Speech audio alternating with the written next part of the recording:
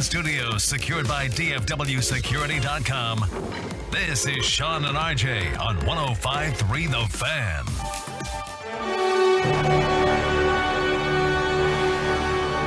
You know the sound. You know what it's for. It is baseball time in Arlington.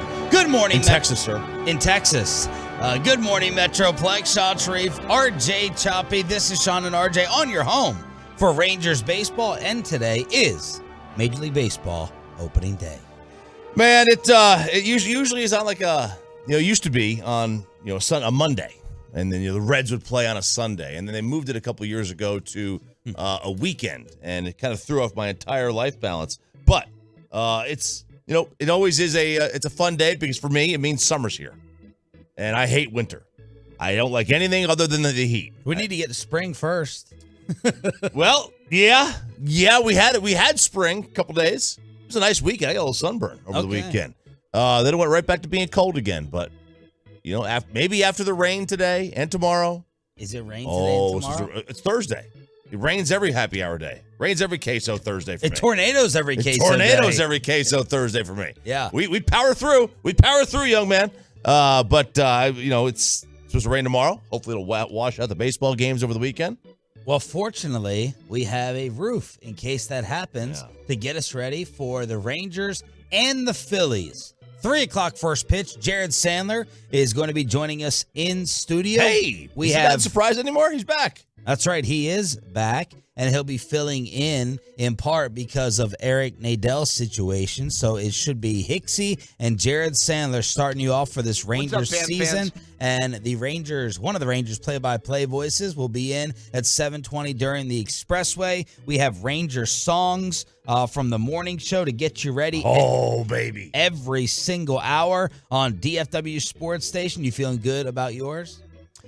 I don't think it's as good as my Super Dacky Girl. Okay. That I did. My Dak song, which was I think a hit, but it's an obscure-ish song that I think a lot of people know because it's kind of, I think people think of it as a parody, but it's not a parody song. So I'm feeling good. Are you feeling good? I'm still working on it. Okay. So we're doing this live, huh? So we'll do it at 9:40.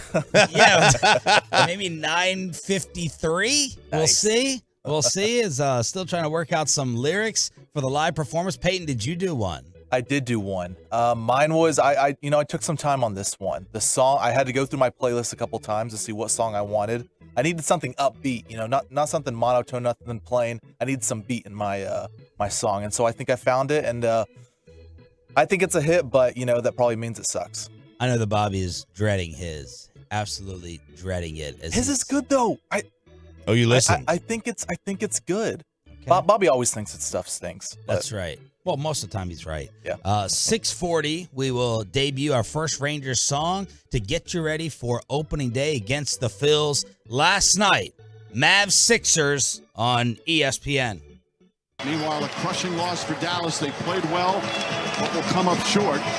And Dallas still outside of the play-in with only 5 games remaining and 2 more on this road trip as they'll fall to 3 games under 500.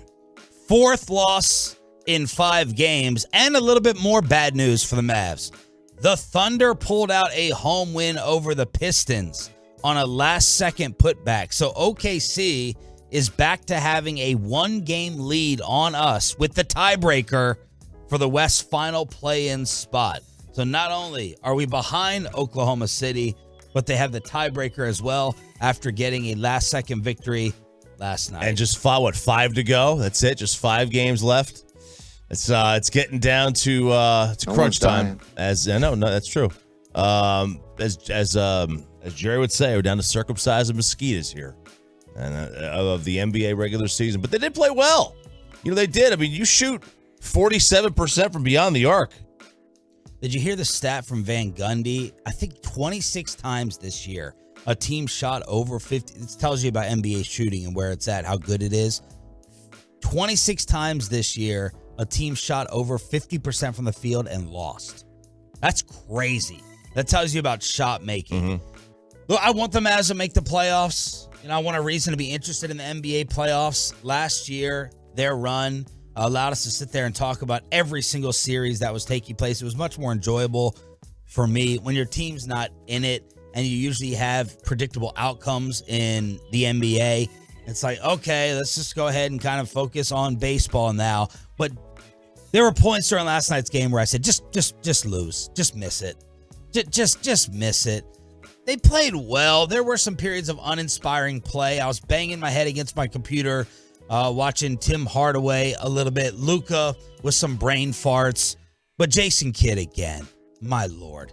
How do you watch the end of this game with Maxey terrified? He's in one of his terrified stages again. He doesn't want to shoot the basketball. When he shoots the basketball, he shouldn't. Way off. Hardaway is never afraid to shoot, but I'm not trusting his shot selection. And then Reggie Bullock out there. How are Christian Wood and Jaden Hardy not on the floor? And I was like, okay, let's give 3 minutes a run, 4 minutes a run. But no, Jason Kidd just stuck with them the entire time.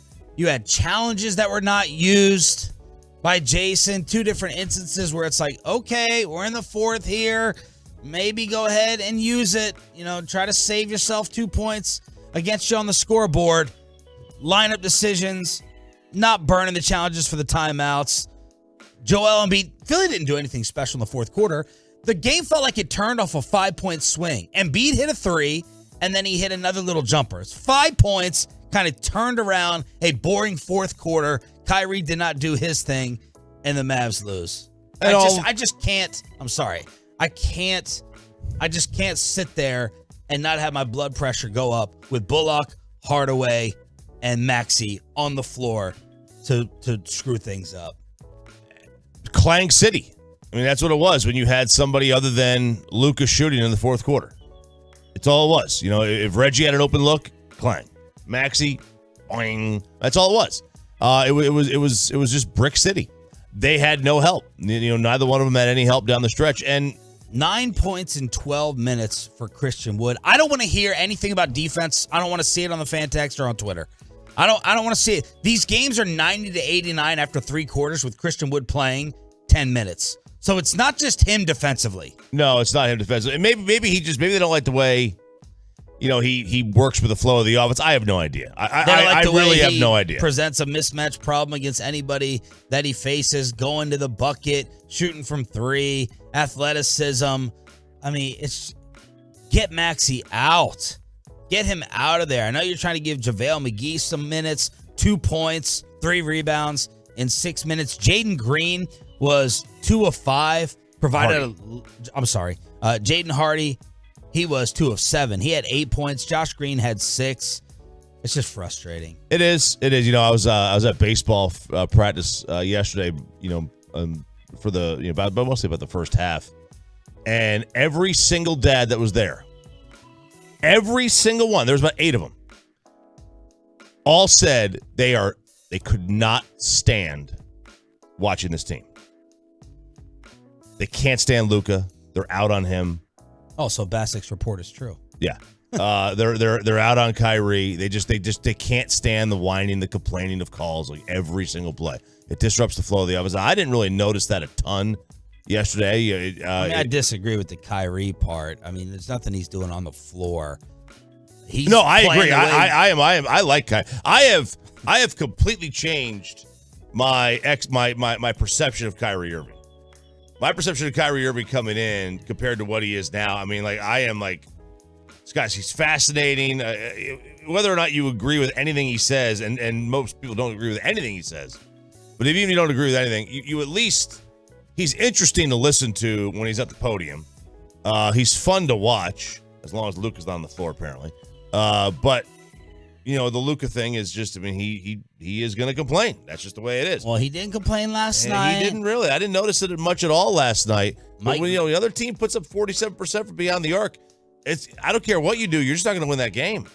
Mike Breen was all over the Luka official storyline. Like, he was stalking Luka, the ESPN play-by-play voice, just keeping track of how much he talked. He was laughing, though.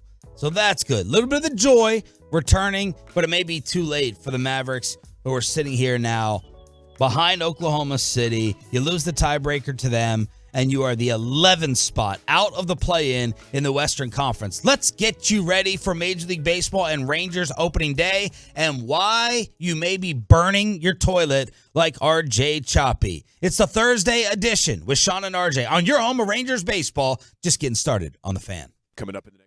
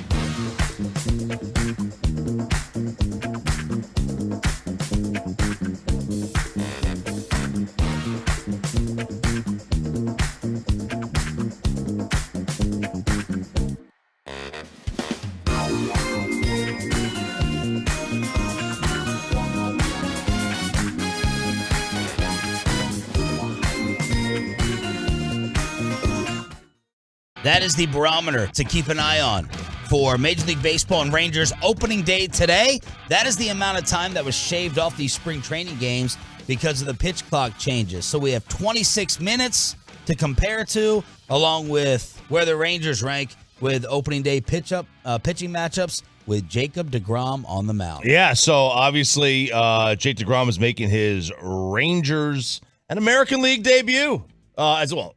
I mean, he's pitched against American League teams before, but never as a American leaguer. So CBS was like, okay, well, let's look at the best pitching matchups of opening day. Surely, okay, Rangers in there, Jake deGrom against the defending National League champs. I would assume that's pretty high. Yeah. They based it off of 3 categories, Sean. 1, pitcher quality. So obviously, the better the pitcher, the better the matchup. 2, storylines. Is this person making their first start with a new team, faced their former team, etc.? 3, watchability, obviously, is very subjective. Number 1, and I don't think there's really any argument here. It's Max Scherzer and the Mets against Sandy Alcantara and the Marlins. Max has got 3 Cy Youngs. Sandy's the reigning Cy Young. He led baseball in innings pitched by over 23. That's 3 games. It's like 3 extra games all year that he pitched compared to everybody else. These are some throwback kind of pitchers. So, I don't really have any argument with this one. The next one really sticks out to me. It's like, okay, surely this needs to be where the Rangers and DeGrom are from the entertainment value. They have Dylan Cease. Do you know who he pitches for, by the way? I do not. White Sox. And Framber Valdez, who is Cease was the AL Cy Young runner-up. Okay, he did have a 2.2 ERA. And Framber's is a tremendous strikeout guy and gets a lot of ground balls, which are 2 great things to get in the sport. And he's a legitimate Cy Young contender. I would not have guessed, just on name recognition alone, that this was number 2, but it is. And then they get to the Rangers, DeGrom and Aaron Nola. And obviously you've got a 2-time Cy Young winner in DeGrom making his Rangers debut. Electric stuff. When he's healthy, he is better than anybody else. And then Aaron Nola is really good. So, third best matchup. I'm looking forward to it. I'm excited. Should be. You should be. There's other good matchups. I mean, Shane Bieber and Luis Castillo over the Mariners. I mean, that's a really good matchup, but there's other good ones out there. But this, I mean, I don't know how you couldn't be excited to watch DeGrom throw. I mean, you might only get a dozen more of these things, opportunities to do it, so you might as well take advantage of it. But, I mean, look, there's excitement at least every 5th day. Even if Evaldi doesn't I'm more regain excited form, even if Perez and that stuff. I'm more excited about the rotation than the offense right now because it is newer. It's newer, and it feels legit. It's got upside to it. And upside's it's a funny word to use because these guys are older. Yeah. Like Evaldi's not a kid and DeGrom's not a kid, but the health of them and their ability to have elite stuff when they are on, that to me is the upside. Even though it's not like probably the right word to use. If I told you that the Rangers starters or offense would have a better season, you would say who? If I asked you that. Man, the offense was not bad last year. I think it was like 6th in the AL or something. I would probably say the starters would have a better year. I mean, only because they're deep. They've got 6. I mean, they could go with a 6-man rotation if they wanted to. So I'd say starters.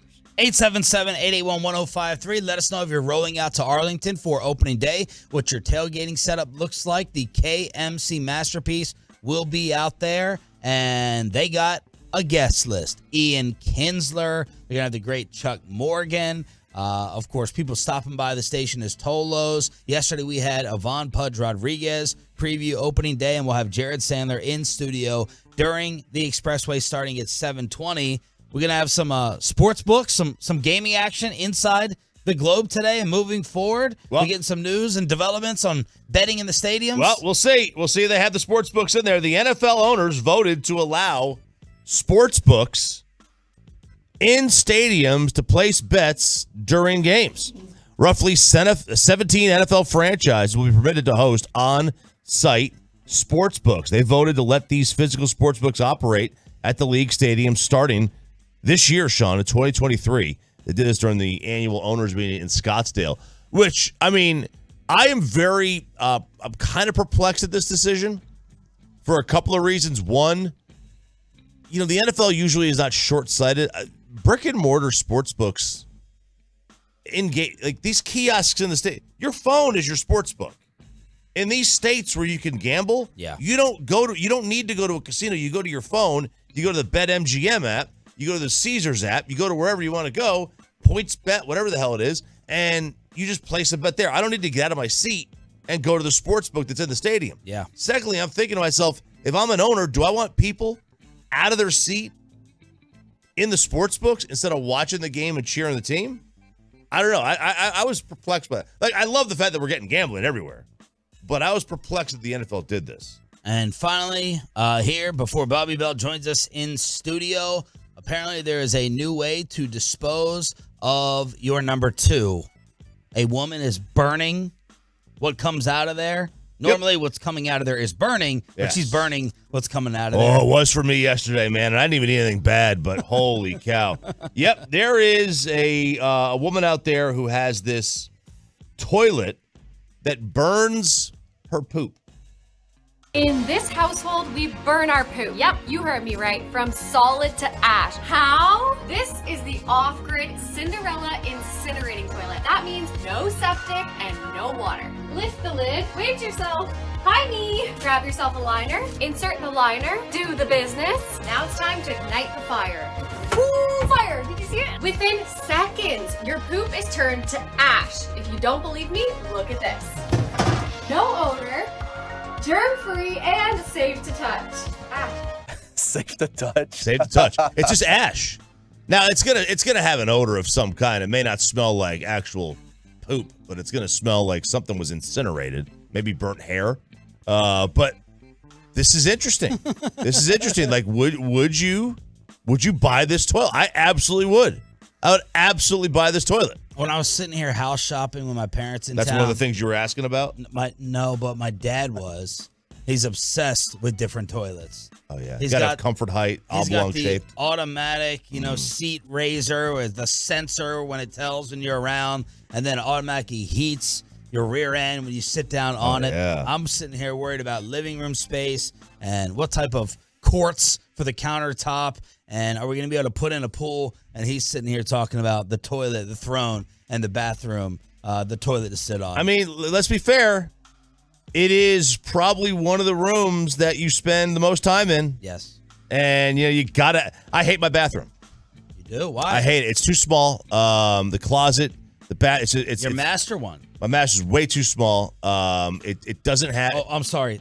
The owner's suite. Yes, the owner's suite, Sean. Let's be real here. It's not a Jack and Jill bathroom anymore either. Is but it not? They don't call it that anymore. No, because you're assuming that you have a boy and a girl. I don't know. Dumbest thing ever. But yeah, I hate my master bathroom. I'm gonna have to blow out my office to get a bigger closet to create a bigger bathroom. What's the more useless room in the house? That stupid side dining room when you first walk in, or your office? Oh, I would say the dining room. Nobody really. My dining room has a pool table in it.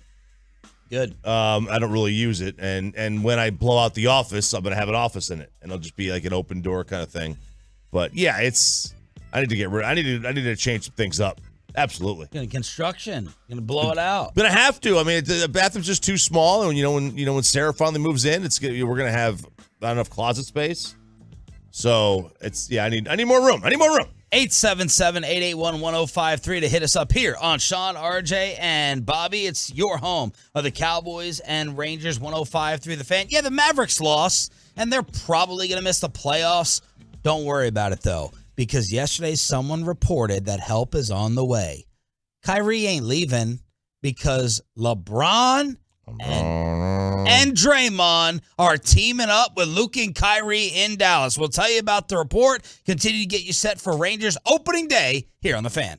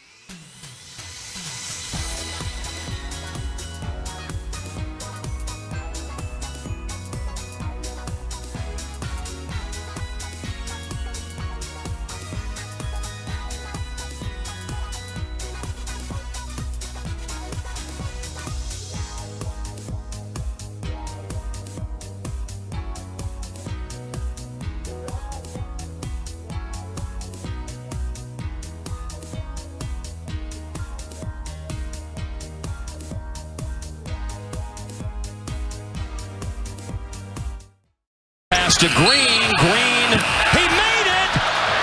The question is it late or on time? But Green with a ridiculously difficult three, and whether or not it counts, the Mavericks are going to lead after the first quarter of play on the road again. Nice start. Up during portions of the middle, and then they score 17 points in the fourth quarter. That was the call from Bally. Mavs lose to the 76ers 116-108. They are the 10th seed in the Western Conference. They are a full game behind the Oklahoma City Thunder. Oh, yeah, and we lose the tiebreaker to OKC after they got a last-second, much-needed victory last night. Lineups at the end confused me. Jason Kidd decision-making with timeouts and challenges confused me. J. Kidd was asked, well, why didn't you try to question a couple of the officials' calls that looked like they could have been turned in your favor? Just felt that we could continue to keep going. And then understanding the challenge with Maxey, you could challenge that one. But at that time, we're down, and I'm figuring that we're going to need some timeouts going forward. Understanding scoring wasn't the thing for us in the fourth, just like it has been, here of late. We just can't score. But it's not because we're not getting good looks. It's not because we didn't challenge. Those two plays, you look at them, you move forward. But you can challenge a lot of other ones too. I think JaVale wanted me to challenge one that he didn't think was foul. So we got a lot of people who want challenges, and instead of just focusing on the play or the next play, we got to learn how to move forward. Oh, so it's the player's fault for looking at me and saying, come on, coach, versus moving on to the next play. Is it the player's fault? Is it anybody's fault? Is it the coach's fault? He can't sit there and complain about every play because the referees already hate this team because the point guard doesn't shut up. That's why. All right, I'm sick and tired of just blaming Jason Kidd for every ill. When are we going to start blaming the actual players? Yeah, was it his fault last night with the rotation? Yeah, I thought Hardy should have played more.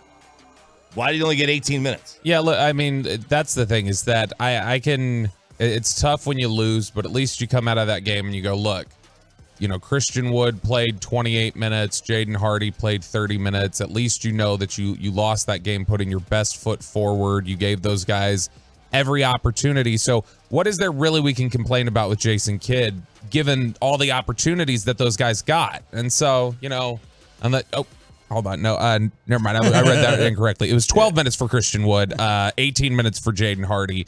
This is the playoff rotation. Take back everything I said. Rotation.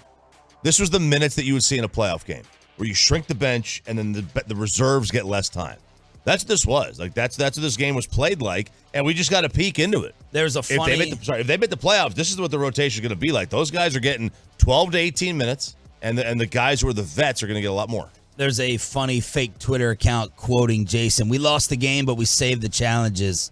So It's a positive world. Let's all be positive. Twitter's not the coach. I'm just watching. Reggie had some nice looks. They just didn't go down. Next time they will go down. It's a make or miss league. He did give us that one. Because he did say there, he's like, it's not that we weren't getting good looks. We got some good shot looks. They didn't go down. No one's dying. Yeah, no one's dying. He's right. They were wide open. Reggie was wide open on 2 3-pointers in the final 4 minutes, and so was Maxey. And clang.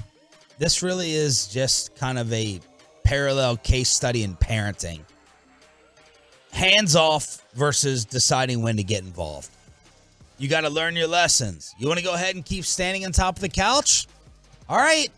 Keep playing with that outlet. Keep playing with that outlet. You'll learn. Keep playing with that outlet. That's what this is. It's when you decide as a parent whether to hover or whether to go hands off. Right. Keep taking a drag in the bathroom between first and second period. That'll learn you. It you. sounded personal. No, of course not. Not anything specific. Although, do vape pens, do they say drag with those? Probably not. I think it's a rip. That's a pull. Yeah, take a rip. Yeah, that's more, I guess, like 1970s smoking in the bathroom. Let's get a percentage chance of the Mavs making the playoffs as of this morning with 5 games left. Kyrie was also asked afterwards, this what you expected when you got traded here, fighting for the play-in?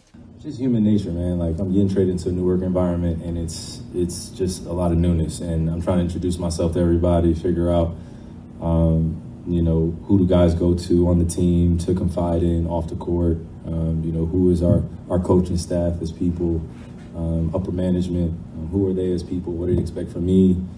The big question, why they traded for me, and what does it look like for the future? That's the big question. What does our future look like? What does our future look like? I think that now, again, just where we are in the season and where other teams are positioned already, it kind of looks like a bit of a right now, to be honest with you, because we're 37-40 and we're trying to fight to get into the play-in game, and it's not the expectations that I think any of us had in that locker room. And me getting traded mid-season, I didn't expect to ask for a trade at that point in the season, so I wanted to finish out with Brooklyn, finish out with the season that we had going, and again, it didn't get a chance to do that. So some of the goals I had previously this season had to be shifted, and I had to be more than willing, which I am, to be flexible and adaptable and live with the results, whether we make the playoffs or not. I just have to be at peace with where I am and which I am, and the trust of the guys that I'm going to be in that war room with every single day. So every team in the West that's ahead of the Mavs outside of Phoenix has a winning record or at least 500 in the last 10. Here the Mavs are losers of 7 of 10. This was as of 3 minutes ago this came out. Oh, nice. Nice and fresh. Nice and fresh. The NBA updated playoff predictions. Okay. By the way, the Mavs 9-14 since the Kyrie trade, 6-14 when him and Luka are playing together. But him calling the West and their playoff scenario right now a cluster F is what kind of grabbed the headlines last night. Now, this is interesting.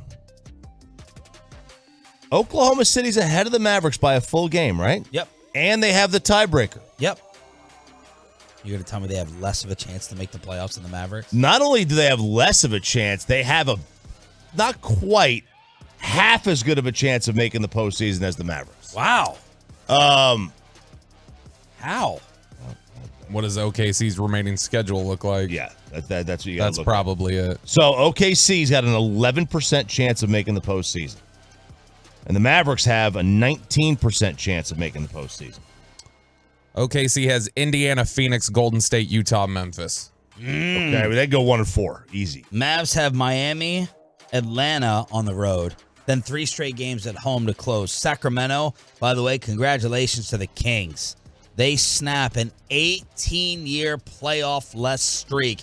I think the New York Jets are now. Yeah, that's the congratulations. Congratulations to the Jets. They finally are first in something. Yes. They now have the longest playoff drought in professional sports, but the Kings snapped that last night. So it's at Miami, at Atlanta for the Mavericks, Sacramento, Chicago, Spurs at home. There's your there's your schedule difference. And there's your playoff odds. Mavs could easily go 4-1 in that stretch. Thunder could easily go 1-4. So, the Mavericks, according to ESPN Analytics, have the 6th easiest remaining schedule in the NBA. So there's a lot of reasons that this is okay. It ain't the end of the world yet today. 5 games is still plenty of time to at least tie, but the tie's not going to work because they don't play tiebreakers. You know what they're in line for, though? As of now, there's still 5 games left. They could obviously get in, or things could change if they stay out of the playoffs. But as it stands now, the Mavericks would be the first team in the history of the play-in format to completely miss the play-in with a positive point differential. First team ever. Yeah, yeah. I mean, it's kind of unheard of. They've got a 1% chance, Sean, of winning the NBA making the NBA Finals. By the way. Oh, good. Yes. So, and then a 0.3% chance of winning it all. So, I mean, it's not nothing. Those are like Washington Bullet odds. It's non-zero. It's non-zero. Kevin Durant returned last night. He scored 16 on 5 of 18 shooting. The Suns beat the Wolves, and the Lakers are now the 8th seed. They beat the Chicago Bulls with their little back and forth with Pat Bev. So that's what else happened in the association. But don't get too depressed, because Bill Simmons from The Ringer, the sports guy from back in the day, ESPN, obsessed with hoops, especially the massholes in Boston. Bill Simmons talking about the future of Draymond Green and a little scent that he smells coming from DFW. I think he ends up in Dallas with Kyrie and with Luka, and then LeBron tries to figure out a way to get there eventually. Yeah, that's my prediction. Just feeling a Dallas scent. I think there's some Dallas stuff that I It feels scenty to me. It would be good with Luka. He'd be great. I also give him a little with bit of LeBron, an attitude. Yeah, he's and kind he of could what be they the need. Like leader. somebody who cares about defense, doesn't care about shooting. Okay.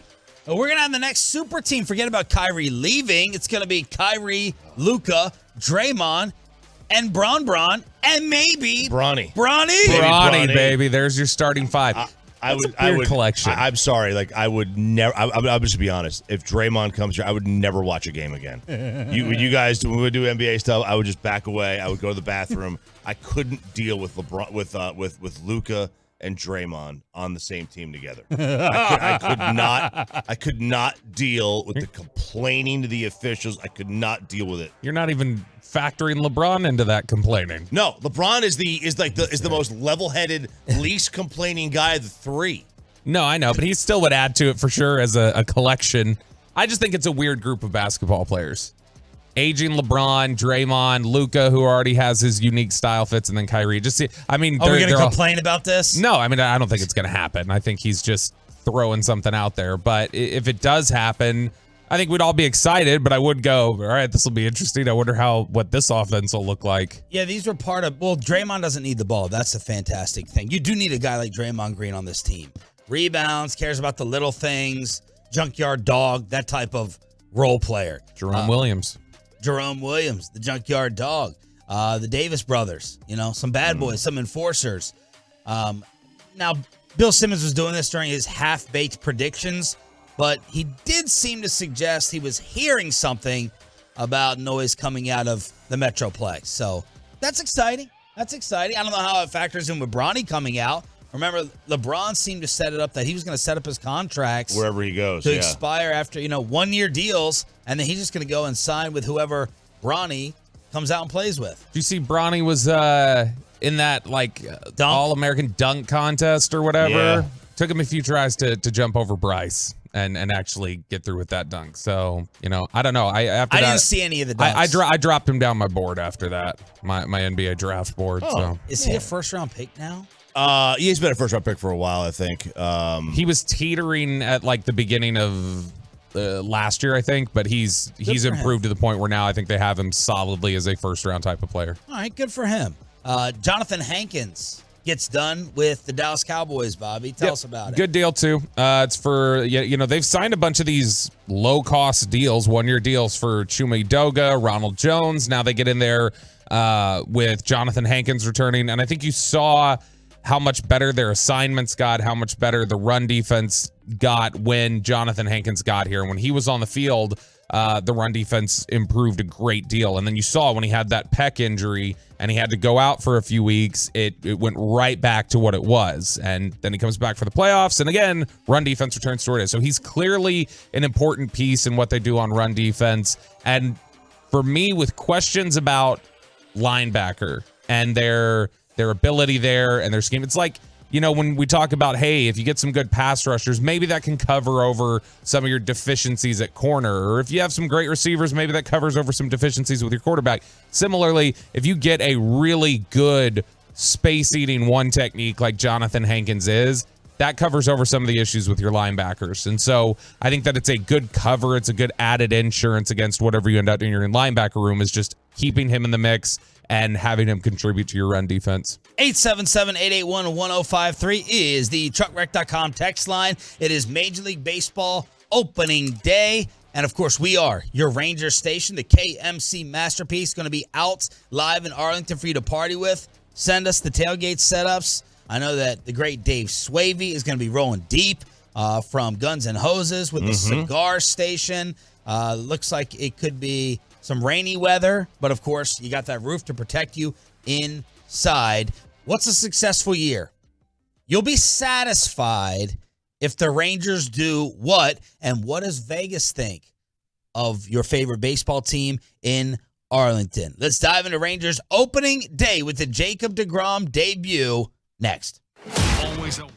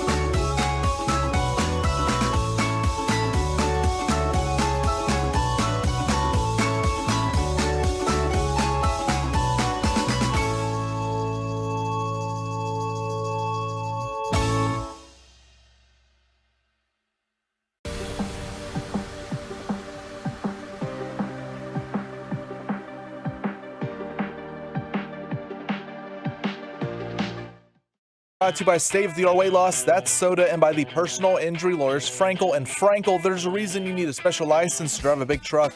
So companies that hire drivers and put them in a big truck should be held accountable for what happens when one hurts you. Frankly, you need Frankel and Frankel. Visit truckwreck.com or call them 214-333-3333. The morning show's Texas Rangers songs every hour on your home for Rangers baseball. It's Sean, RJ, and Bobby here on 105.3 The Fan. Thanks for being a Tolo. It is Rangers opening day, and of course, we are your home for all 162 and hopefully more. What does Vegas think? Do you even know this music, Bobby? Are you too young? I don't think I know this. We'll Peyton you here. Turn it up. Turn it up, Peyton. No, I mean, I just said I don't know it. Wow, not a baseball guy. I don't know. The soundtrack from Barry Lyndon.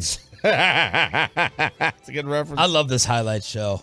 Was this This Week in Baseball? Yes. Yeah. Oh, Twib. Twib. But I grew up with it. It was much more modernized and stuff, and it wasn't this, so I don't know it. Who hosted that? Harold Reynolds did, then Mel Allen before him. Mel Allen. Then they had cartoon Mel Allen hosting it when I was a kid. Really? Yeah, dead serious. Mel. That's why I said it was a very different show by the time I watched it. All right. Successful season for the Rangers would be blank. 877-881-1053. Truckwreck.com text sign. You can... Actually, let's get your answers first, and then I'll tell you what Vegas thinks. Ralph, let's start with you. How about a winning season for starters? Over 500. Yeah, I look, I'm not going to sit here and say a playoff. You got to make the playoffs to be a successful year. That's a pretty big jump. In the American League, I think the fair number that you've got to reach is, to be safe, is 90.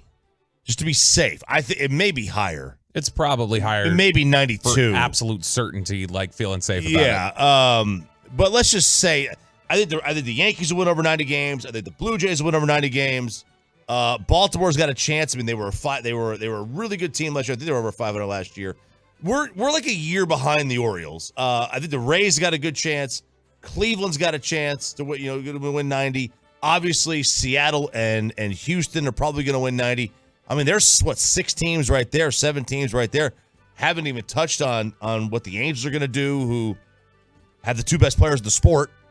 We have much better odds to win it all than the Baltimore Orioles do in Vegas. Yeah, and Vegas doesn't view us as behind. They view us as definitely in front. I mean, from the growth, like Baltimore's, like from their farm system was fantastic. We're a little bit behind them in that, and they had a really good jump last year. But they're in a brutal division. They got to play the Yankees and the Rays and the Blue Jays. 3-4 dozen times. So that's gonna stick it for them. So over 500. Over 500. Roberto. Only a successful season if you win the championship. We're not collecting participation trophies over here. Over 500 or above with caveats, though. Like, I want to see 500 above, coupled with Josh Young is healthy for the entire season and shows growth. I want to see Marcus Simeon's power return more consistently. I want to see that they figure out some different... I want to see that Martin Perez can duplicate what he did last year and show that, hey, it wasn't this is why we held on to him. This is why we didn't trade him. We think it's sustainable. And then obviously, like, Jacob deGrom staying healthy. Nathan Eovaldi showing that he's returned to form. So I've got 500 along with certain markers for certain players that collectively I would say that gives me enough hope for the future to say this was successful and something you can build on. I'll also say over 500, and I'm trying to figure out second or third in the West. Second, maybe a little bit too optimistic. They finished third in the American League West and over 500. Probably consider that a successful season. What about y'all on the truckwreck.com text line? Pepe, you got a benchmark? Yeah, they got to make the playoffs. You spent almost $1 billion in the last 2 off seasons. You got, the rebuild's over. We've been rebuilding for 4 or 5 years now. You got to make the playoffs. Give me a wild card spot, something. Even if you get swept in the 3-game series, they're the best of 3 series. You got to make the playoffs. Wow, hardcore Peyton Russell. That is hardcore. So that means that you believe that they should definitely be better than Seattle. Yeah, better than Seattle. I mean, that means you got to win 90, 92, probably 93 games and stuff, which, I mean, they won 68 last year. That's a 25 win difference. I mean, that's a lot. Can we get to this planet? What are you that's not even possible. Fight him, Peyton. What do you mean it's not possible? Say it with your chest. What's not possible? Win 93 games? That's not possible. No, sure it is. You have the team to win 93 games. Where? 93 and above What? 500. Pitching. 93 and above 500 is 11 games. You don't think there's 11 games to make up with health? Let me give you the First of all, they've got to make up 20 games with with help. But I mean, we're talking. Jake DeGrom does not give you 20 wins, even like extra wins than what they had. Vegas would say that Peyton is out of his mind. Sure. Win totals. Yeah, they're 10th in the AL in win totals, or 9th. Win totals from Bet Online. Okay. Mm-hmm. Atlanta leads the way with the over/under, 95.5. Houston, 95.5. Atlanta's interesting because they're in that division is really, it's a good division. I mean, you got the defending NL champs, you got the Mets who you were a 100-game winner last year, and then the Braves. Like, that's a tough division to have the number one win total team in. Dodgers, 95.5 games. Mets and Yankees, Peyton, are at 93.5. Would you like to pump the brakes a little bit? I would throw everything I own on the over for that. On the over for what? And wins. For the Rangers? No, for the Yankees and the Mets. Yeah, but what I'm saying, okay, so you're saying that Vegas has them too low. Yeah, it's a little soft. Okay, I like it. Yeah, usually they say never bet on a team to win more than 95 games. It's just there's two. If you get a couple injuries, all of a sudden you're screwed. Padres over/under win total is 93.5. Toronto is 91.5. Tampa Bay is 89. Filthy 88.5. Cardinals 88.5. By the way, Philly 88.5 is an easy under. They don't have Hoskins and they don't have Bryce till the All-Star break. I mean, that is an easy under to hit. Seattle 87.5 wins. The Guardians 87. Milwaukee 85.5. Then we dip to Chicago 82.5 wins. The White Sox over/under. Minnesota 84.5, and the Texas Rangers win total for the season that starts today. The over/under is 81.5, and there's the Angels as well.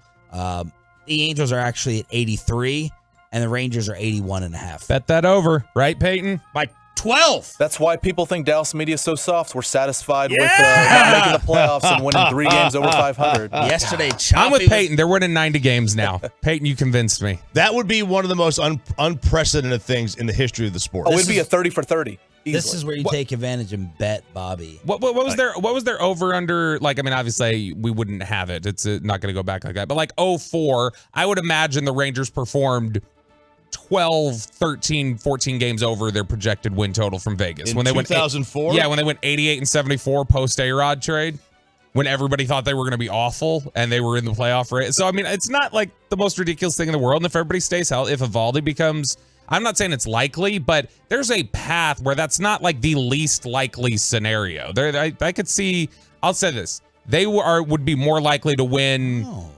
93 than... What's the over/under? 81. Go 13 under. They'd be more likely to win 93 than win 68. Well, perfect. So there are other things. Well, I mean, perfect time in the Sandman. 68 is not. I don't think. I mean, 68 would have to be a complete. I'm just saying we're talking about them as an above 500 baseball team. That's 8 wins away from being 90 wins. That's not the most ridiculous thing. Yeah, if you get eight games to go your way. They've got to have a 20. Was it 2015 or 2016 where they went like.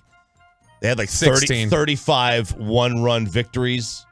Yeah, they went 96 and 66, I think. Yeah, but they won like 35 or 36 games in the one-run variety, which is like the most unsustainable thing you're going to do. They would have to have full health and have that to win 93 games. That's a lot, man. Like, I'm saying everyone's healthy though. No injuries and stuff. DeGrom's pitching. He's starting 30 games. That's what I'm thinking. Like, I don't think I would like go to Vegas to place a bet on any team winning 93 games just because of health. Like health is, I could see any team not winning 93. I can even see the Dodgers, the Mets. I can even see them winning less than 93 games. it's such a long season. You throw health in there, a couple of injuries, and you're screwed. You just haven't considered the Robbie Grossman effect, though. That's fair. I have not. Full season of Josh Young. Like, I mean, does it say if Vegas put out these over/under win totals before or after Robbie Grossman? You guys just don't want me to introduce Jared Sandler. I'll try for the third time as the Sandman walked in studio. So this is from Bet Online with the odds that have come out. So the order of the American League West is the Armpit, 1-2 to win it. Seattle tied with the Angels. No, Seattle slightly in front. 13-4 odds. The Angels 13-2. The Rangers are in fourth, according to Vegas. If you think the Rangers can win the American League West, they're 8-1. And then the Athletics are 80-1. So that's where things stand. What an aggressive drop. And you know what? They'll probably win an AL West before we do with the way they reset. By the way, it was 2004 was 71.5 was their win total. They won 89 games. Yeah, so they performed 18 games above it. It's happened before. It's happened. It's crazy, but it does. All right, the favorite to win it all. The Mets. No. It's the Astros. It's the Astros at 6-1. Then asterisks. The Dodgers. No. I think it's the Yankees. No. It's on season. Braves. Braves are second at 7-1. Then the Yankees, Dodgers, Padres, Mets, Blue Jays, Phillies, Cardinals, Seattle, Tampa, Cleveland, the White Sox, the Angels, the Twins, Boston, Milwaukee, the Texas Rangers coming in at what to win the World Series this year? All right. Let's do 60-1. 75-1. RJ is closest 55? at 50-1. 50-1. 50-1. I'm surprised they're behind Boston. Boston. Now they were 25-1 on December 7th. I don't know. Rangers were? Yeah. December 7th, for some reason, it went 50-1 in November, then 25-1, and then back to 50-1. Weird dip. Huh. That is you dip, we dip. I don't know why. That's a big dip. They didn't. Was that when was that post DeGrom and when they were favorites to sign Rodon still? Oh, maybe. Could have been. And then you have the Athletics and the Nationals bringing it up the rear at 500-1 to win it all. So that's where we stand. If you think the Rangers will just make the World Series and they won't win everything, it's 22-1 in the American League. So those are your individual odds for your favorite squad. The AL's tough. But both these leagues, I mean, the NL, I think the NL last year had like basically every division and playoff spot wrapped up by like the end of July. there was like no surprises in the NL down the stretch. AL MVP? AL MVP Shohei. It is Shohei. 2-1. Next. Julio. No. He's fourth. You wanted to get me on that one. Yeah, I did. I wanted to jump in before Let's go Trout. It's Trout, then Judge, then Julio Rodriguez as your top four. Corey Seager is down here on this list, about 8th at 25-1. And then NL MVP. Jared Sandler, feel free to pop in. NL MVP. I'll let RJ Ozzie Smith. take a guess. No. Is it Juan Soto? It is Juan Soto. Yeah, good one. Suck it, RJ. Hey, everyone's so down on him from last year. I was like, it's 1 year. Like, what are we doing? Yeah. No, I mean, people a year ago this time were saying he's the next Ted Williams. Yeah. I don't think that should really change No, because it of 2 shouldn't. bad months with San Diego. Absolutely. Acuna second, then Trey Turner, Fernando Tatis, Mookie Betts, Goldschmidt, Freddie Freeman, and Machado. When we return, Machado, I think, is a good value there. we will debut our first Rangers song from the morning show. Maybe Bobby Belt's least anticipated moment since he's joined the program. And Jared Sandler in studio on your home of the Rangers next. Coming up in the next G-Bag Nation. It's opening day for the Rangers. KNC's going to cover us till 2:30. Pregame then.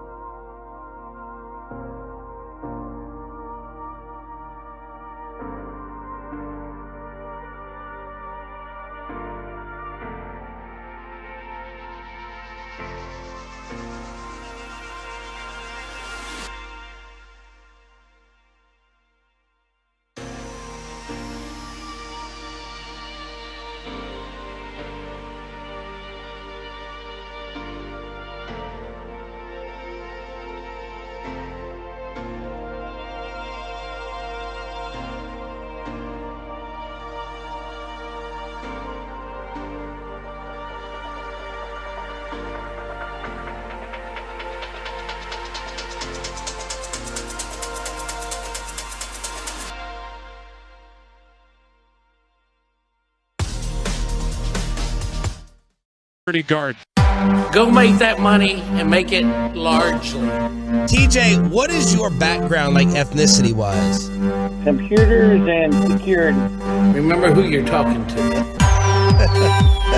Remember who you're talking to. Such a sad segment with such a great opening. We have some developments with the Life with TJ segment that we bring you weekly here on Sean, RJ, and Bobby, 105.3 The Fan. We got Jared Sandler in studio to preview Rangers opening day. And on the text chain the other day, Peyton let us know that Life with TJ has been suspended. He died? He didn't die. That would be not suspended. Suspended indicates an intent to return. Well, he could be cryoed like So, Ted Williams. TJ is our lovely, very talkative security guard downstairs, and we've liked to pick his brain over the course of the past month, and he's delivered greatness, in our opinion. Looking forward to it every single Thursday or Friday here on the show. And apparently TJ got a talking to. Whoever his supervisor is here in the building was listening to his new Marconi-like segment. We appreciate her or him listening. Yes. Hello. And apparently had a problem. You're being a little unprofessional during work hours. You're supposed to be manning the front. You're supposed to be keeping the building on lockdown. And instead, you're talking to this creepy-looking producer with a pubescent mustache, and that is not professional. So you cannot do that during work hours. Life with TJ has officially been suspended. Well, so now Peyton, we can't ever talk to him again with a recorder, or like what's the deal? What are this? Did he have stipulations where we could still talk to him? But it's just, what is it? So yesterday I tried to talk because First off, how did you find this out? He told you in person? Yeah, I think I walked up to him Monday. I said, TJ, questions, let's do it. And he said, hey man, I can't do it anymore. Like, he was trying to talk in a soft voice, like he didn't want anyone to hear him and stuff. He's like, I can't do it anymore, man. He was devastated. Yeah, he was really sad, but he didn't want to. I mean, he didn't want anyone to hear him and stuff. But he was like, give me the, oh, it's not professional and stuff. I'm here to do my job. And so I asked him yesterday. I confirmed. I was like, TJ, like, what if we set up a Zoom or something? Where like, you're at home doing it. I asked you the questions, same thing, but you're not on the clock. And he was like, they don't want me on air. On air? On air at all? I thought you said he could. So it is canceled. I thought you said he could do it like during a lunch break. So that's what it was like on Monday or Tuesday whenever I asked and stuff. And then yesterday I confirmed and all that. And so, yeah, I think it's official that unless we can talk to a supervisor or we just hire him as a host. Man, the fan text is lighting up the supervisors right now. I want to get the supervisor's name. I want to get the individual. Sharon. Is it Sharon? No, just that's a move Sharon would make. I wanna get his supervisor's name. I may call Brian Purdy, the general manager, live on the air. Let's do this. BP, if you're listening, text me. We need to get this resolved for the people. It's not like we're doing anything. Like we're not making fun of him. We're not like giving away anything like secrets of the building or anything like that. Like, we're just having fun. It's a segment. To be fair, Peyton, you did ask him where are the vulnerable spots I could break into the building. Yes. But he said nowhere. Yeah, nothing. He did sound different yesterday to me. We walking out. Really? He was he was concerned. He was like, "Hey, this sounds like a jealous supervisor. This sounds like someone who can't handle TJ's fame. This sounds like someone who's insecure with themselves, that TJ has moved up the hierarchy in terms of security popularity. And this sounds like a bitter individual who would like to be on the air themselves. And I would like to get that individual's name. Remember who you're talking to. Remember, So we went from off-air recording to canceled. You're not supposed to be on the air, period. Yeah, I mean, I still think it's suspended. I think we can talk to supervisor Jean or whatever her name is and stuff, and we can talk to Jean. Oh, Sounds like discrimination to me. That's what I think. Someone that has a computer and science background, ethnicity background, is getting discriminated against. So you're telling me if I sat there and recorded, the parking garage person for a bit, they get in trouble too? That's what this building is about. It's supposed to be about entertainment and bits. It's about protection. It's about protection and security. Yeah. But computers and security, really, Okay. if you're TJ. Hey, building manager, how about you worry about making sure the elevators work all How day? about you get somebody down there? Let's do our grievances. How about you get somebody down there at 5:15 in the morning that actually says good morning to you instead of the lady just sits there. TJ's way down the list here, God. people. Yeah. I tried to drag 7 letters out of her today. Yeah. So all I was looking for was a hello, Yeah. good morning. Yeah. That's it. And she's sitting there, just sitting there like a bump on a log. Yeah. I had never heard that phrase, by the way, until about a year ago when Kristen said it. And I was Bump like, on a log? Yeah, and I was like, you're making that up. And she's like, no, I'm not. That's a saying. I was like, no, it isn't. Sarah had never heard the term approach it with kid gloves until yesterday. That can't be true. She never heard it. I never heard that one either. And now You've never heard of that? And now it ends out that she's heard of And it. now she's heard of it. All right, so what's the total response here? Oh, How far do we take it? They're angry. They're ready to get Storm? this. Yeah, there's Storm a lot of the people. Odyssey? There's people saying, supervisors jealous, saying screw the manager, love the TJ segment, F Tom, you that think you could- supervisor. You think you could organize your neighborhood to storm the Odyssey like y'all I did can't last even time? organize my neighborhood to get 6 votes for me for the HOA. And organize it to come on down here. Those Well, damn machines, It man. must have been your campaign. Your speech didn't work. We haven't done it yet, but I got the vote. I got the What was your number one part of your platform? change. We're gonna Weren't you gonna build something? I'm gonna build a pool.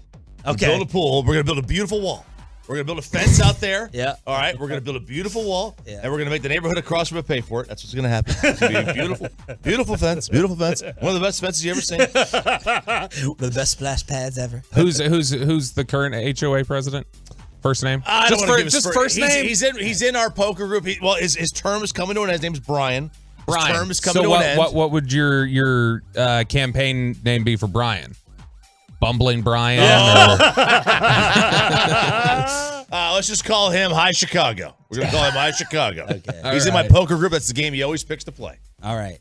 So that's where we stand from suspended to canceled. Life with TJ. 682 says we're going to storm Odyssey on April 6th. Stop it. Okay. Someone leave a note on Spittle's desk.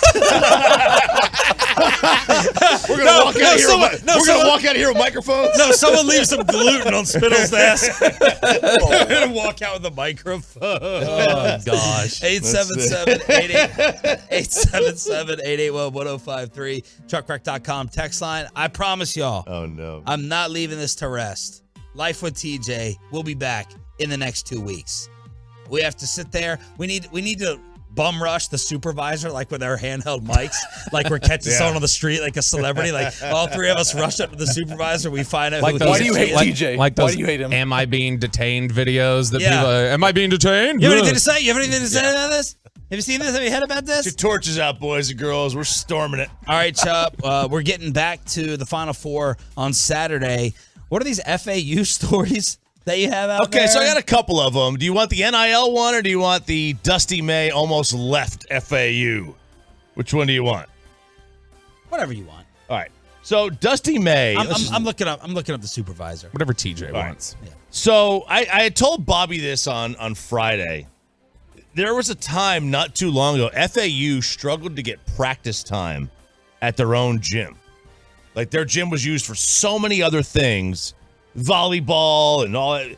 They could barely get practice time. So Dusty May is their head coach. He took the job at FAU without looking at the facilities, really without touring the school. He just took the job. He on the first day, an hour in, he's like, I want to quit. This is awful. I had no idea it was this bad.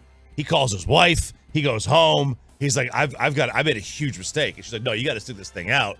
Like, you took the job. You can't leave it for one day. You'll never work again. And he stuck it out. And here they are in the Final Four, just a couple years later. This is one of the most remarkable stories in sports, that this program had no business being in the Final Four. No business being in the NCAA tournament. Yeah. I mean, they deserved it this year, but like historically, they had no business even being in the tournament. And now, come to find out, 4 days after they made the Final Four, Dusty May is saying that a bunch of middlemen have already approached his players about entering the transfer portal. Trying to poach the players in the tournament. They're trying to poach the players in the tournament, which I'm like, okay, Dirty. Huge problem. Dirty. You know, you want to poach players from schools. You cannot have any. You cannot have contact with players during the season when they're in the Final Four. Okay, you have at least a little bit of integrity. Your job is not that important to be poaching other teams' players while they're about to play in the Final Four. All right, like just give it a week, for crying out loud. Yeah. And I hope, and he won't, because he's going to do the same thing at some point. But I hope Dusty May outs these programs. I hope his players told him who did it, and that he outs these programs. And those coaches should never coach again. That should be. You want to stop this? That's the punishment. And then they answer back and say, "Well, Dusty has also done this to us." Of course, that's why he won't do it. Right, that's why he won't do it, because he knows that when he gets his next job at, Georgia or, Clemson or wherever, that he's going to do the same thing. And the other one, before we get to Bobby's Ranger song. Oh, gosh. Kim English. Kim English is the new coach of Providence, Sean. There's a player. This is awesome. Yeah, this is very cool. There's a player, Jaden Pierre, who was going to enter, had entered the transfer portal. Because, obviously, new coach comes in. Ed Cooley goes to Georgetown. Kim English comes in, and a lot of guys enter the transfer portal. Kim English goes up to him and says, "Hey, I'm going to play you one-on-one right now. If I win, you get out of that portal." Wow. And he won.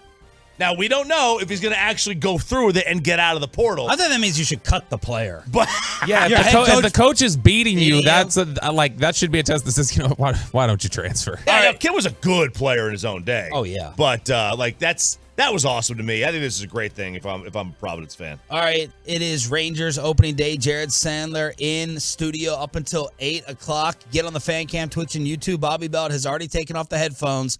His Ranger song is first up on the morning show to get you ready for baseball time in Texas. Oh! Bobby! Great movie. Tell me something, Bo. Are you better than our last coat? Oh, no! Or do you need more? Will this lineup finally start to score? DeGrom's all in. Evaldi Chuheim can't wait to see Martin's dope change. End of the bad times, we found some hell. Marcus Semien hits RBIs and low smacks one into the crowd. Seager collects hits, that's right, now there's no shift. We're far from the cellar now. Oh, yeah. So good. In the cellar. In the cellar. In the cellar, we're far from the cellar now. All right, let's turn it off now. All right. Good, well done. Very nice. Wow, that is a high bar. That's a very good bar. That is the leading candidate for the replay instead of mine at 940. Well done, Bobby Belt on the home of the Rangers. Jared Sandler may completely go off on the Dallas Mavericks after the loss last night. Headlines on Rangers opening day, then the Sandman in studio up until 8 during the Expressway. Next. You're listening to Sean and RJ on The Fan. Coming up at 10 o'clock, it's Corey.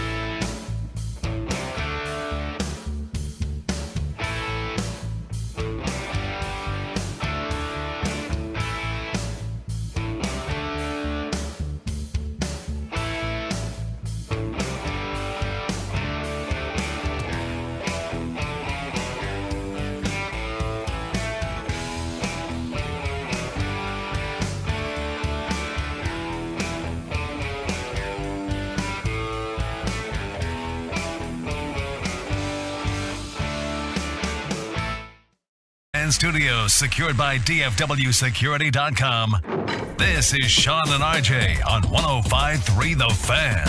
Meanwhile, a crushing loss for Dallas. They played well, but will come up short. And Dallas still outside of the play-in with only 5 games remaining and 2 more on this road trip as they'll fall to 3 games under 500. That was the call last night. Mike Green with Jeff Van Gundy on ABC and ESPN. The Dallas Mavericks were outscored 16-5 over the final 7 minutes with Christian Wood and Jaden Hardy sitting as they lose to the Philadelphia 76ers in filthy. More bad news. Oklahoma City gets a last-second win, so they're not only a full game up on us, they also have the tiebreaker advantage. 5 games left to play. The Mavericks are the 11th seed in the Western Conference. Jared Sandler, please turn on your microphone, as you are probably the most well-rounded sports person in the building. Your Dallas Maverick thoughts, as you were never happy with the Kyrie trade to begin with. Well, I just want to say good morning to the Doodlebugs who are listening. They're big listeners of the show. I was told that they're listening this morning. The Doodlebugs, like a youth sports team? They are. It's a youth group of individuals, yes. Hi, guys. Isn't that Dawson's soccer team? It might be. The Doodlebugs? I was just told to say hi to the Doodlebugs. Hello. Okay. So, yeah, the Mavs are an incredibly poorly constructed team. It's an incredibly flawed roster, so no one should really be surprised that they suck. They don't play defense. They built a roster with 2 guys who are in their backcourt who don't have any interest in playing defense. They've got a really good mismatch scorer who they don't want to put on the floor, in part because he doesn't play any defense. They've got a guy who is he's like the modern version of Jerry Stackhouse when Jerry Stackhouse was on the Mavs. Every time he passes him the ball, he's going to shoot, and he's streaky. He doesn't play any defense. It's Tim Hardaway. I don't know what Dwight Powell really does. I don't know what JaVale McGee does. They don't have any two-way players who are worth a damn, and they don't have a big who's worth a damn. So I don't know why anyone in their right mind thought this team was going to make the playoffs. Or sorry, let me rephrase, because they were 4th at one point. I don't know why anyone thought this team was going to make a run in the playoffs, and it just shouldn't be a surprise that they are not very good. Jason Kidd criticism, that mean after you ripped apart the roster justifiably, that must mean that you think some of the Jason Kidd criticism is a little bit overdone? I think Jason Kidd deserves to be criticized. Probably a lot of things. So my thought is that Jason Kidd last year did a really good job because he had a roster that catered to what he views as important in how a basketball team should be. And that is a team that plays defense. Clearly, he doesn't have a problem with, Luke offensively, and you shouldn't. Luke offensively, even if it's not up-tempo and the half court is special. But he had a roster around him that played defense. He had 2-way players, and they were a pretty good defensive team. I think a coach can have their principles, their philosophies, but to some degree, you got to mold what you want to do to your roster. And this is just not a roster built for defense in any way, shape, or form. And maybe you can sit here and say, well, then all we're doing is going to put up a fool's gold regular season because we don't try and hammer home defense to this roster. Then they're not going to go anywhere in the playoffs. And I would just say, well, they're not going to go anywhere in the playoffs anyway. So why don't you get to the playoffs first? I just think he's done a poor job of evolving and adapting to his roster because it doesn't really fit with the way he wants his basketball team to play. Yeah, Chiafalo brought this up the other day when I was listening to G-Bag. The Kyrie trade, right, they didn't plan for it. The season was going south. Luka got ticked. Kyrie did his thing to become a problem in Brooklyn. And they were like, okay, he's free on a Thursday. Let's get him. So it's not built in any way fitting what Jason Kidd wants to do with 3-and-D or defense first. And one other thing, I was incredibly outspoken about the trade. I don't like Kyrie. Like I think he is a clown. I think he is one of the most talented basketball players I've ever seen, but I don't think he makes teams better. He's not the problem. Resign him? No. That's the problem. Is that the one thing I conceded about the trade was maybe it was going to be the perfect situation because you only were going to have him for 2 to 4 months. Probably going to be more like 2, unfortunately. But the longer Kyrie's with an organization, the worse it gets. Sure. So maybe just a half a year was going to be a great fit. It's unfortunate because they're not taking advantage of it. Other than his health, which has kept him off the floor, Kyrie has not been a problem at all. Right. And I need to admit that because I was against the trade. I just think that if you keep him long term, you're asking for trouble. And I think the trade also sets you down a path where you're either forcing yourself to do something in free agency, which you haven't done in my lifetime, or you are kind of forcing yourself to take on Anthony Davis, which I think the player, when healthy, is actually a great fit. But he is not getting any younger, and he's not getting any healthier. Look, I'm with you. Kyrie's not been the problem. If you take on Anthony Davis and you keep Kyrie, you've got I mean, you've got two guys who may never play, because Kyrie plays, average like 40 games a year. Anthony Davis barely plays. And when Luka gets fouled on the offensive end, he never goes back on defense. So you really have 2 on 5 every time. It would be terrible. Why are you talking about Anthony Davis? We're getting LeBron and Draymond, according to Bill No, Simmons. if we get Draymond, I'm out. If it's Draymond and Luka, I can't handle those two. I can't handle those two, and they're technical fouls, and they're constant complaining. I can't do it. What about Luka and Dylan Brooks? No, Dylan even Brooks worse. is a free agent. Bring him on, No, Chop. even worse. Don't like it. Draymond Jr., baby. Absolutely. So you hated Rodman. Rodman was at least entertainingly funny because Rodman would just miss layups purposely to pad his rebound stats. And when he scored an offensive bucket every 3 games, he would jump up and down and run down the floor like he had just scored his 50th of the game. high knees. Yeah. That was funny.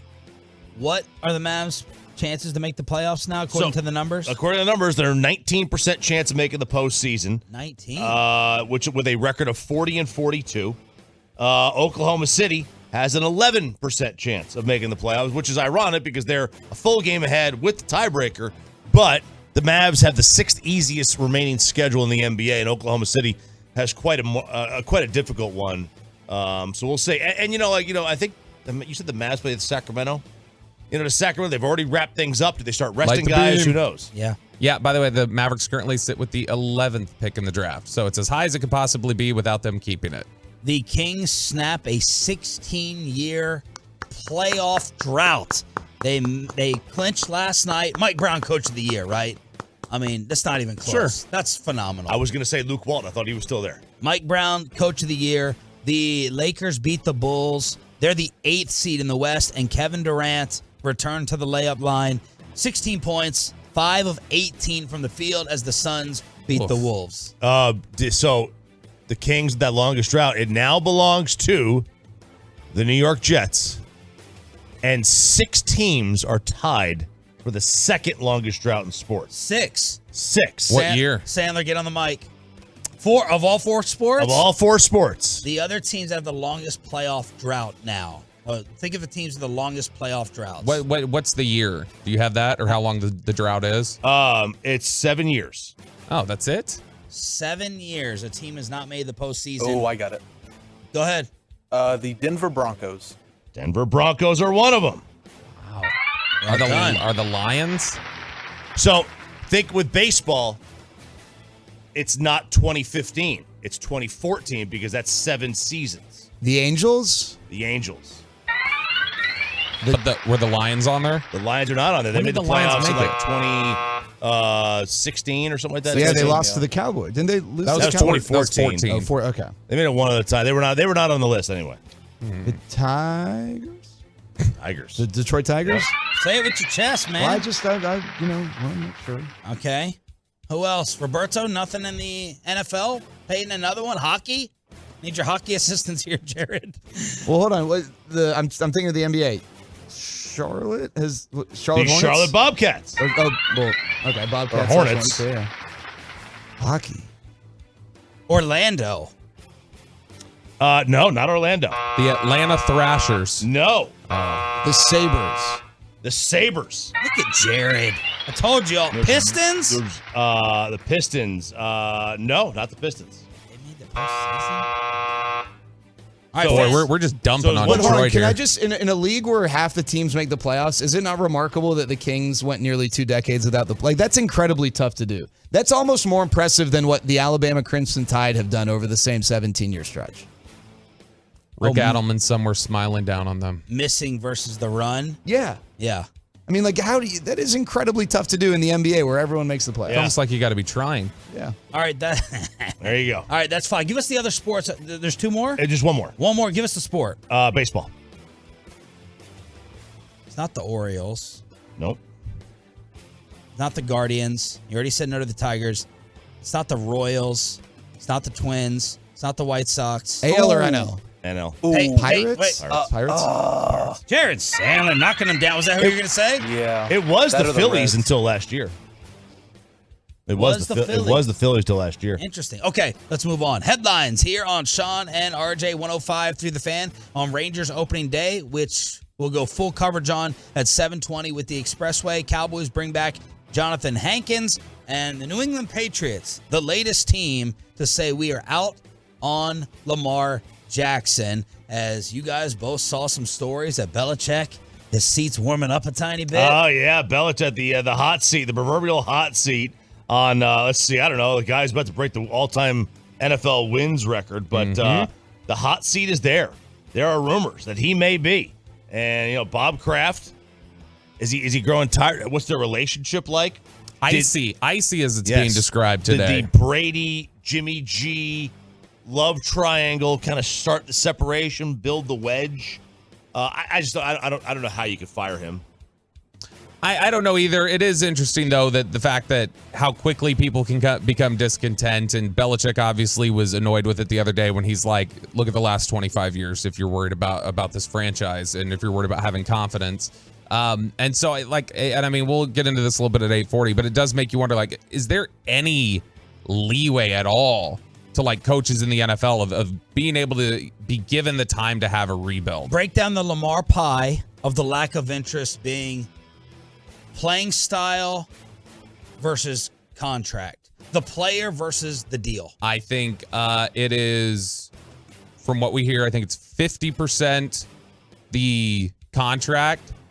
I think it's maybe 15% the playing style, and then give the other 35% to the questions about how difficult it's been to negotiate with him and his reps. So that's 85-15. Yeah, that's factored in. Add that to the contract. I mean, there are some teams, and I get it. There are some teams that are like, we're just more traditional. We want to drop back passer. We want to run the damn ball. I understand that, right? But there are also, I think they're like built like. Just take a team like a guy like Belichick. I can think, even though he runs a much more, old school style, I could totally see him saying, "Man, I could work with that." Headlines on a Rangers opening day Thursday. Jared Sandler in studio to answer all your questions. Line them up on Twitch, the truckwreck.com text line. We'll take some calls if you'd like as well at 877-881-1053. Let's break down this entire Rangers season right here on your home of Rangers baseball with Jared Sandler in studio for the next hour on The Fan. Well, let's get you over to QC Kinetics. One of the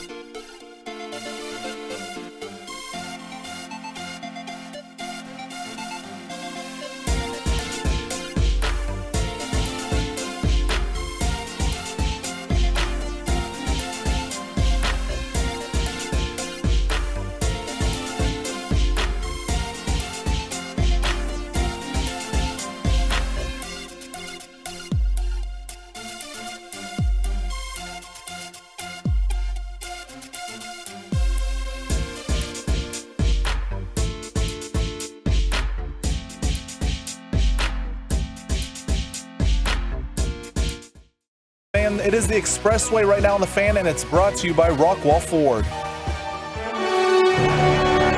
And opening day is here on your home for Rangers baseball, Cowboys, Rangers. Cowboys, Rangers, and let us know if you're heading out there today. We are your home for both, and we got Jared Sandler in studio during the entire Expressway here on Sean, RJ, and Bobby. If you have Ranger questions, Bobby will relay them on the Twitch. Choppy's got you covered on the truckwreck.com text line. If anyone tweets questions to the Sandman, I'll take care of those as we get set for Jacob deGrom's Rangers debut. 877-881-1053. You can call on as well. 877-881-1053. What time did you wake up this morning? Do you always get less sleep the night before and even less sleep this time with your adjusted play-by-play role? I got less sleep last night because I got suckered into watching the first episode of Succession season 4, and How is that? Okay, so I'm fast. I love drama TV shows. How is that? So I love season 1. I love season 2. I think I really liked season 3 in part because I love seasons 1 and 2. Like I was already in. And I don't know if it's the gap of waiting a year between season 3 and season 4, but I felt like I was forcing myself to watch the episode last night. And it wasn't a bad episode. I just kind of, I don't know, maybe moved on. And that happened to me with Barry.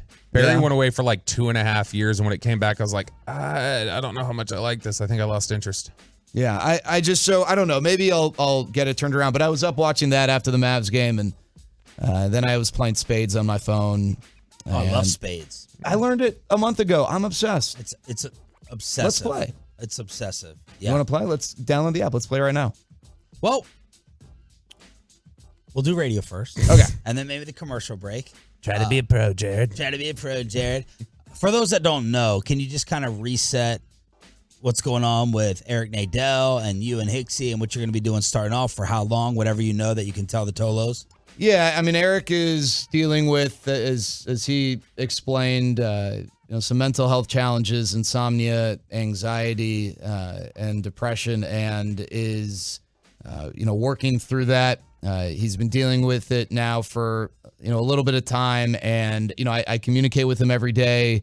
He is at home, and, he's someone, and he mentioned this, he's someone who's, the last several years put in a lot of work to support mental health awareness or to raise awareness and to support those dealing with mental health challenges. And now he's, finding himself kind of in that battle. And so, hopefully we get him back in the booth soon. Rangers baseball is Eric Nadel. Eric Nadel is Rangers baseball. Matt and I will be doing our best to bring people Rangers baseball until Eric returns, but make no mistake about it, we are anxiously awaiting his return, and I know Eric is working hard to try and get back in the booth as soon as possible. Well said. Vegas has the Rangers 4th in the West in order: Armpit, Seattle, Angels, Texas. Over under win total in Vegas, Jared, is 81.5. Fill in the blank. A successful season for this baseball team in your mind would be competing down to the wire to make the playoffs. I heard Peyton earlier say that making the playoffs would make this a successful season. And the way I interpret that is, I always look at it from the opposite end of that. Anything less than the playoffs is a failure. And I don't know that I agree with that. They won less than 70 games last year. 86 was the low mark in the American League last year to make the playoffs, the Tampa Bay Rays. You've got the defending World Series champions in your division, and then a 90-win team in your division from last year, who I actually think is better than the Astros this year and the Mariners. And so it's going to be really challenging. Now, for people who are listening are like, oh, they just spent all this money, and you're saying they don't need to make the play. If they don't make the playoffs next year, then I think that would be an incredible disappointment. If they are not competing on September 15th for a playoff spot, like tooth and nail, that to me would be a big disappointment. I mean, you got 6 I would say guaranteed playoff teams. And that's probably hard to say. But Houston, Seattle, Yankees, Toronto, Tampa, and then the AL Central. So, and there may be a second AL Central team, It could be the Twins, could be the White Sox, could be Cleveland. You don't know who else would win it. Could be the Angels, could be Baltimore. There's a lot of quality teams. We don't know. And the Red Sox could have one of those stupid Red Sox seasons where they come out of nowhere and win 90. So I want to say one quick thing. I don't know. Tampa's kind of like a better version of Oakland, where you look at their roster and you're like, yeah, they're an 83-win team, and then they win 91. Yeah. I don't think they're as good this year as they've been in years past. Now, again, they have that Oakland thing where they just end up winning games, but they're in an incredibly tough division, and I don't know that they're a lock. I'm not saying they can't make the playoffs. I agree with you on the others. So 5 locks. Yeah. The AL Central, and then Houston, Seattle, New York, Toronto. Yeah, I would agree with that. And is there a chance of the second AL Central team? I mean, like... It's possible. It depends on how much you believe in Cleveland. I don't think Chicago is... I think Chicago missed their time because they hired a 97-year-old manager who was out of touch. But, yeah, I think it depends on how... Like, Cleveland's one of those teams, they overachieved last year. Like, their roster on paper was not as good as their record was.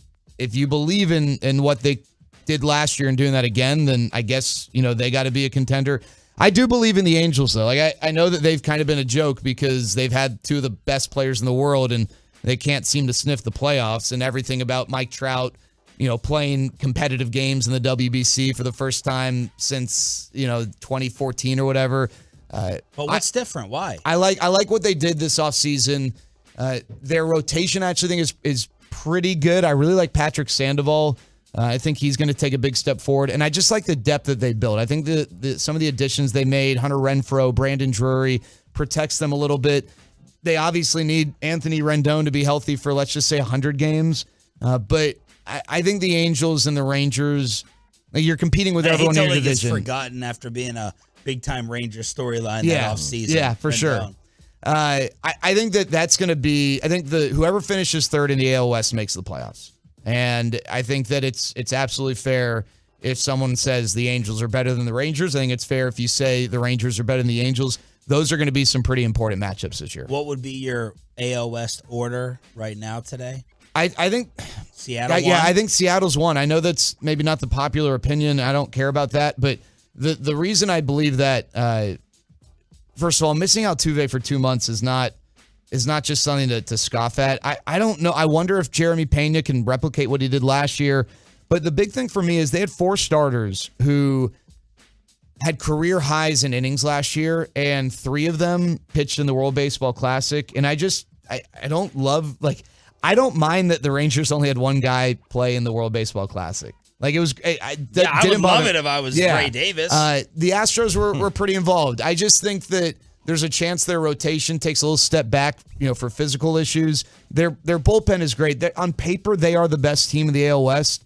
I just think Seattle's starting rotation is so damn good. I think their rotation is better than Houston's. And if they can get a 30 home run season out of Teoscar Hernandez, I think Seattle ends up winning this division because their bullpen is also really, really good. Jared Sandler, Rangers play-by-play voice and insider in studio to preview opening day and the season here on 105.3 The Fan. So we know the big names, right? Well, let me ask you, DeGrom, being up close and personal, watching him, hearing about him, talking to him, what has kind of surprised you, if anything, with the Rangers' new ace? Just how fluid, what have you been all over? Yeah, I mean, how easy it looks up close and personal. He is not a max effort guy, which should make you actually feel good for people concerned about health stuff. He's not someone who looks like after every time. Scherzer. Yeah, and Scherzer's obviously done a great job of staying healthy, but there's certain guys, every time they throw a pitch, you get tired just watching it. DeGrom's easy, and he's 6'4". Taller, longer-limbed guys sometimes don't have as fluid of deliveries. It's tougher to get everything working in concert. Man, his is fun to watch. Like, if you're into that sort of thing, it's really impressive. But I think what fans are going to love seeing is on the radar gun, 100, 101 with the fastball, and then 93, 94 at times with the slider. And the guy doesn't walk people. I mean, there are a lot of hard throwers in this game, and they get away with it get away with bad control because they throw so hard. This guy's got legit command, and that's really impressive. Real quick, knowing his health, did you see the ESPN Top 100? I did. Yeah, I thought he was ranked really. I think he was 16th. Yeah. He was either 16th No, I think it or was worse than that. 16 pitchers ahead of him. Yeah, okay, yeah, 'cause I think just He was the 40s. 16th pitcher, and he was like the 44th player or something like that. They ding him too much on the health? Yes, I think so. I mean, it's not like DeGrom. So first of all, in 2020, he made every start. It was a shortened season, and so 60 games, yeah. you can sit here and say, well, what would it have been if it would have been 162? I mean, that's a fair question, but at the end of the day, he was asked to make 12 starts. He made 12 starts. I don't want to say the injuries were fluky, but it's not like he had, prior to that, like a long injury-riddled history. I'm not denying that it's a concern. I'm not denying the validity of that concern if you have it. I just don't think that, for me, I'm not sitting here thinking, oh, this is like a given, he's going to be hurt. I'm more concerned about John Gray. I mean, he had 4 separate IL stints last year. You know, that to me is more of a concern than a guy like Jacob deGrom, who was able to finish last year healthy. If you had to put the 3 in order for the Rangers on how you think the season will play out, offensively, starters, bullpen, you would say what? Yeah, bullpen to start the season will be the third of the 3, and it's the easiest to fix, so they could turn that into a strength with a move here or there, as they figure out what their holes are. I think the rotation, if you get 125 starts out of your 5 projected starters, the rotation is going to be the strength of this team. But, RJ, I heard what you said earlier, and I agree. It's not like the lineup is just going to be a weakness. I mean, this was a top 5 or 6 lineup last year, on the American League, depending on how you want to measure it, and they're going to be better. I mean, I think Corey Seager is a legitimate MVP candidate. You know, you take away the shift. He was shifted on 94% of the time last year. He had more hits taken away by the shift on hard hit balls than anyone else in baseball. And I think he's going to have a monster year. To me, the key with the lineup is, can you get a better than projected season from 1.5 of Josh Young, Robbie Grossman, and when he comes back, Leody Taveras? Even if he picks up 1 hit a week over the course of a full year, that's going to boost his average like 30, 40 points. Yeah, no, absolutely. Yeah. Why is it that, when we talk about the bullpen there, and I know Choppy, Sean and I, we've discussed this before in the air about just in general the unpredictability year to year of how bullpens fare. Why is it so difficult from year to year to just say, like you can't build off of previous year, man, we were really good, so we can count on being really good here in this next year. Or, man, we were really bad. That doesn't necessarily mean we'll be bad. Even if you run back the same people, why is that such a, I guess, bipolar like spot on the team? So Jacob deGrom, no one can figure him out. Bad example. Take a starting pitcher who goes 7 innings. He's going to face the top 3 hitters in an opposing lineup 3 times. 3 times, right? Yeah. Mm-hmm. You might not go an entire season facing a single reliever 3 times as an individual hitter. So it's experience. It's seen it. Jose Leclerc in his best year 5 years ago, one of the most dominant relief seasons in the league that year. And then the very next year, 2 different pitchers, not because the stuff was different, but hitters were laying off the Slambio. They had seen it. He wasn't getting the same reactions. That first year. Laying off the what? The Slambio, the cut change, his 80 to 83 mile an hour breaking ball that is just absolutely lethal. Keep up, Sean. I thought it was like a new type of tobacco. No, I mean, that as well, yeah. And it's what RJ and Sarah do every night. No idea we do. That's true. So I think that's a part of it, right? You got Edwin Diaz, you got your Paul Sewalds and Andres Munoz. I'm just thinking guys that Rafael Montero here recently, guys who year after year, they've been really good, but they're the exception. And you get that volatility because, relievers benefit off of small sample size in a given year. Reyes Maranta, who didn't make the Rangers. Big fan of him. He's a big guy. He had multiple sub-3 ERA seasons, but he is not even making the team. And I just think it's the lack of exposure that a lot of relievers have is to their benefit initially. And then we really test their mettle when you come back that next year and see how they adjust to the league adjusting to them. I always went back to Koji. Like the way how dominant Koji was, and he got here and like just all of a sudden was giving up more home runs in like 15 innings than he'd given up in the 3 years prior. And it's such a volatile, unpredictable thing that even though it may be frustrating entering the season, it is like, you know what, that is the one position where you kind of go, you can throw it out the window. They may be great this year. You really have no idea. Do you like the change in schedule format? Love it. Yeah. let's take the Phillies. Now, Bryce Harper's hurt, unfortunately, but last year when they came to town, it was the first time Bryce Harper had ever played in Arlington. That can't happen. If you're trying to market your stars, and whether you think Bryce Harper is the fill-in-the-blank best player, he is a personality and a star. And it cannot be that those stars come to, various ballparks that irregularly. Now, you're going to have a situation like this. Bryce Harper's hurt, so Rangers fans won't be able to see him in person this year. Next year, they'll play at Philly. They can see him on TV, right? But now it's every other year. It's there's still going to be some National League teams where you'll have a home and home. But for the most part, you're going to at least see a team every other year at your home ballpark. So it's just good for marketing the stars. And for the Rangers and Astros specifically, less games against Oakland and Anaheim and Seattle at 9 o'clock or 8:40.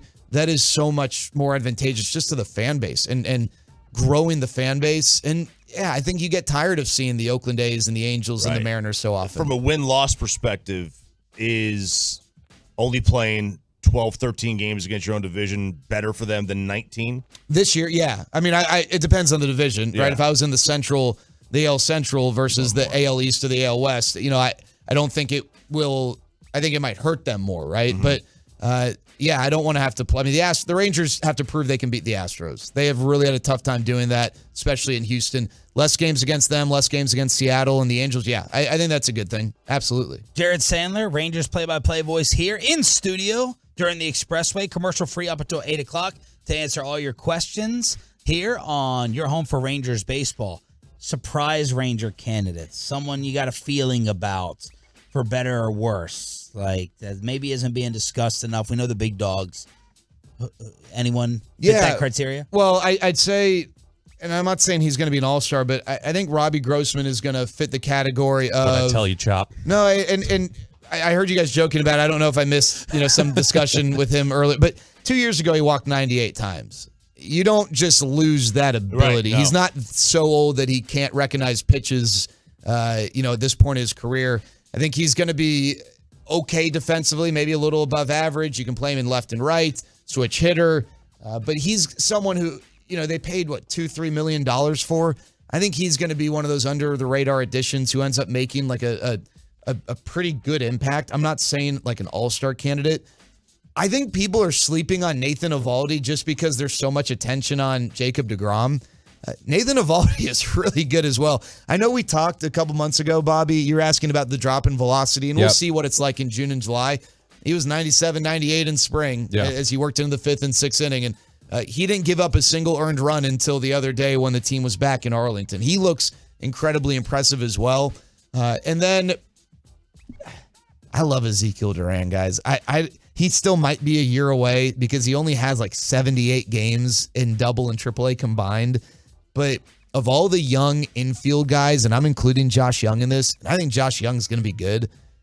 To me, Ezekiel Duran's the guy who might be the best. And I don't know that they had plans on him being on the opening day roster, but they just couldn't look people in the eye and say, we're trying to win, and then not have him on the opening day roster with the way he hit this spring. Wow. Yeah. I mean, he was outstanding. And I don't know if it's going to hit right away because he's young and doesn't have a ton of big league experience, but I would not be surprised if 5 years from now we look at all the young infield prospects the Rangers have, guys who have been big leaguers, right now as we speak, and guys who are still working towards that, like Luis Angel Acuna and whatnot, Jonathan Ornelas. And I think Ezekiel Duran might be the best of all of them. Wow. And he might not be an infielder only, obviously. He'll get some time in the outfield this year. Can you remember the last opening day that you were this excited for with the team they've put together? Yeah, I mean, it would be 2016.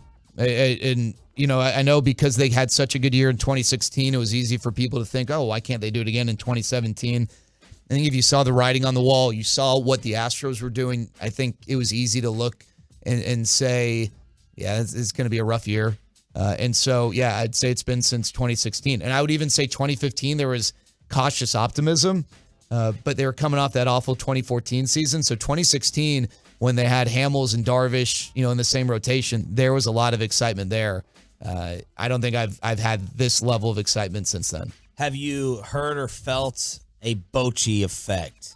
as we in all sports are like, manager's overrated, and he's too old school, going opposite of analytical. You have any major takeaway from Bochy this early? Yeah, well, first of all, you guys watch Yellowstone? Oh yeah. Okay, he is a character right out of Yellowstone. Yes, he is. He would sit around and tell stories while playing poker. I mean, that is exactly. He's a cross between John Dutton and Lloyd. Yeah, it's a cross between the two for sure. So let's start with this. I was talking to players, and I had some players express to me, hey, I spoke to this guy on the phone in the offseason. I just wasn't sure. He seemed a little slower with the way he talked, and I just didn't know. And they're like, when you hear him talk, you're not thinking Wrangler. This was the last manager of a dynasty. No, for sure. Yeah, like San Francisco Giants dynasty. I'm not thinking that. I'm like, this guy, is he that sharp? Yeah, that quick. And you are gonna be the bait of. He kind of moves a little slowly, and he's kind of pensive when you ask him a question. You're gonna get ripped up to pieces if you fall for that.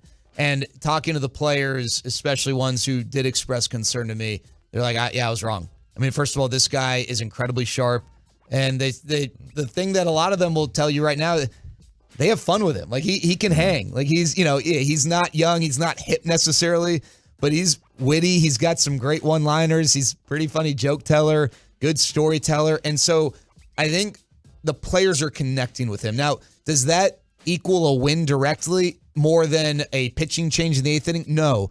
But I think you guys know this. When you're going to spend this much time with someone and he's going to have to deal with tough situations and maybe give you some bad news, you got to have that relationship. You got to have respect. And I think with Chris Woodward, and then I'll also use Jace Tingler as an example, former Rangers coach who went to San Diego, and it just really didn't work. You've got to be able to handle conflict. And there are a lot of things that go into that. You got to, as a manager, be willing to deal with confrontations and tough situations, but you also have to have the respect of the players, and I think that he is developing those relationships. But then the other thing, just from a baseball side, guys, watching them do drill work and the way that they are approaching the fundamentals that contributed to their one-loss record last year, their one-run loss record, which was historically bad, I think will end up paying big dividends. Bruce Bochy, over the course of his career, is about 100 games over 500 in one-run games. And I think to some degree, one-run games have an element of luck, but I think over that sort of a sample size,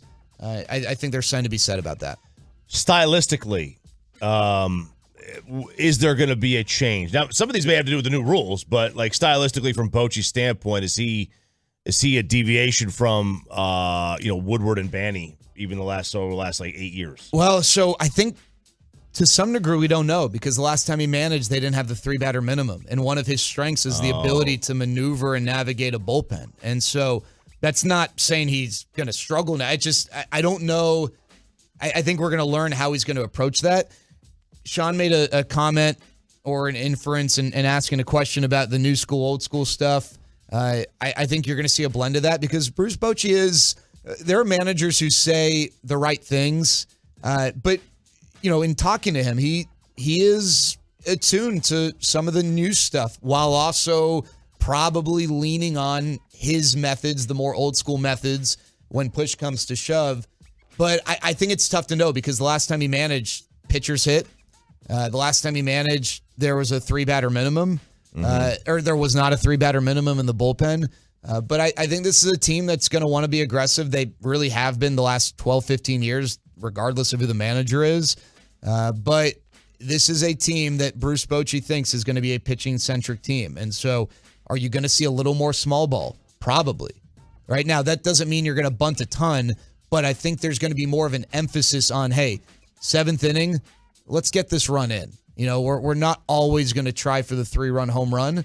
And I think we might see that because they believe that this pitching staff is going to be really strong. DeGrom is going to be capped today, pitch count today. How long do we, it's supposed to be 65 pitches? Yeah, it's 65 to 70 pitches. How long do we think he's going to be limited like that? Well, I'd say, 65 to 70 this start. I think 85 to 90 next start. And then you're probably seeing him ready to go full go. So he's just a start behind. Because I would look to last year. Like last year, the opening day, like almost everybody except Darvish, who went in the 90s, Everybody else was around 83, 84. Yeah, now as that was in capped. part because of the lockout. The lockout. Right? They had a shorter spring training last year. Yeah. But yeah, he's a start behind. I'd say that everyone else in their rotation, I don't know that they're going to go 7, but I think everyone else, if they were efficient, would be able to go 7. I don't think the Rangers want to see DeGrom do that. And people might roll their here we go again. Hey, if you're going to complain about your fears of his health, then you got to be able to, you got to support just them being conservative here. But it's not about, well, we're worried he's not healthy. It's just the normal build-up and ramp-up for a pitcher because he had the side discomfort. They shut him down early in spring. So this is just where he is. He has not had any single setbacks. Could he go 75, 80 pitches today? Yeah, I'm sure he could. There's just no reason to do that. Woodward was obviously very regimented in terms of following a lot of the present-day analytics about, third time through the lineup and everything like that. How does Bochy compare in terms of how long he'll let his starters get into games? And do you think that approach is more organizational or up to Bochy?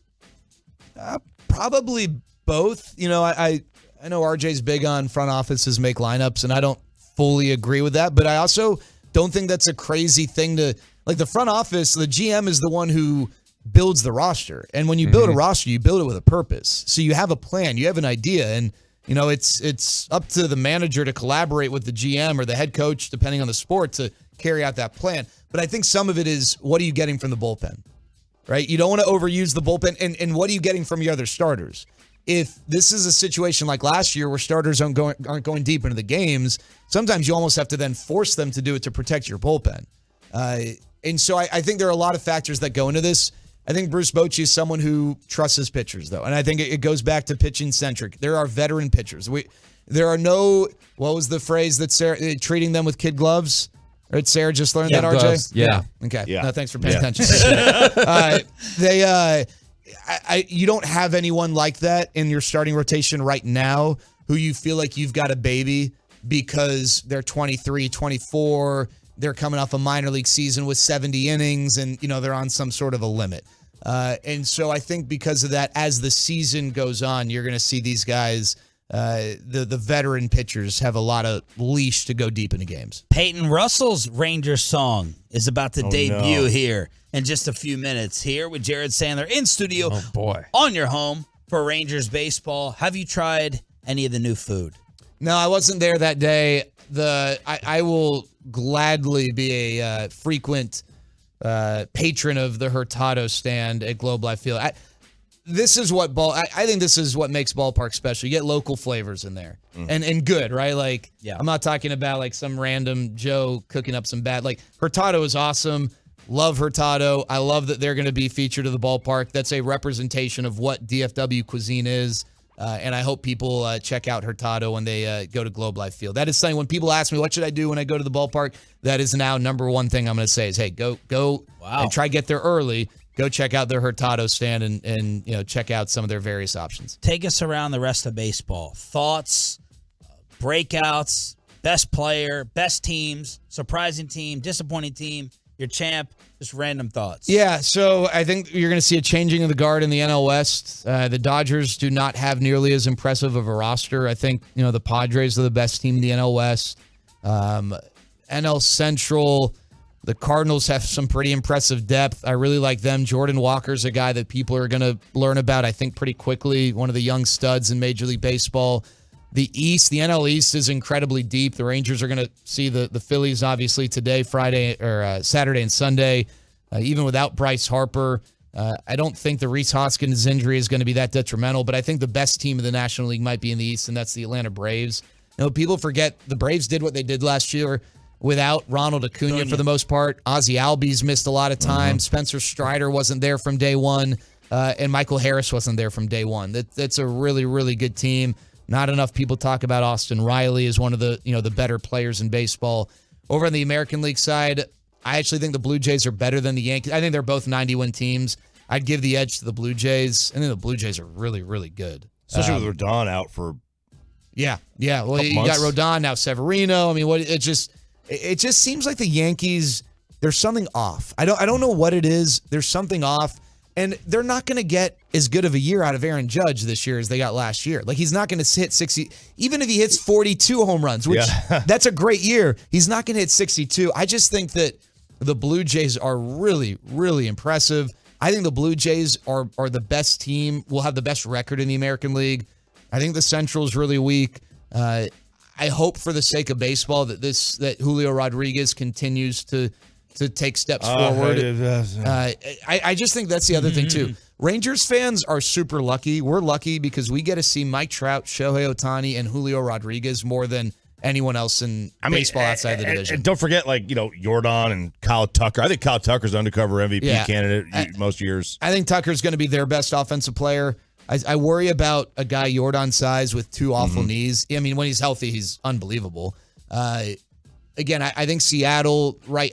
Seattle, to me, is the team to beat in the division. Just obviously the Astros are the defending division champions the last 76 years. But to me, I think Seattle is the best team in the division. And other thoughts? And real quick. I'm excited. The pitch clock.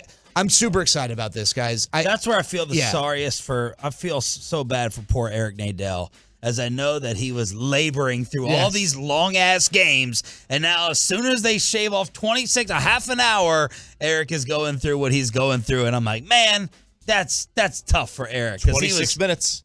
26 minutes. And who knows with commercials and stuff in Major League Baseball versus the minors, how it's because it only shaved off like 15 minutes in a minor league game, right? I can't imagine it's going to do more in an MLB game. All right, we have song number 1, High Bar, set very high, by Bobby Belt at 6:40, and this is my most fascinating one to hear. I don't know whether he's singing. I don't know whether he's mixing, DJing.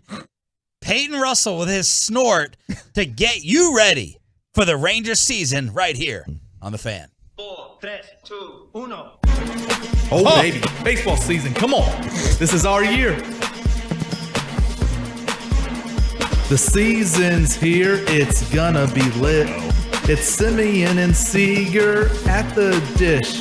Them boys in blue are back for another year. DeGrom is here and there is nothing left to fear. You can see him but can't feel him. You might break him, you might shake him. I got reasons to believe in him. The boys just come and go like seasons. Oh, baby. This team is good, maybe.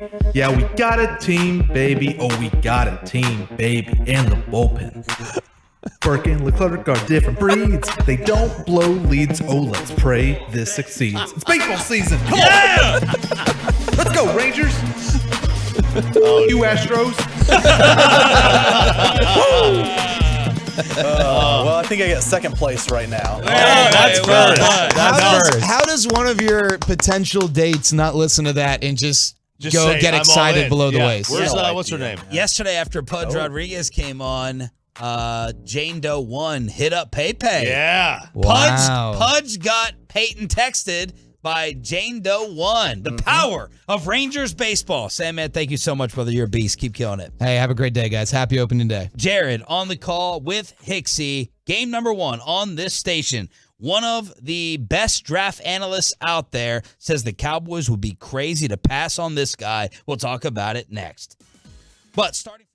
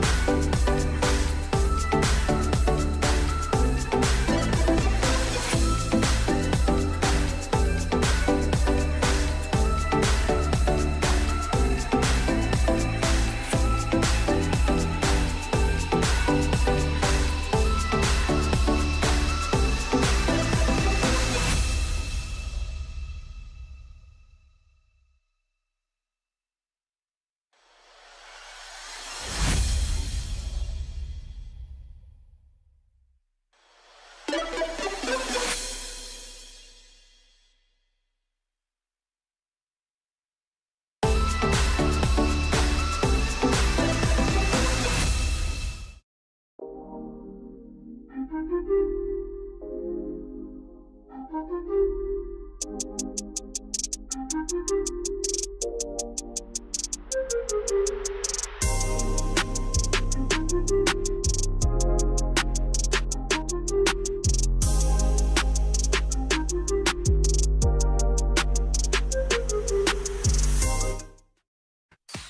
our fan studios secured by DFWsecurity.com, this is Sean and RJ on 105.3 The Fan.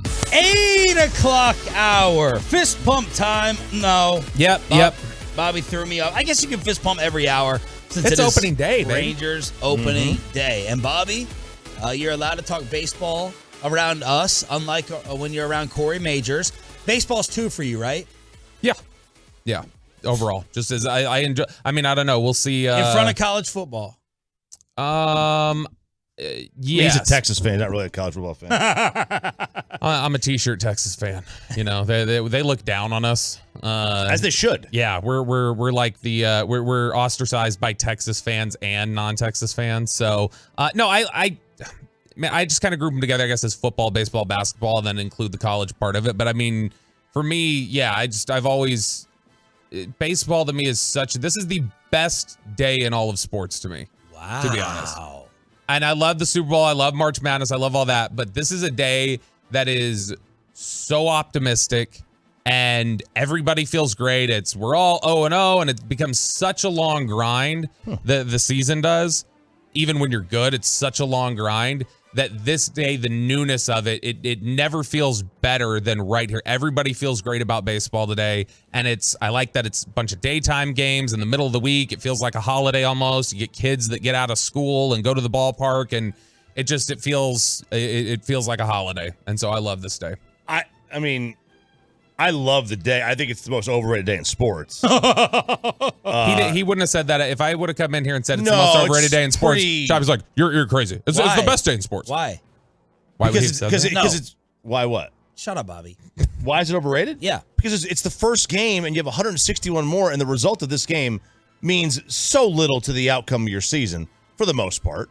It's just like opening day of the NBA. The only opening day that matters is the NFL and college football. Those are the only opening days that matter. I love it. I'll watch 3 baseball games today because I haven't seen it in a long. And I've been waiting for baseball for 6 months. I don't think anyone thinks it matters in the standings. It's the It's nostalgia. fun. It's fun. It's a fun feeling. day. But I mean, come on. Nobody thinks this is better than the opening day of the tournament. Ooh. Nobody thinks this is better than the final round of the Masters. Nobody thinks this is better than the Super Bowl Sunday or division round. I mean, is there a nostalgic level? Absolutely. Yeah. Oh, for sure. But I mean, like, nothing can beat the tournament. Of all the major sports days, this has the least importance of all of them, right? Oh, I mean, Right? it's 162 So, yeah. games. I just meant like the feeling. Oh, the feeling's great. It's a fantastic feeling. So I've been to the Wow. I've attended first round games for March Madness. So Oh. I've been in that environment. I've attended opening day. I've obviously been to like the first game of the NFL. I don't even view it as kickoff weekend or opening. I don't think there's any opening allure to it. It obviously matters because of the small amount of stuff. But to me, like, especially physically being there, the magic of like just being around the stadium and being around the fan base on the stage. Like if you guys are going, if you're out today, seriously, go see KNC, go out to the ballpark, do whatever else, because it is such a great, optimistic thing. I love it's so cool when last year we took my kids, my 2 youngest girls, to the ballpark for the first time. And when the youngest one walked in through the outfield doors and she saw just the field and they were taking batting practice, she literally like gasped. Like there's just a magic about walking in the first day. And this is a good, interesting. This is a good. I think it's a great way to phrase this. It's on the Trucker.com text line. Opening day is the best because it's carefree, and that could not be more true. You walk in there, you're happy to be there. It's not like you're nervous. There's no anxiety. It's happiness. You're like excited to be there. You just go to the game, you watch, you cheer, of course, but it's like, if they win, great. If they lose, we got one tomorrow. Yeah. It's like, but so it is a very carefree environment. baseball games to me are the best anyway for from a fan viewing standpoint, because you can just go, you can relax. You're not like, oh, I got to get back to my seat before halftime ends. You go up, you get a beer, you can peer over every 11 seconds and see a pitch. That's why I love going to a baseball game. Are Jason Kidd and Kyrie going to be back here? We'll get to that at 8:20 here on Sean and RJ, but Dane Brugler did a little Q&A with John Machota. Is it Machota or Machota? Machota. Machota. I don't care for that. You don't get to change your name in the middle of the whole thing. I don't know if he changed I mean, his it. name has always been Machota. Well, okay. As far as he says. Dane Brugler with the Cowboys Q&A. Take us through it. Yeah, so John asked him several questions that I think, are things that we've been kicking around here. And so relevant perspective here. Are you, I tagged you in a highlight the other day, Sean, for Bijan Robinson. It was obviously just one. But did you see it there? Did you see the little bit of Barry there? The way he was able to just wiggle through all the defenders, keep his balance, everything like that? Could you see it? I didn't watch it. You retweeted it. Which means you saw the tweet. You literally just have to. You just No. I saw the tweet. I retweeted it. But I've seen enough. I've seen enough. I'm going to go back and look at it right now. But I've seen enough. It's not Barry Sanders. You and Broadus have either lost your minds or you're being really, really disrespectful to the most elusive football player of all time, and you think that Bijan Robinson has some of that in him. A bigger Barry Sanders, according to Brian Broadus. Let's hear what Dane Brugler has to say when he was asked, hey, Bijan Robinson, if he gets there to 26, should the Dallas Cowboys take him? Dane Brugler, very sharp guy, has called several players, been high on several players, was higher on Travis Kelce than the rest of the NFL years ago. He's spot on. He says, Bijan is one of the best talents in this class. You don't pass on Bijan Robinson if you're the Cowboys. Coming off the Zeke era in Dallas, I think a lot of people are very sensitive to drafting a running back in the first round, but this is not a top 5 pick. This is late first round, and a player that talent-wise belongs in the top 5 to 7 picks of this draft. You're getting a guy that the tape is awesome and the person is awesome. And here's his breakdown of him. He says he's too special of a player. His elusiveness, his vision, his power. He's the complete package as a runner and as a receiver. The Cowboys should not pass on him if he makes it there. RJ, your response? My response is, first of all, you're absolutely right, Sean. He ain't Barry Sanders. Okay, I saw that video too. Wow, it was a really cool cutback he had against West Virginia. Okay. Wow, awesome. Yeah. He looks like a Denver Broncos Mike Shanahan. Okay, this clip was, it was impressive. He had a cut and a spin move. He looks more like a Mike Shanahan, one cut and north back. How many, even against West Virginia or whatever that is, I don't even remember who they're playing in the clip. How many yards does Zeke pick up on that run? Okay, but you're comparing. I know. I'm just saying. I'm not. I'm just saying. When you look at him, I'm saying he's getting in through spaces that are incredibly. Think about in the speed of the NFL, the game of football. Think about the speed of football. How quickly he's diagnosing where the gaps are, how to get through them, and actually attack it. That's very, very rare. Even if you told me he was going to be Zeke in the first 4 years, I wouldn't draft him at 26. I'm not taking a running back philosophically in the first round. Just not going to do it. He looks to me more like a Clinton Portis than anything, and even still, I wouldn't take him. As great as Clinton Portis was, Todd McShay said that he is like the best that he's scouted since Saquon Barkley.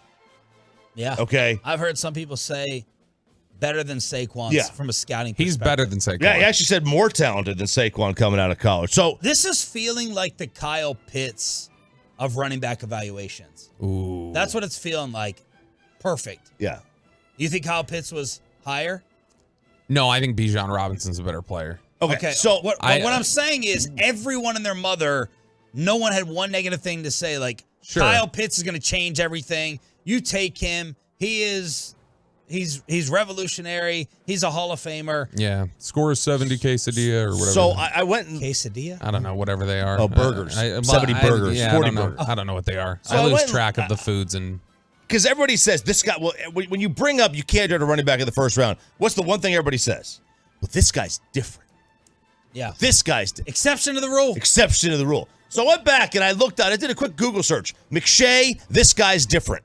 I went and Googled with running backs. I said running backs, this guy's different. I want to just Google that one, and I came up with some names. These are the names that were out there that Todd McShay has scouted, where he has used the phrase either the exception or this guy's different. Great research. Only so many adjectives, Chop. Great research project. I love a patented RJ Choppy research project. Number one, unequivocally, this guy was different. Adrian Peterson. And he was. And he was great for a decade. Yeah. Okay? If you told me he's Adrian Peterson, I'm drafting him. Sure, whatever. That's fine with me. I probably would. Okay?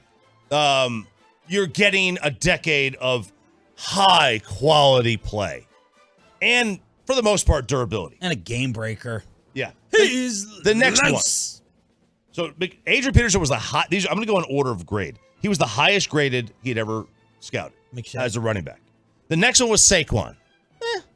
Disappointment. Saquon's good when he's healthy. When healthy. But definitely you would not say this guy's different. He's not different. No. He's injured, just like all other running backs are. The next one, Trent Richardson. Bust. Michael Lombardi. Literally the third highest graded running back he's ever had. Total bust. He was different, though. He was different, Sean. Mm-hmm. Then the next one, Zeke. I mean, not even getting into the Ring of Honor. I don't consider Zeke to be Had a his hit. number taken by Stephon Gilmore. He was a really good player, but to me, if I'm taking somebody fourth, I would take Jalen. Everyone and their mother should take Jalen Ramsey in that draft over again. Yeah. Not even close. When I say hit, I've got a little higher standard. Like, I don't think Cam Newton was a hit as the number one overall pick. Dude, I agree. I got crushed by David Hellman for that one day. Yeah, I mean, he had only, I think he had 1 year of a positive EPA plus CPOE. He was one MVP. That was the year. The rest of it, I mean, he's got a ton of 6 and 10s on his record, and okay. Yeah, I agree. Now, is that your list? Is that the rest of? No. Okay. Oh, we ain't done. We ain't Marshawn. Done yet. We're still here. Marshawn was a hit. I don't think he was different. He was a solid, good, big running back, but I don't think he was a difference maker. He was a good player. He was different in the sense of somebody that size and that physical and being able to catch the ball was different from what running backs are in the NFL. So with using it for that sense of just like he is very different and talented from what we normally see, I think that's accurate. He was good. He was He's a good good. player. Not a Hall of Famer. Next one. In my opinion. Leonard Fournette. He was also picked 4th overall. I mean, I wouldn't say bust city, but no, he was a bust. He knows where the address is. He was released before he reached the end of his rookie deal. Yep. Todd Gurley. When he was healthy early on, he was a hit, and then that ended really quick. He had bad knees right off the start. The contract too. They paid him. And then the other one is Christian McCaffrey. Todd Gurley may have been the end of running backs getting paid. Did Zeke get paid after him or before? Zeke got paid after. Yeah, it was Zeke and McCaffrey. Derrick Henry got paid after Zeke too, right? Not as much as Zeke though. I don't think. Who was your last one? And McCaffrey, who when healthy's a hit, but there you go. There's your issue. So like of all these guys that fit into the category, like only one of them was the surefire. This guy's just different. And that's why I just reject the notion that there's ever such a thing as this guy's there. Yeah, if you tell me in 15 years we're going to look back and say this is Adrian Peterson, go ahead. But if the Cowboys signed, let's say the Cowboys went out in free agency and signed the player you think is the best running back in the NFL for 4 years, $14 million, you're out on that? Wait, say that again? The best running back in the NFL, 4 years, $14 million. You're out on that? Well, yeah, because I'm not drafting somebody for 4 years. I'm drafting somebody for a decade. Well, I mean, you have 5 years of control. But I mean, the point is that if you've got players there, when you're picking at 26, you're not picking guys for a decade. Yes, you are at 10, 15.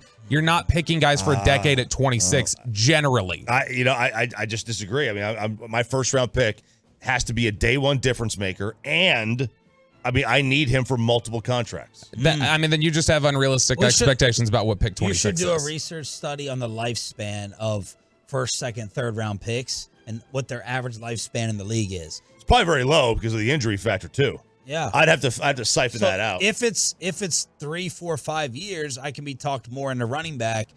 But if your first 15, 20, I know this is a 26, your first round players are, do the majority get a second contract or no?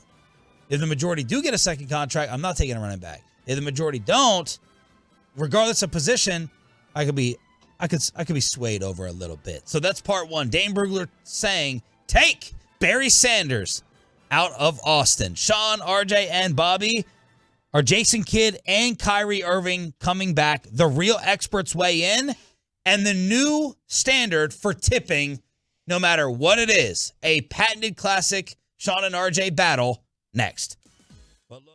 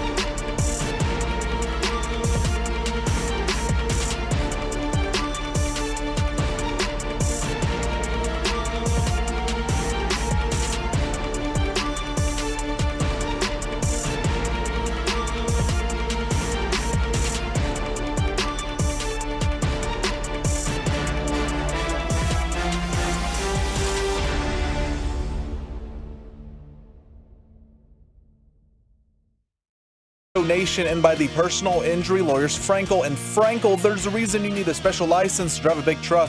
So companies that hire drivers and put them in a big truck should be held accountable for what happens when one hurts you. Frankly, you need Frankel and Frankel. Visit truckwreck.com or call them 214-333-3333. Below the belt coming up at 8:40. Rangers and baseball season predictions at 9 here on Sean, RJ, and Bobby. It's DFW Sports Station. Thanks for being a Tolo. That stands for Turn It On, Leave It On. Happy opening day. And the new rules of tipping everyone everywhere that always blows up the truckwreck.com text line. But the Mavericks lose to the Philadelphia 76ers last night. I was just sitting there grinding my teeth when Jason Kidd would not take out Maxi Kleber, who's in one of his scared, terrified funks right now. He doesn't want to shoot the basketball. Jeff Van Gundy called him out multiple times last night. Tim Hardaway Jr., he had some brain fart plays. So did Luka last night as well. And then Reggie Bullock.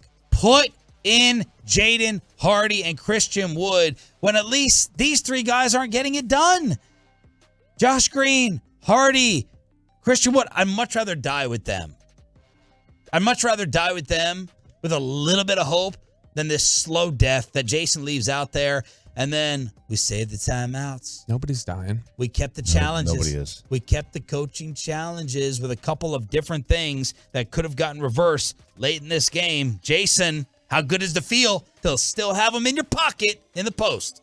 Just felt that we could continue to keep going. And then understanding the challenge with Maxi, you could challenge that one.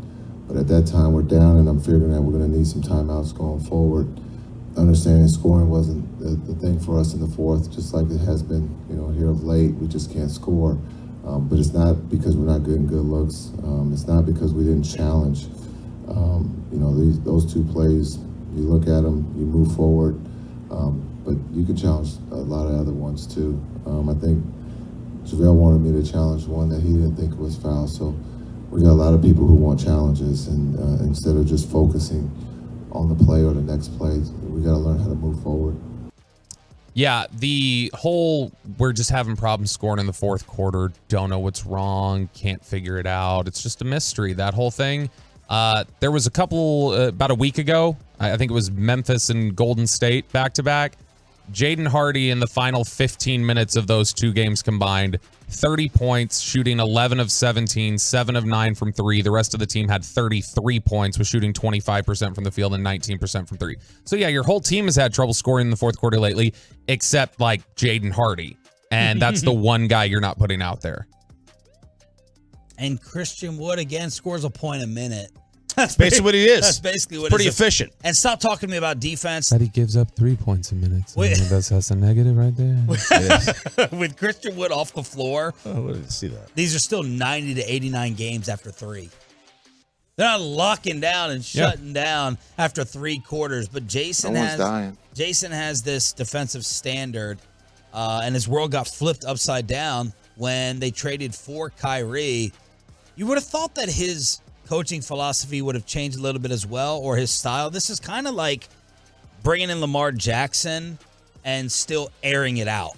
You know what I mean? Like, you would have to steal Baltimore's offense or copy what Philly does with Jalen Hurts.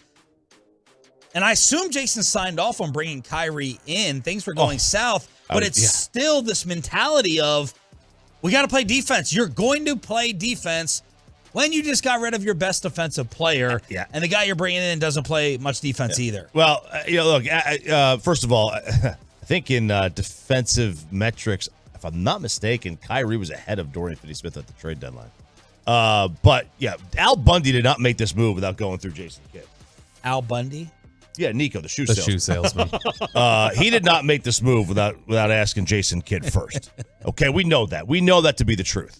Whether or not this move was, Kidd was gung-ho about it, he had to sign off on it first. We just know that to be the case. There's clearly some sort of limit for Jason Kidd. You forgot about the real GM, old T-shirt. Oh, yeah.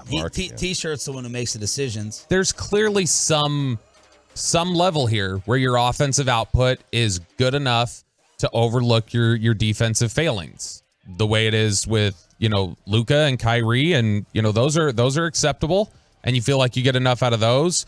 For some reason, it's just something you don't, and I'm not saying that Christian Wood and Jaden Hardy are those guys offensively, but what they do offensively should outweigh how the defense is, because the rest of this team isn't playing defense anyway. They're not rebounding. They're not playing defense. Christian Wood will at least get you rebounds. Yeah.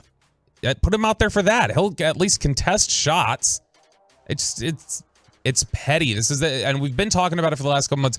This feels like we're back to the Brooklyn-Milwaukee mind game thing that got him run out of town. Vegas has sent over the odds for Jason Kidd and Kyrie Irving to return. Let's start with Kyrie. Will Kyrie re-sign with the Dallas Mavericks? Yes. I'm going to say no. Why do you say yes so quickly? Because every insider that's talked about it is projecting he'll be back. Even Kevin Gray? I don't know. Will Kyrie re-sign with the Mavs? The favorite is yes at -250. No is +170. Will Jason Kidd coach the Mavs for game 1 of next year's regular season? Yes. No. RJ is correct this time. Damn. Yes is -300. That's a big favorite. No is +200. Oh. 2-1 versus 1-3. Wow, that's a big gap. So that's where we stand on that. All right, so that's the recap of the Mavs. 11th in the West, a full game behind OKC, and we lose the tiebreaker to them as well. All right, this always absolutely dominates the fan text whenever we have a discussion about tipping. This is from Bloomberg. The new rules of tipping and what you're expected to lay out for customer service. 20 to 25% is the new norm. That's what it is. They asked 24 service workers how much they receive in tips, and here's some of the reactions. Is this just the tips, or is this their salary? If I don't get at least 20%, I struggle to pay my bills. The ever-rising cost of living is ripping apart the servers in the industry. The right amount, she said, is 20 to 30%. The expectation for decent service has risen from 15 to 20%, with 18% as the bare minimum. So when we were growing up, 15% was the bare minimum, and now it's 18% apparently. A pub owner said if you can't afford to tip 18% on your bill, you can't afford to go out. And he's worked in the restaurant industry for 25 years. Cleaners, 20%. What do you mean? We spend 3 to 5 hours scrubbing and cleaning a home. People usually tip 20% of their service total. If you have someone come and clean your house, 20% tip they expect. Hairstylists and barbers.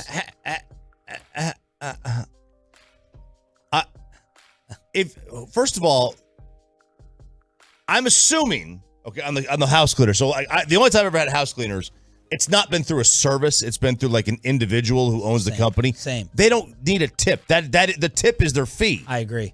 And they're not forking over 10% or 20% or 30% to the parent company that owns it. If it was, is it Molly Maid or Meter Maid or whatever? Sometimes they come with 3 or 4 people. Yeah, maybe it's like a Jana King or like something like that. Then yes, I would tip because I understand that part of the fee is going to the company and they're only getting a short amount. But if it's an individual, it's cash only. You're just getting the cash. I agree. I haven't tipped either with that. Hairstylists, barbers, and how do you say this word? Esthetician? Esthetician. Good. 25%. Here's a director of client services for barbers in New York and LA. One of our clients offers a $100 bill for each $65 haircut that he receives. Our barbers typically see tips starting at 25% at a minimum. What do y'all tip on haircuts? 20%. 0 because I just do it myself lately. But the last time I went, I usually would. I think it was like $22 was how much the haircut was or whatever. And so I just always sign it up to 30. So how much are your regular haircuts, RJ? If I go to a barber, 25. 25. And then if I get my beard done, it's an extra 10 or 15. Okay, so let's just say it's 40. You tip. So it's $8. I just hit the 20% tab on it on the little thing. Okay. Private pilots and crew, 20 to 30%. I think we what can do you mean? skip this one. Private pilots. Oh, private pilots. Okay. Oh, okay. Wait staff and bartenders, 20% of the pre-tax total. 20%. And the verdict is in. 25 is the new 15. Expecting your service worker to make the financial sacrifice for inflation is a jerk move, period, is the quote in this. Wow. So that's another question that I don't think we've ever had come up on here. I'm sure you guys have discussed it, but I haven't heard this yet. So do you guys tip pre-tax or on the tax? I tip on the total of the bill. Like after, like everything weighed out, like here's the tax and everything. Whatever the big bold number at the bottom is. That's what I do. So we tip on the tax. You? Whatever the number at the bottom. See, I think that's like. Here's my issue though. Uh-huh. Here's my issue with tipping these days. Like I got what's the service? Instacart. Mm-hmm. All right. Shout out Instacart John and Flower Man, one of our loyal listeners. I ordered steaks through Instacart. Mm-hmm. These were expensive steaks for my parents coming into town. They were 2 packages, okay? 4 cuts of beef. 2 small packages. Mm-hmm. At the end of that, it's like 18, 20 more. Well, the cost of the steaks were through the roof. I'm not paying you the high tip. They want to base it off of the total cost, which I understand. To me, it's the amount of items I'm asking you to shop for. If it's an Instacart. If I ask for 12 items, I'm tipping you more, and it can be the same exact cost as the 4 steaks. I'm not tipping you that amount for going and picking up two little packages just because the price is higher. That's my issue with that. I think I probably agree on that. Like if I'm doing some shopping thing on Amazon, like, hey, deliver this, whatever else, and I'm asking you to buy like a little can of tomato paste, right? Right. But if I ask you to pick up like 60 of them, that's a pain. That's a pain. And it's cheaper than if I ask you to pick up 3 steaks, which is just, okay, here they are, and then you come through there. Right. And so, yeah, I think I try to, I have the baseline tip. I always have been like generally 20, 25% just as a baseline minimum. And then from there. If I'm trying to insult you, I leave you 15 nowadays. If I'm really trying to insult you and tell you suck, I'll leave 15. How much did you leave for the guy in the airport? Less than 15. Really? Yeah, he's a jackass. He had an attitude, and he was a jackass. So as Sean, and I wanted to be left alone with him. I told Bobby, just leave. I want to make it uncomfortable as possible. As Sean has said, you've mentioned before on the air that when we go out and do events, listeners are always like, man, you're so much nicer than I was. And you're like, yeah, I'm a nice guy. Sean is a very nice guy. Like when we're out in public stuff. This was the one time I saw the on-air edgy Sean come out in person. I was like, oh, okay, this is about to get aggressive. I'm stepping out. It's just for me. I don't even like. You could give me the best service in the world. It's just 20%. I give 20% on good, 20% on bad. Now, like if they give Samir me from Nick and Sam's just said you cheap bastards at 105.3 The Fan. If Samir, you know I'm not. I'm here. We agree on tipping. We've discussed this. I'll tip more. Obviously, if they give you like he's obnoxious like with his tips though. He's like you. Yeah. It's obnoxious. You know, he's just got when you got a pocket of cash, you know, you got your money clip and it's just 20 here and 30 here before we even do anything. I'm like, come on, man, you're making it unfair for the rest He tipped of at us. the open bar. He would tip at the open bar. Just like I did. Yeah, you do. You're supposed to tip at an open bar. Now, you're not supposed to do $20 a drink like you did. I know. But it is really about having them see you tip. It's the Seinfeld episode. It's perfect. It's Costanza at the pizza shop. That's it. That's all it is. You got to reach your hand back in the jar and do it and put it in again. So there it is, the new tipping standard according to Bloomberg. Sean Sharif, RJ Choppy, and Bobby Belt here on DFW Sports Station. Thanks for being a Tolo. That stands for Turn It On, Leave It On. Is there any way, does Bill Belichick deserve just permanent, untouchable status? There's some rumors in New England. Any way to justify Bill Belichick ever getting fired? That's part of Below the Belt. Next. But look, let me take you on over to get your new ride. Here's a tip.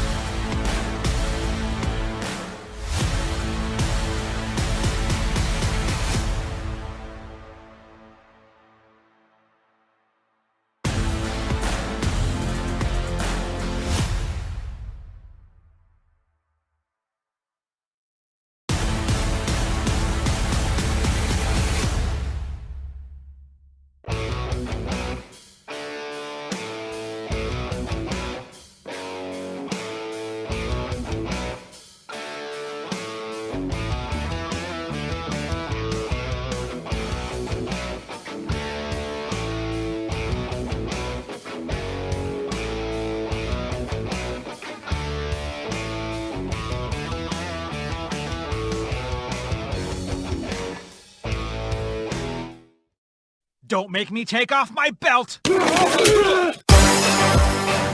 Are NFL coaches allowed to rebuild anymore? Are they given any leeway at all? No matter what they've done. If they've spent 10, 15, 20 years maybe, in the case of a guy like Bill Belichick, if you spend all that time and shown a consistent track record of winning, and then you say in this modern NFL, in a salary-capped league, you gotta take a step back at some point. As Choppy has said before, it's not. I don't know why getting worse is not always the worst thing in the world. I don't know why teams are so against rebuilds or understanding that, you cannot win sustainably unless you have an elite quarterback.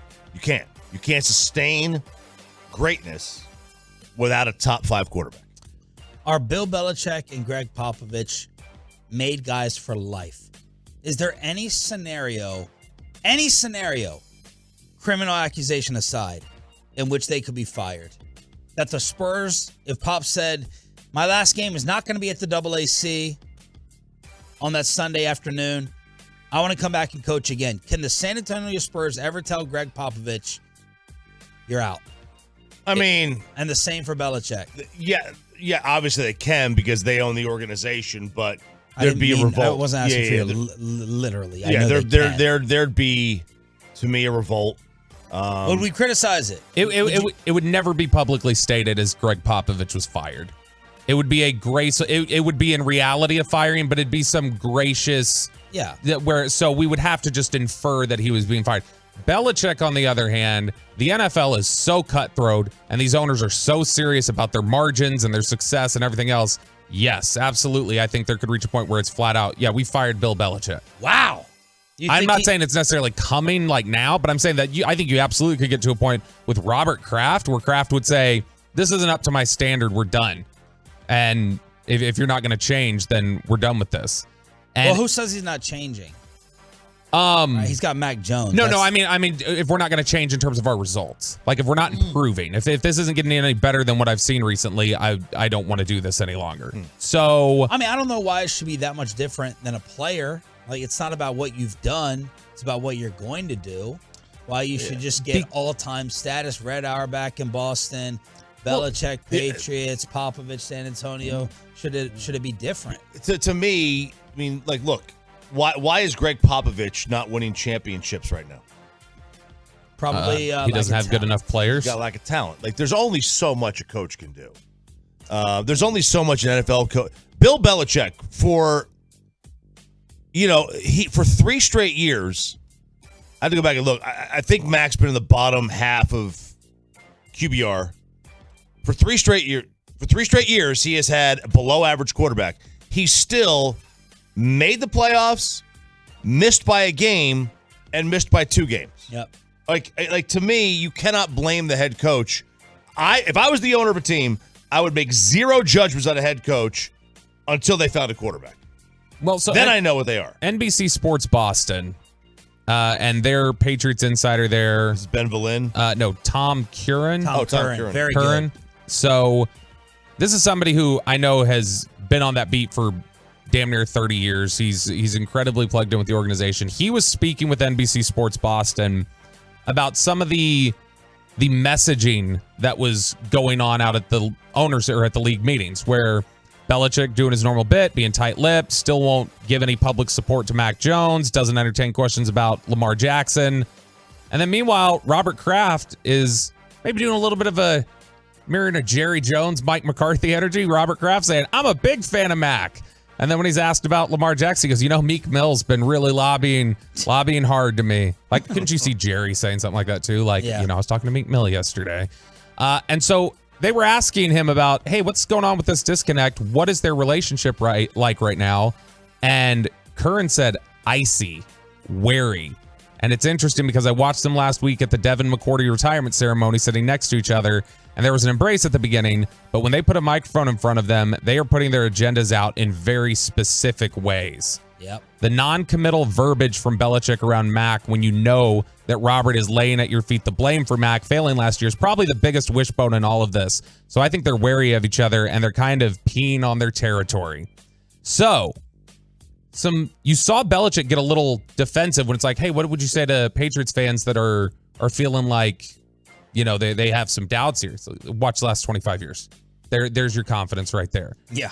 So when you look at the Patriots fans who are getting restless after a sustained run of success, and Robert Kraft seemingly mirroring some of that, Doug Peterson won a Super Bowl, had the just complete adoration of Philadelphia for a year, and then a couple years later, he's out the door. Cowboys have won 12 games in back-to-back seasons. First time that's been done in almost 30 years here for this franchise. And the calls for McCarthy's job have continued. Not from everybody, but there are a lot of people who still call for it. You. Yes. So even in the case of somebody like McCarthy, who is giving you results in the first couple of years. Yeah. And with Peterson and Belichick, it was more about trying to get a turnaround going. Right. Are we ever going to give coaches in the NFL any leeway to rebuild, give them any time to rebuild?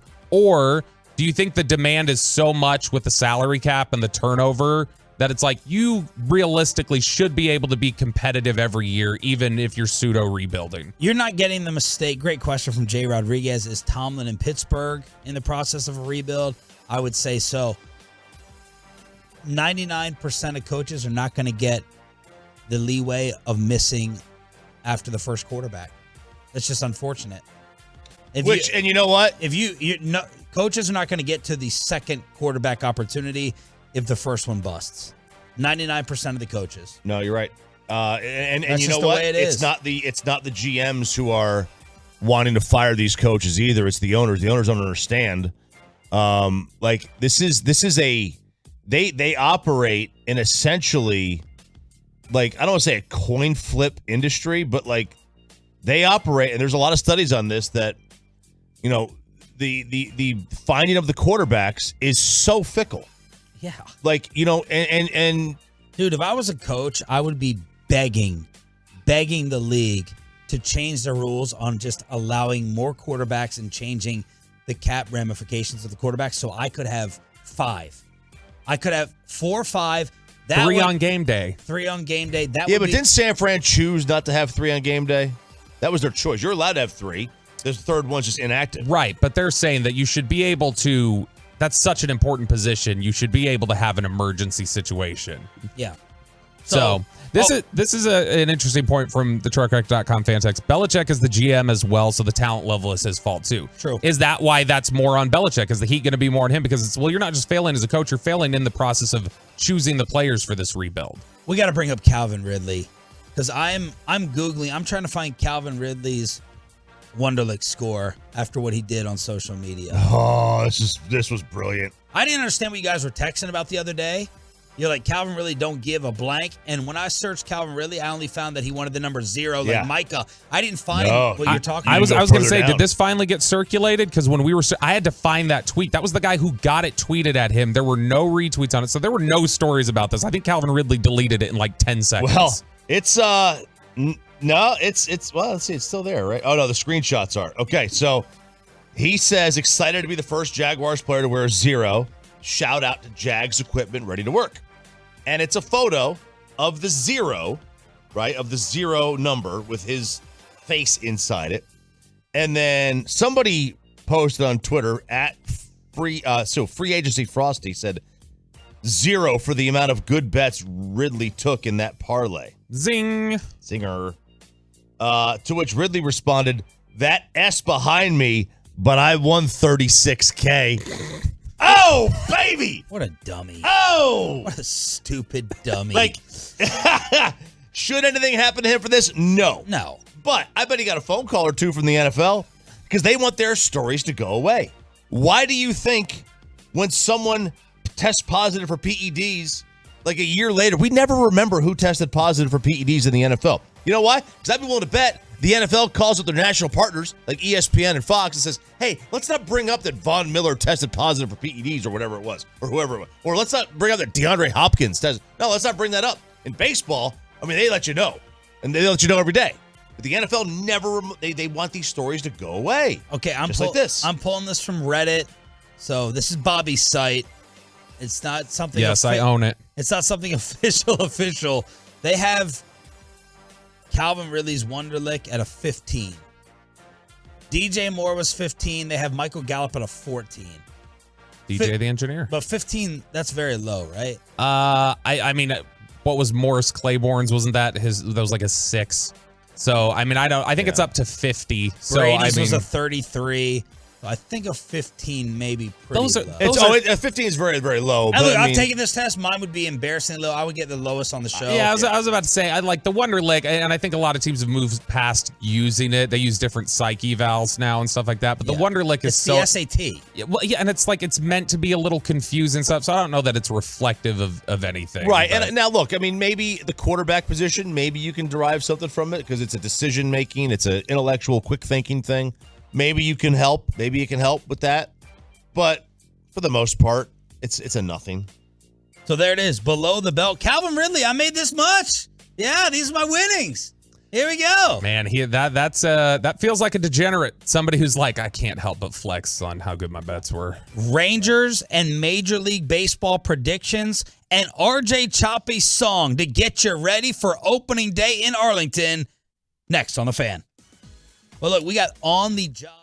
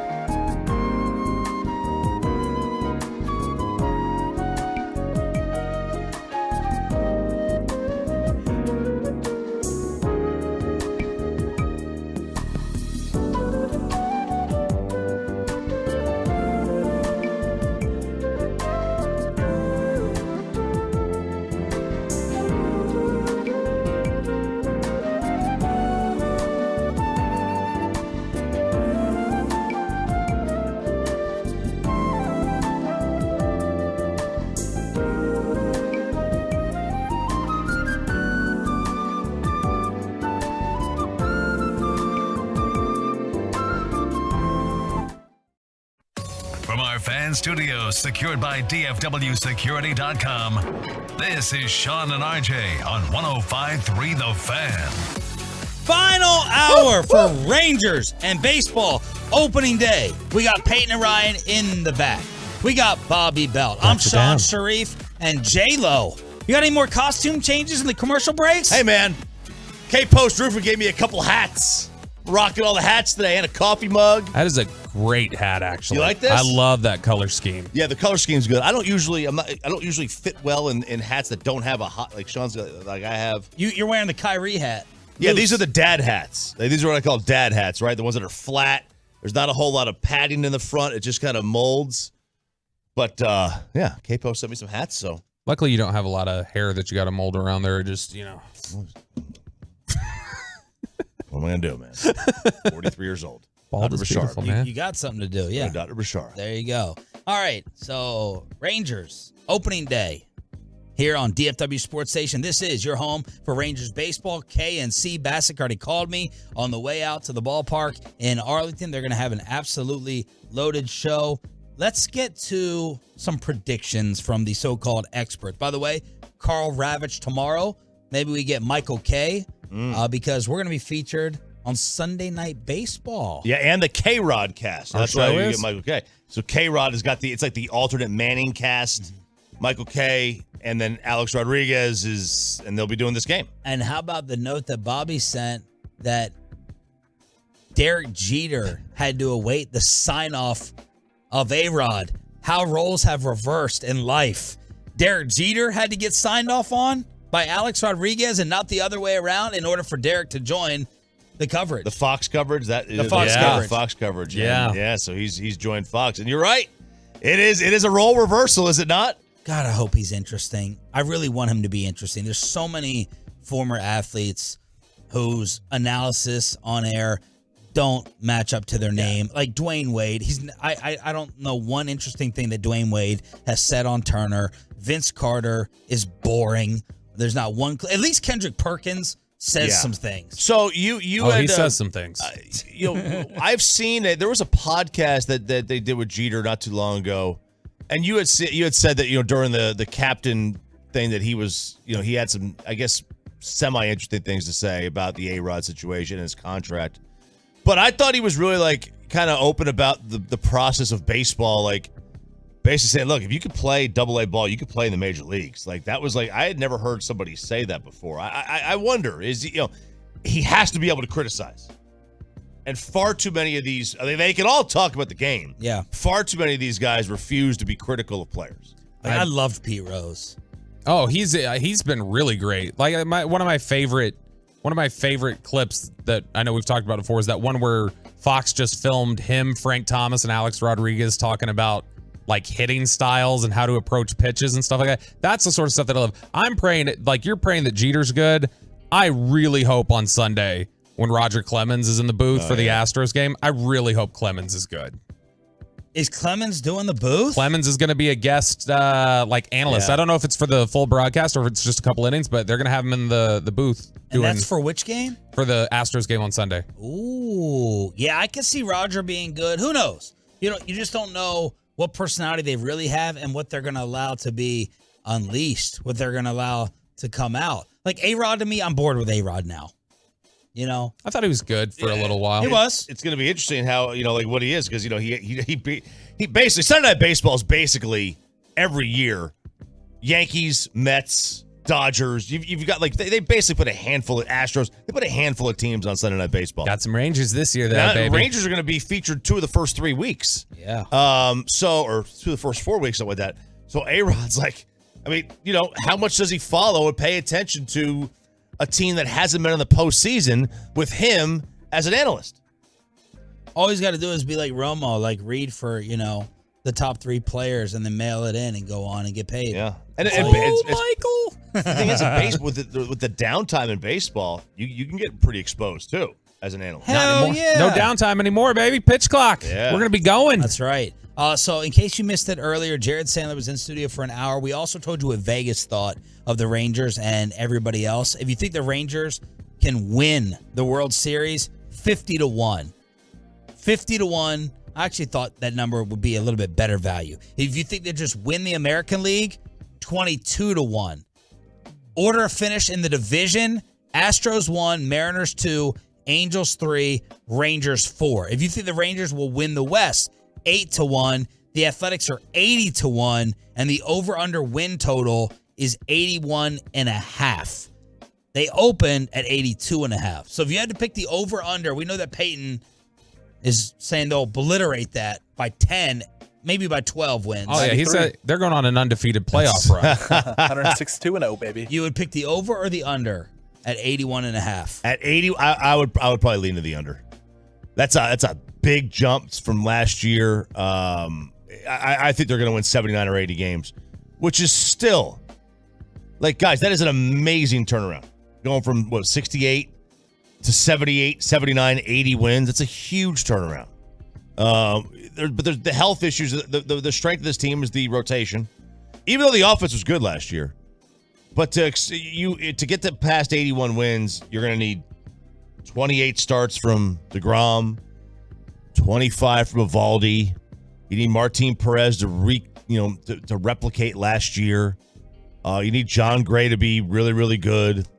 You need Andrew Heaney to pitch like he did last year and not in his first 7 years in the majors. So there's a lot of the upside of this team. I agree. Like, the upside of this team is far more than 81 wins if everything goes right. Bobby, Sure. over under. Man, I think it's right around there. I'll say over. I'll be a little more optimistic. The rotation looks really good on paper. Obviously, it's about making sure that everybody stays healthy and that, we do see, like Chop said, like Heaney looks more like he did last year, that you get, some more consistency from Evaldi than he's maybe had in the last couple of years. And that you just hope that Gray and Perez kind of continue on. But I mean, the rotation looks really good. The infield, collectively, when you go around the diamond on the infield, like, they've got one of the stronger infields, probably more balanced infields in terms of offensively in Major League Baseball. And so that's all good. Question, the bullpen, and what exactly are you going to get from your outfield bats? Carl Ravitch and Buster Olney will be joining us tomorrow and Monday from ESPN, and we'll see if we can lock up Michael K tomorrow as well with their first K-Rod. What are we calling that? It's called the K-Rod cast. It's called K-Rod. The K-Rod cast. I didn't watch it once last year, to be honest.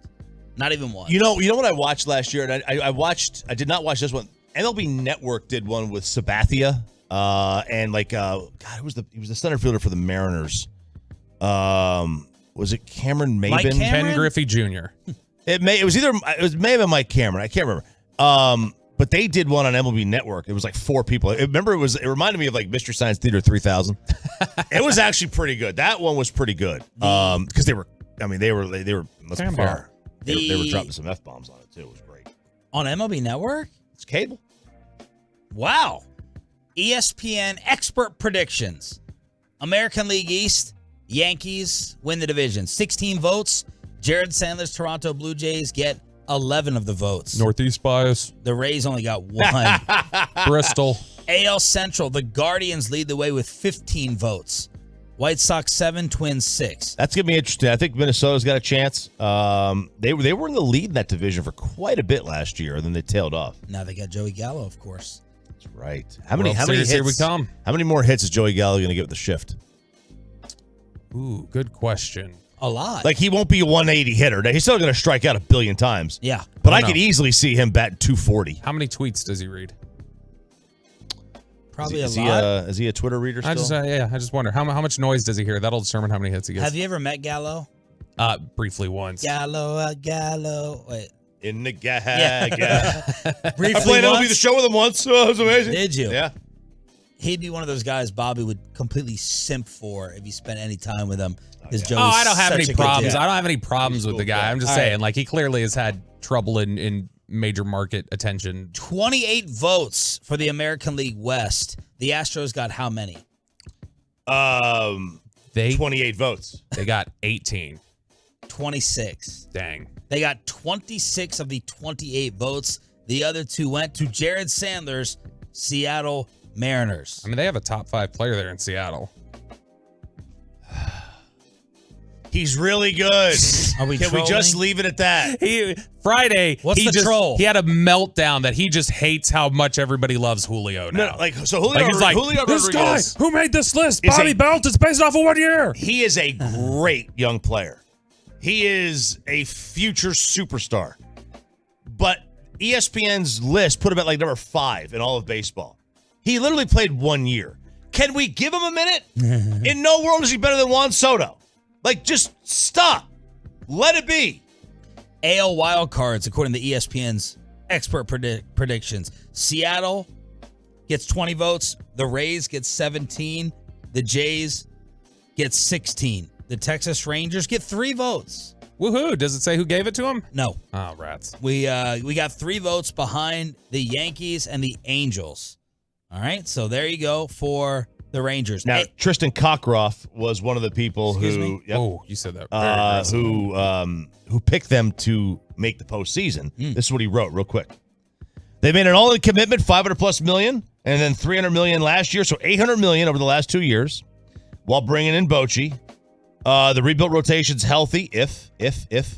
And then if they can maintain that good fortune in the injury department for long enough, I see them mounting a competitive enough start. They make aggressive in-season moves, filling prospective holes. These are surprise wildcard teams. They're often happen, and the Rangers are atop the list for him. All right, so there's Tristan. What's his name? Cockcroft. What Roft? What? Their pick to win the American League is going to be the Asterisks. The Houston Astros. They got 11 votes. The Yankees got 8. Toronto got 6. Over to the NL East. Braves dominate the voting there. NL Central, Cardinals dominate the voting. NL West, Jared's Padres over the Dodgers. Wild cards, Phillies, then the Mets, and then the Dodgers. And then we get to the NL champ, the San Diego Padres. Have all the exciting talent that they put together to make it to the World Series. They got 11 votes. The Braves got 10. So it's the Padres and the Astros in the World Series, and their pick, what? Padres, Braves. This is confusing here. So Padres 7 votes, Braves 7 votes. I guess they both got the same amount. I guess of the teams. That's crazy. I don't know how they did it like that. Yeah. And then Bleacher Report has a Ranger prediction. Yeah. So Bleacher Report has one bold prediction for every major league team. And Chop, what'd you just say? You really want to see out of the rotation? Obviously, DeGrom's health, Evaldi, but you said we need to see good Andrew Heaney, right? We need to see good. So if Bleacher Report's right, it's going to be a very successful year for the Texas Rangers because their bold prediction, Andrew Heaney is an AL All-Star. They say the 2-year, $25 million deal that Heaney signed with the Rangers in December has a chance to be one of the steals of the offseason. The 31-year-old dealt with some injury issues in 2022, but when healthy, he was downright dominant, posting a 3.10 ERA, a 1.09 WHIP, and an eye-popping 110 strikeouts in 72 2/3 innings. That's a 13.6 K9 rate, jumps off the page, and with a full season of similar production, he could be a first-time All-Star. And in order to continue to get you ready for Rangers opening day on your home for Rangers baseball, RJ Choppy with a little music to get you pumped for the opener. Woo! All right, opening day. Let's get it, Ranger fans. I bet Jake D strikes out JT Real Muto. Hard to rhyme. And Schwarber striking out a couple times. We might as well enjoy it before he gets hurt on our watch. Hey. But screw it, he's here, so let's feel it tonight. We got DeGrom in Dallas, Seager in Arley, Nate Lowe and Adolis, Bochy the boss man, Marcus the lead man, getting wins from Evaldi. Put the Phils through hell, strike out someone else. The Phils should be bending their knees. There's no need to come back, we gon' beat that ass, cause you already know that we got DeGrom in Dallas. DeGrom in Dallas. DeGrom in Dallas.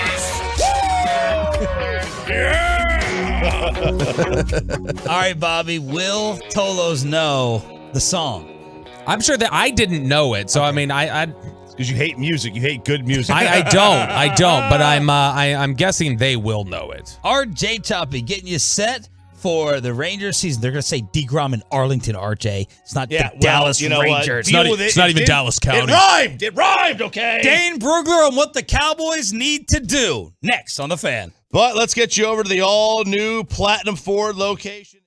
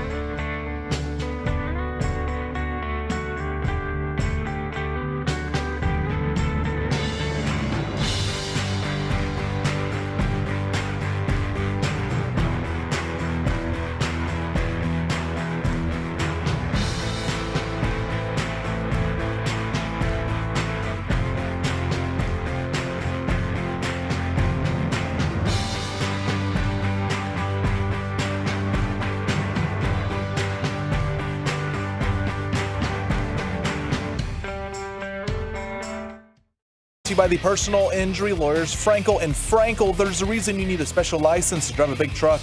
So companies that hire drivers and put them in a big truck should be held accountable for what happens when one hurts you. Frankly, you need Frankel and Frankel. Visit truckwreck.com or call them 214-333-3333. 9:40, we will crosstalk with a KMC masterpiece in Arlington to get you set for Rangers opening day on your home for Rangers baseball. Sean Sharif, RJ Choppy, and Bobby Belt with you. We are also your home for the Dallas Cowboys and Dane Brugler. Where do you put Dane? Try to be objective in terms of the draft analysts. Give me a 1, 2, 3 in order. Who you trust? So if we're talking about accuracy, like in mocking, or just how I think they are as evaluators? Evaluators, it would be Dane 1. Jeremiah Zerline. Lance Zerline. Yeah. Not Greg. No. Who's the Lance one Zerline. you'd never hire? I don't know if we've got like partnerships with the person. Should I just say it? Who does he work for? Well, I mean, he's been partnered with DallasCowboys.com before. I think that'll. Oh, I'll say it's Bucky. I wouldn't trust Bucky. I think you were going to say Broadus. No. I trust Broadus totally. I was thinking more just the national people. Broadus as an evaluator is great. Yeah, no, you can say Bucky. But yeah, Bucky is just. I mean, he's a nice guy. Bucky has some weird takes. But is that kind of his thing? It's like I won't read Maurice Jones-Drews. I know that he's not diving into film. Very similar. Although Bucky, they're making those guys do it. Bucky's a former scout. Bucky does. Oh, is he? Bucky hosts with DJ. Like, yeah, Bucky should. It's just Bucky. I like Bucky's opinions, like on other stuff. I'd like to get him on. I think he's maybe. Well, that just went out the window, A probably. little bit too cool. Well, he's too cool to answer anyway, so forget it. 9:40 crosstalk from. Were you trying to get a hold of Bucky? There was someone else trying to get a hold of Bucky. I tried to get Bucky on, but him and I have gone back and forth on Twitter because he's got a lot of Michael Lombardi in him. Oh. And we just disagreed on some things. How much? He's a running back guy. Oh, okay. He's a running back guy.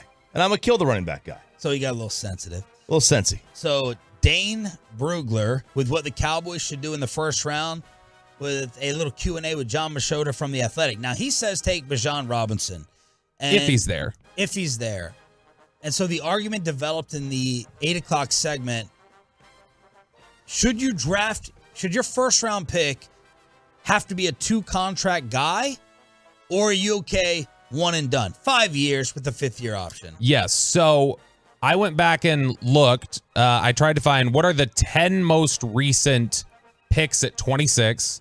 And obviously, as Chop pointed out during one of the breaks, that's a little specific, obviously, because, I mean, guys could have been, it could be better numbers at 25 and 27. You just never know. But at 26 specifically, which is where the Cowboys are going to be picking, I went back to 2018 and then counted backwards for the last 10 guys picked at 26 because 2018 is the most recent pick we have of a guy who's now entering his 6th season and would have gotten a second contract by now.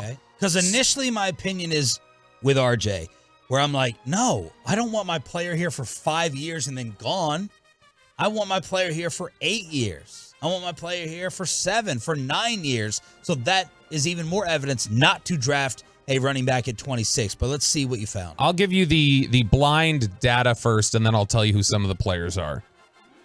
How many players do you think made it 10 seasons? Chop said he wants them for a decade. How many players do you think made it 10 seasons with their drafting team at 26? Out of how many guys? Out of 10. Out of 10, how many made it 10 seasons? I'll say 4. It's a pretty big ask, 10 years. What do you say? It's a big ask because, I mean, it could be 9. It could, what I mean? Sure. It could be 11. Sure. So I would say with their original team, I'll go with Sean 4. It's probably not that many. Probably 3. Less. It's 2. So, but you're right. Like 10 years, it could be 9. It could be 8. How many made it 9 years? How many did you say it was? 2 for 10 years. 3. 2. How many made it 8 years? 2. 2. How many made it 7 years? 2? 2. How many made it 6 years? So now we're at 6. How many made it 6 years? Got to a second contract past the 5th-year option? 2. 2. Wow. In fact, let's see here. 1, 2, 3, 4, 5, 6 of these guys, 6 of the 10 were either traded or released before they even got through the final year of their rookie deal, not even getting to the 5th-year option. Oh. Only two of these other guys got their 5th-year option picked up. Defensive tackle Dan Williams, who was picked by Arizona in 2010, former Tennessee Volunteer. Go Balls. And then the complicated one, 2018, the most recent one, Calvin Ridley. Calvin Ridley got his 5th-year option picked up. It got dicey with his being away from the team, and then obviously the gambling thing happened and he got traded. So maybe we should look at it a little more as, 5 years in it. Here's the guys. Here are the names. 2009, Clay Matthews. He played 10 seasons for Green Bay, 11 in the NFL, 6-time Pro Bowler. That's one. Stud. Dan Williams, who we mentioned, he made 5 seasons in Arizona, played 2 more. That was it. 2011, John Baldwin, receiver out of Pittsburgh, went to Kansas City. He made it 2 years with Kansas City before they traded him to San Francisco. San Francisco cut him after that year. He played 3 years in the NFL. Whitney Merciless is the other one who made it 10 years with Houston. And then he played a half a season at the end of his career with Green Bay. Dayton Jones in 2013 to the Packers, played 4 years with the Packers, 8 years total. And the final 4 years after Green Bay, he played with 6 teams, including Dallas. 6 teams in 4 years. Marcus Smith was picked by Philly at 26 in 2014. He played 3 years there. He was released at the before training camp, before his 4th season. Brashad Perryman, the receiver to Baltimore, 3 years. Was cut as part of the final roster cut down before his 4th year. Well, he had Lamar thrown to him. Former Cowboys love affair target, 2016, Paxton Lynch, who made it 2 years with the Broncos, never played again other than the XFL or wherever he is. 2017, a current Cowboy, Tack McKinley, made it 3.5 years before he was released in Atlanta. And then Calvin Ridley, who has gone 4 years. 4 years of suspension year, and now he'll be in Jacksonville. So I went and looked at just the number 25 pick, just for S's and giggles. Which, by the way, corner is the most in the last 20 years. 6 corners, 3 linebackers, quarterback, safety, receiver, defensive tackle, 2 each, tight end, yada, yada, yada. 6 of the last 20 were named to a Pro Bowl. Oh. So it's a little... I guess the 25th pick's been a little bit better. So you get your Hayden Hurst, Jabril Peppers, Shaq Thompson. Jabril Peppers made a Pro Bowl? No. These are just the players. Because I don't think he's a very good player. You guys destroyed Jabril Peppers during the draft evaluation. Jason Verrett, who did make the Pro Bowl somehow. Verrett, TCU. Xavier Rhodes, Dante Hightower. Those are some hits. Yeah. Jason Carpenter, the Seattle O-lineman. Tebow was the big bust. Vontae Davis. Mike Jenkins, who I think, and he didn't make a second contract here. He turned out to be a pretty good player. He was a pretty good player early on here. It fell apart here then never played well elsewhere. And then John Beeson, who was he was a Pro Bowler and an All-Pro in 2008. Santonio Holmes as well. So earlier I said, hey, if Bijan Robinson is Adrian Peterson, yeah, I'm drafting him. Well, freaking Trey Evans, Tolo Trey, DM me. 3 years in college, Adrian Peterson, 4,239 total yards. Bijan, 4,215. Adrian, 42 total touchdowns. Bijan, 41. Adrian played in 31 games, 772 touches. Robinson, 31 games, 599 touches. So statistically, they're the same basically at Oklahoma and Texas. So this segment has swayed me a little bit more. Yes. Towards the running back. Ultimately, RJ's point, the football point of the running back probably being the most reliant on others doesn't ultimately change my mind. Right. Because it is on the offensive line, as you and who's your boy tweeted, the running back?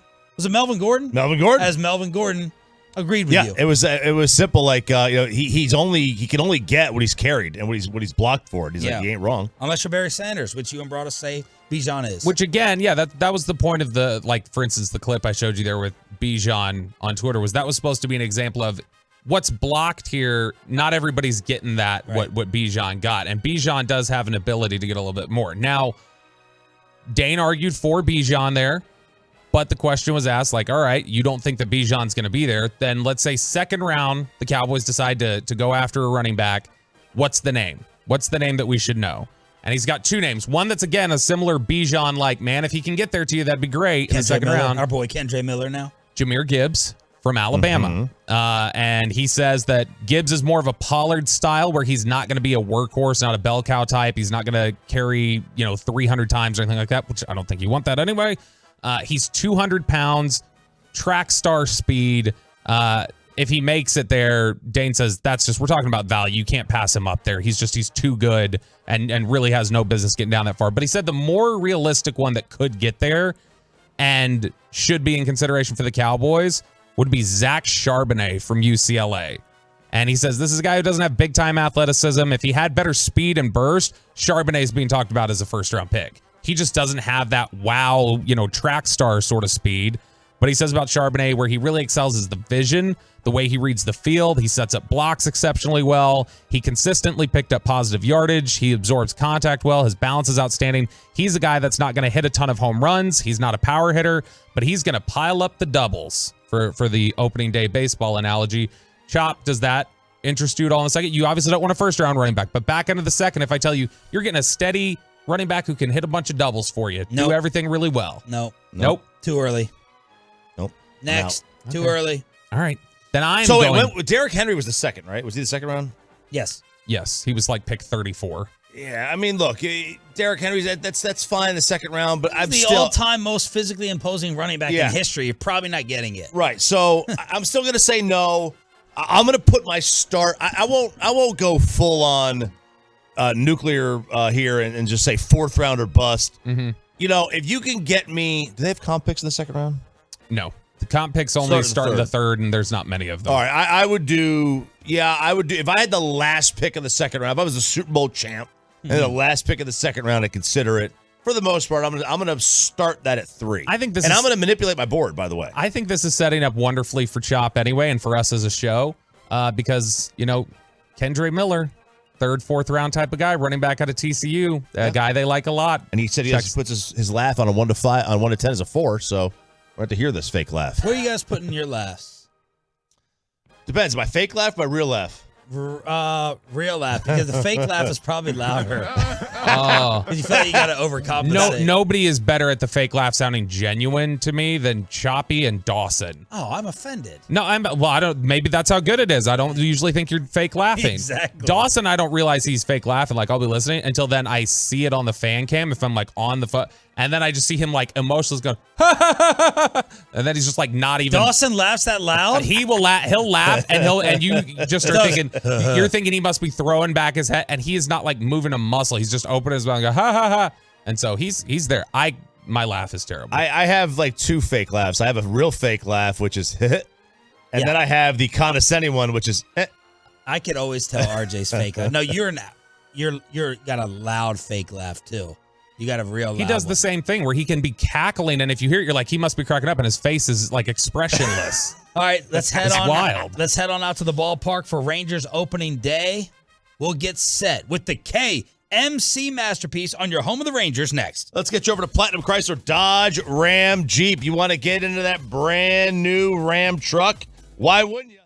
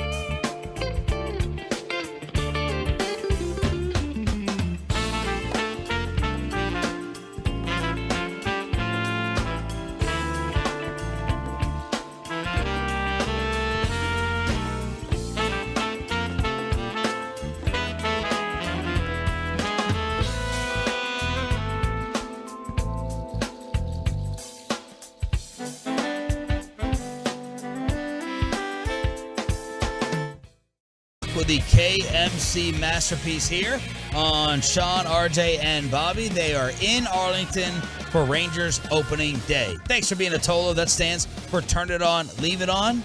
By the way, today, Nolan Ryan, George W. Bush, Greg Abbott, all in attendance. Wow. That is a first pitch masterpiece. I don't know if any one of them are throwing the first I don't think it is. None of them are. I think it's like a police officer or somebody. They're just out there. I thought you wanted me to give like a hot political take or something like that. No, I was going to ask you, like, who would you rather be stuck Rank in the a car presidents, with? 877-881-1053. Power rank them. Who's first? Who's last? Who do you think is the funniest? Ooh. I don't know. It's interesting. I mean, Nolan's the least funniest after Greg Abbott's tweet. That was amazing. That's whoever Greg Abbott's assistant is. That person was. There's no way he tweeted that himself. There's no way that Greg Abbott's assistants had the balls to write something like that for the governor. Man, I disagree. I think they ran it by him. Okay, fine. Was this the yeah? Oh yeah, no. It was I could do better than Brett Maher. Yeah. Dude, that was the final blow. Once Jerry read that, he's like, we gotta get rid of this guy. We cannot go back. I would love to nerd out on pitching with Nolan, but I just think that he's also one of those guys that. You think he gives off a vibe of "Don't talk to me"? No, I think I feel most comfortable sitting next to W at a game. I would definitely feel the most comfortable sitting next to W. Like he kick back and just tell whatever stories. But Nolan's like, I feel like I don't know that you could talk pitching with him because I don't think it's like the Ted Williams thing. Who else could throw 100 miles an hour for 25 years? He's such a well, I would hope he'd just sit there and trash everyone, like how soft these guys are. But this guy throws 40. But in his pitches. southern drawl. He was trying to play now. I talked to him about grilling. I'd like to see how much he really knows about his beef products. Well, Nolan Ryan beef here. Yeah. Hot dogs or burgers. That's what he knows about. You'd probably vibe the most with Greg Abbott, I think. You would. If it was Bobby, I think Bobby and W. Probably. I think W, it's hard to beat him as the 1 seed. I mean, he just seems so cool. I could see that. I mean, he doesn't. That was the whole praise he always used to get. Is like, that's the guy you want to have a beer with. Yeah. That was his. But he doesn't drink, right? He doesn't drink. He does he? No, I don't. I think I read somewhere that he doesn't drink. That he's like he gave up drinking. Back in the day, he did, according to the Oliver Stone movie. Oh, okay. I didn't see that. I didn't either. But what's going on out there, Pepe? What's going on? I'm not doing the start of their show on Rangers opening day. Might be Sean and RJ until 11 o'clock today. No, I'm joking. No, we're just still trying to connect there. I think the wiring's a little different than normal places. Are they in Texas? They're at the ballpark. They're at the park. It's amazing. Yeah. We've never been out there before. We've never done a show out there. So we don't do 162 games. I don't know why we would have a connection. Ted Nichols Payne passes away and everything goes to hell. Just like that. Is that DJ out there? Blame DJ. Yeah, it's DJ out there. I'm not going to blame DJ. DJ got us. He got us connected at the Super Bowl finally. Although he did get hype with Bobby. Ooh, yeah, he did. That Ron Jaworski interview. Yeah, it's like, I know what I'm doing, Bobby. No, that was Sean Alexander. We couldn't get the mics up. Yeah. And I was like, is it that? And then he's like, I'll figure it out. Looked at you just with dead eyes. Well, he was already ticked at us because it's like, all right, GD, shut up. With our pre-recorded interviews, we got to kind of sometimes rush back. Yeah. So like DJ's back at the hotel with us, and then he's running down, 4 escalators and sprinting in there. He's already.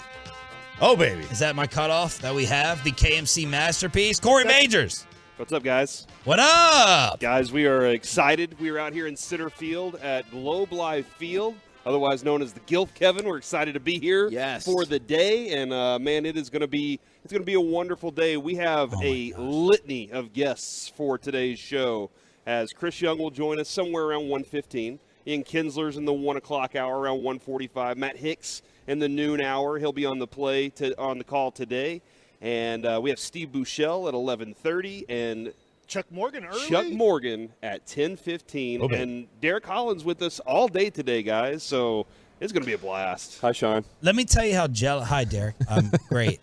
I didn't even ask how I you don't were. feel like he asked you that. Hey, Yeah, Sean, thanks. No, I was just saying, great, Sean, you're here. Also, Brandon Hurtado just stopped by to say hi. He dropped these hats off for me and Mike, and he's going to bring us some beef rib hurtful. later. Well, it's a long story, Kevin. I'll tell you later. Yeah, because we got really excellent directions to get here, and we weren't here at the time. Oh gosh, I guessed your anger meter before you got here because Corey asked out of 1 out of 10, and I guess 7, which above average, but not. Maybe a 10 was too high. I'm a 9. Okay, I'm a 9. Why? Right now.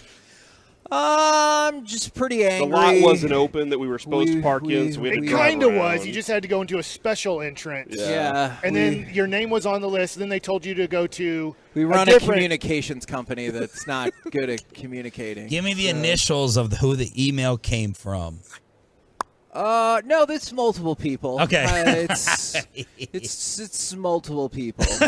Let me tell you how jealous I am of you fools right now. Kevin and Corey's background on the Zoom looks fake. It looks like superimposed. It's real. It looks superimposed. All right, now I'm at 7. That's badass. Oh, You look seeing at it, that. Joppy? Look at center. Look at that. Corey just showing us off the whole I'm field. supposed to get on? I sent you the link, Derek. It's in your email right now. Way to go, Derek. Way to mess up crosstalk he just again. sent it to me, but that's okay, Sean. You know what, though? How you doing, Sean?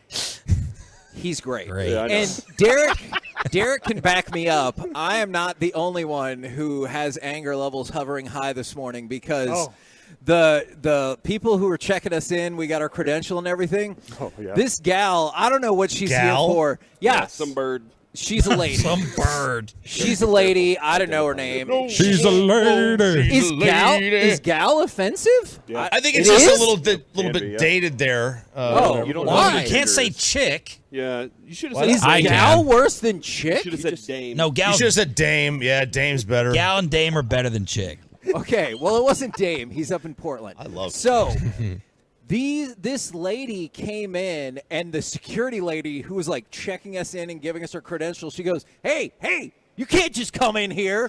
And then the lady held up her badge, and she goes, "Yeah, I can." Whoa! Oh, yeah, she did. Opening day gets hot, Man, dude. it just like, whoa. So it was tense to begin with across the board. Yeah. It's been fun. I saw Hannah Batah down there over at Hurtado as well. So all the news outlets are out here. Every fan is going to be out here. Mike, I think, may shed a few tears. Derek's talking about tears are going to be shed Derek's definitely today. going to cry today. Yeah, it's, Really? yeah, I think so, man. I think so.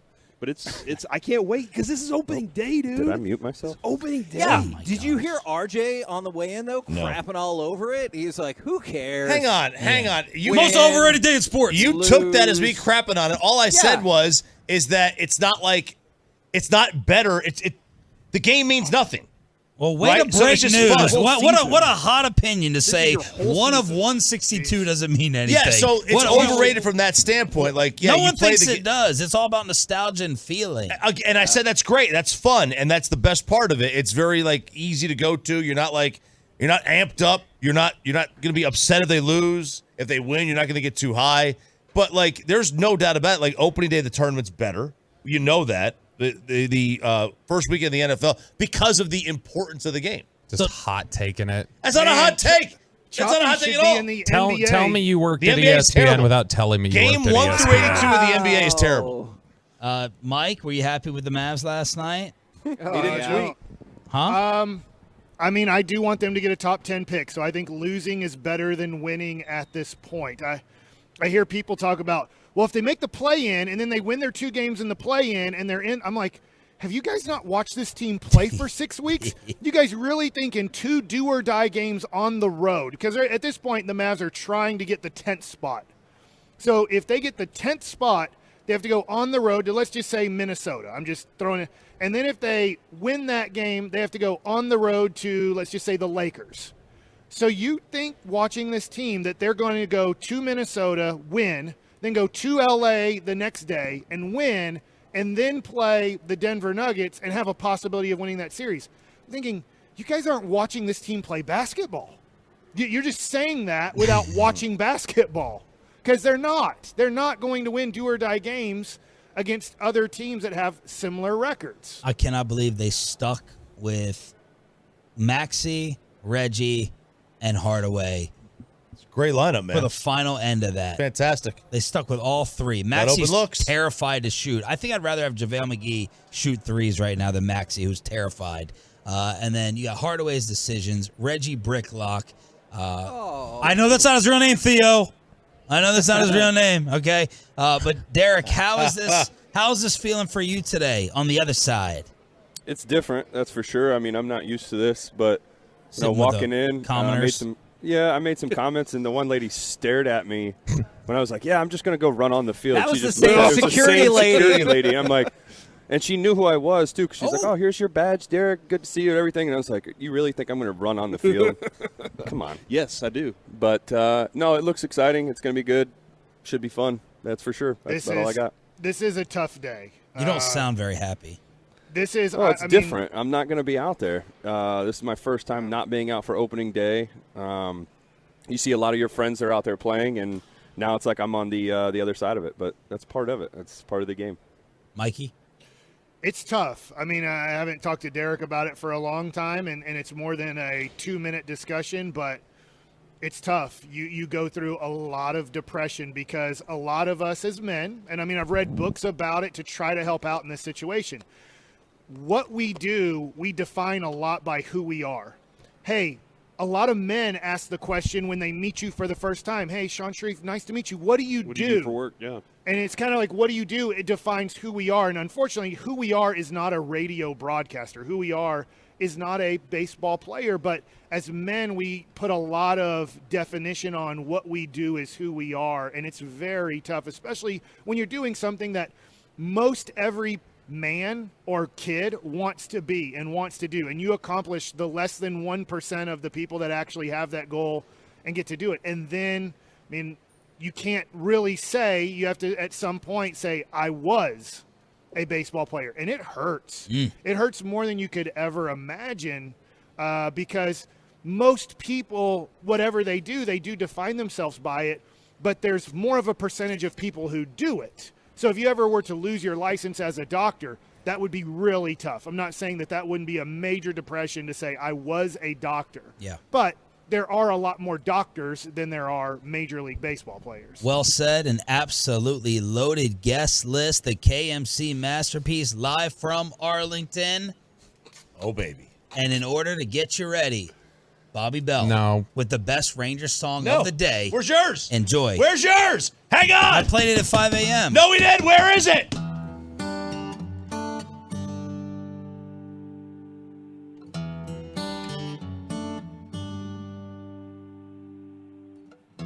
Tell me something, Bo. Are you better than our last coach? Or do you need more? Will this lineup finally start to score? DeGrom's all in. Evaldi Chuheim can't wait to see Martine's dope change. End of the bad times, we found some help. Marcus Simeon hits RBIs and low smacks one into the crowd. Seager collects hits, that's right, now there's no shift. We're far from the cellar now. In the cellar, in the cellar, in the cellar, we're far from the cellar now. Keep the volume turned up all day and night. And thanks for being a Tolo. We're DFW Sports Station.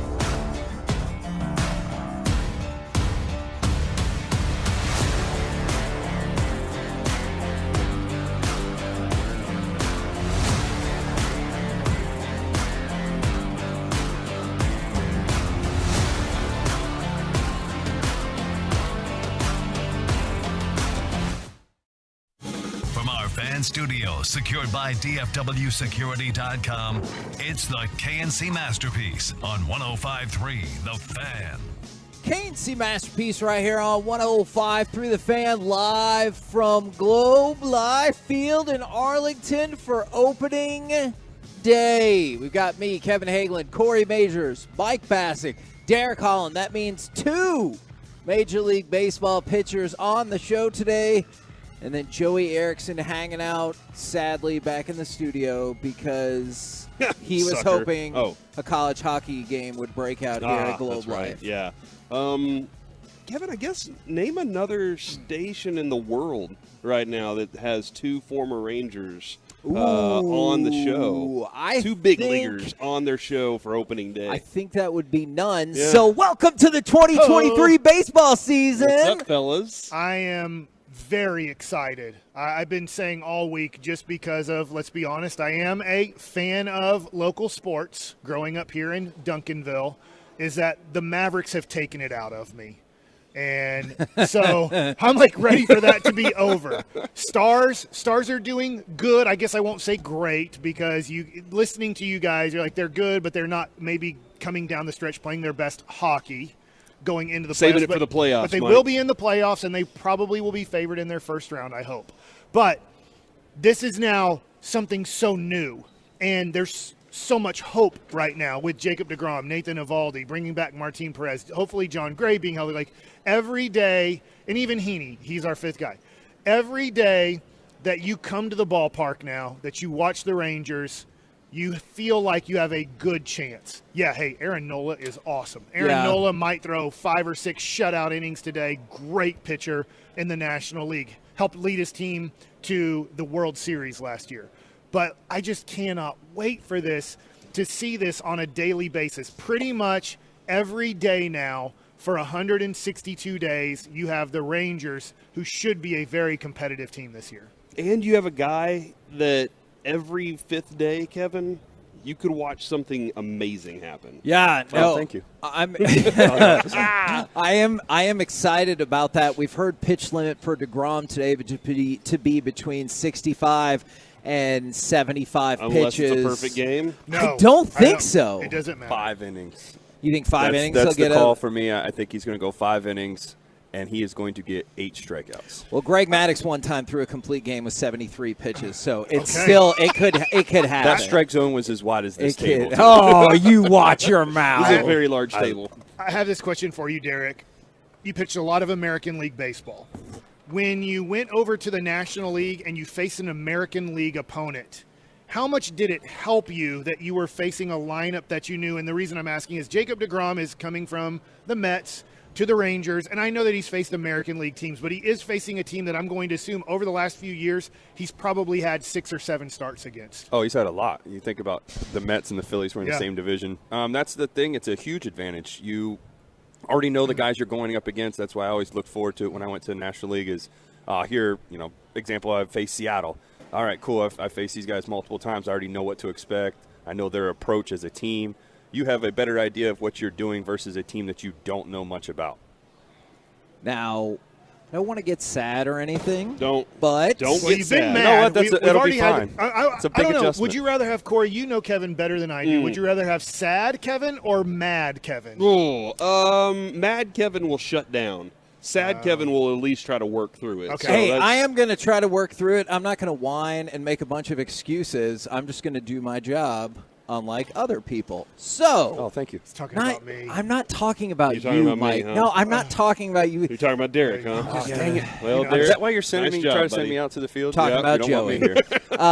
here. Is what did, it can be both, this day mean to you as a player?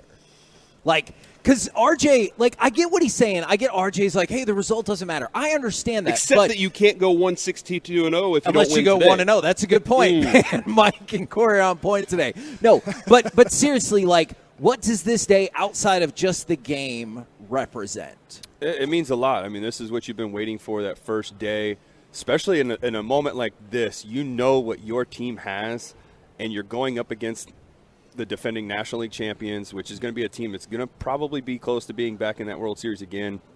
You're going to have basically playoff atmosphere. It's always that way the first 3 games just because it's the opening series. There's a lot of emotion and a lot of excitement coming to the ballpark, getting out there and being with your fans and being with your teammates and getting to start the season off the right way. So that's what this is all about. So I'm very, very excited about this. Sorry, Chuck Morgan just walked up. We'll have him on in a few minutes. Your first start of the year does not feel like a grind at all. Like there's I don't know exactly, is it week? It's kind of like around week 2 that you start getting into the rhythm of the season and the huge excitement of opening day, the first series, because you might get that excitement again is when the Rangers go on the road. It might end up being that they're playing another home opener. Yeah. And so you get another environment of sold out, and you get another environment where everybody getting on base, there's a big yell to the crowd. So you can get kind of that first week or so where you have this great feeling, and it does feel somewhat like playoff baseball or important baseball. And then the next time you're going to feel that is maybe in a September race that you're in. So there's a big gap. Yeah, there's a big gap. So this is the only feeling of feeling like you're playing in a playoff game. So I always feel like opening day, it does have a really, for a player, there's an excitement to it. And there's not if you lose, yes, you do go back in the clubhouse and you're like, all right, let's get them tomorrow, or for the Rangers, let's get them Saturday. It doesn't feel like a playoff loss. Going forward with this, too, this is going to show us what the Rangers really are to start. You get to see our 3 best guys right out the gate, and it's against a playoff team.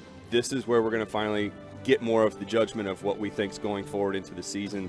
Spring training is done. It's over. There's no more worrying about that stuff because nothing really comes out of that besides, oh, this guy looked good in spring. That's about it. It still is no champions, none of that stuff.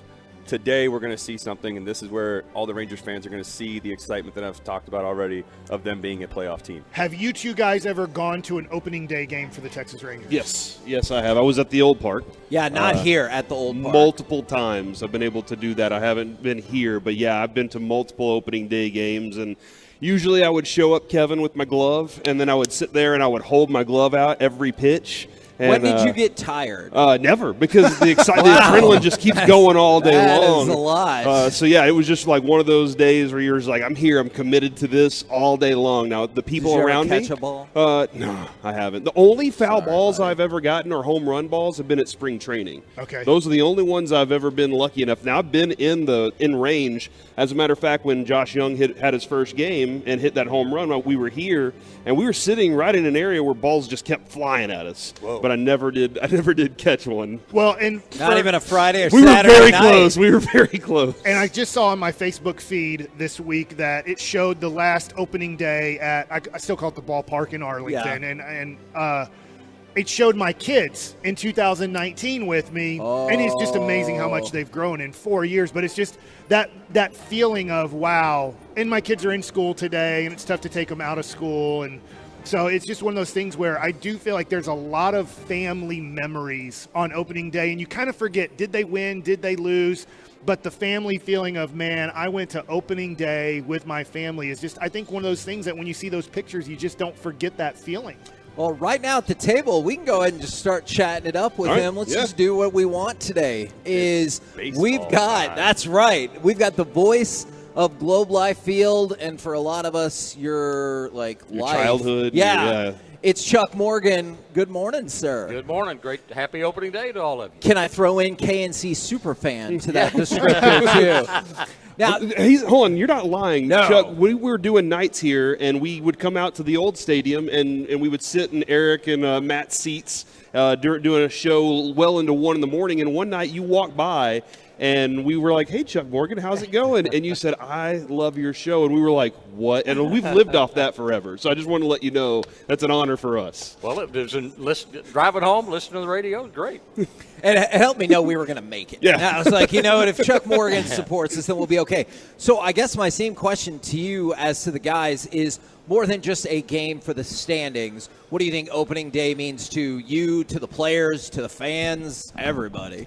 Well, for me, I grew up in the 60s and grew up near St. Louis. And, it's birthday, Christmas, New Year's Day all rolled into one. It's for a baseball fan that's been a baseball fan for a long time, it doesn't get any better than opening day. My 2 best opening days, and I bet Derek had the same feeling, is in 2011, when you can introduce the Texas Rangers as the defending American League champions. Yeah. To get to say that on opening day, I mean, I can think of only one other thing that would be better to say than that. And once I get to say that, I'm going to get on a horse and ride out west. But this could be your year. Yeah. But that's opening day is fantastic. Derek, what was that moment like when you get introduced as the defending American League champions? It's just hearing not only your name be called by Chuck as well, and then also hearing the eruption from the fans when he says the American League champions. That was huge, and I'm with him on that too. Once he gets to say the next line, it's going to be even better. Man, it's like not touching the Stanley Cup or something. You can't. I know. I get it. I get it. I do.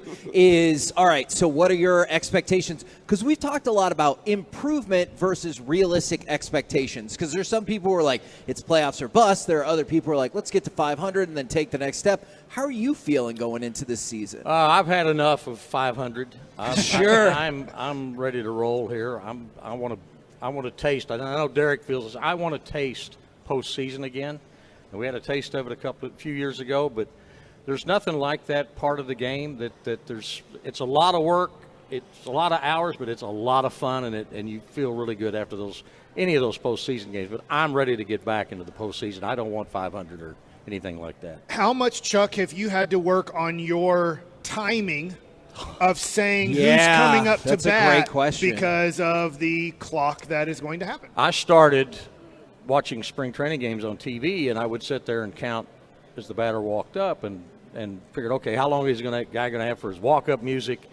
How long am I going to have time to eat peanuts while I'm getting ready to introduce the guy? That type of it's different, and it's going to change the soundtrack of the game a little bit because you're not going to hear a lot of the crowd prompts between pitches like you used to, maybe on a foul ball or something. But, yeah, it changes a lot, and I've been working with it for almost a month, and then we had a couple of games here, and it's a little bit different, but it's quicker. Does that make you sad at all, the way you describe like the ambient noise in the background and the prompts for the crowd? Does that bum you out? No, not really. I mean, I'm here for the Rangers to win, and if we got to change the clock speeds and things like that, hey, if that's what we can do to win, I'm fine with that. What is the snack orientation then for you whenever on opening day? Do you have a specific, like, I got to get a dog, I got to do this? 2-foot hamburger. Yeah, 2-foot hamburger, yeah.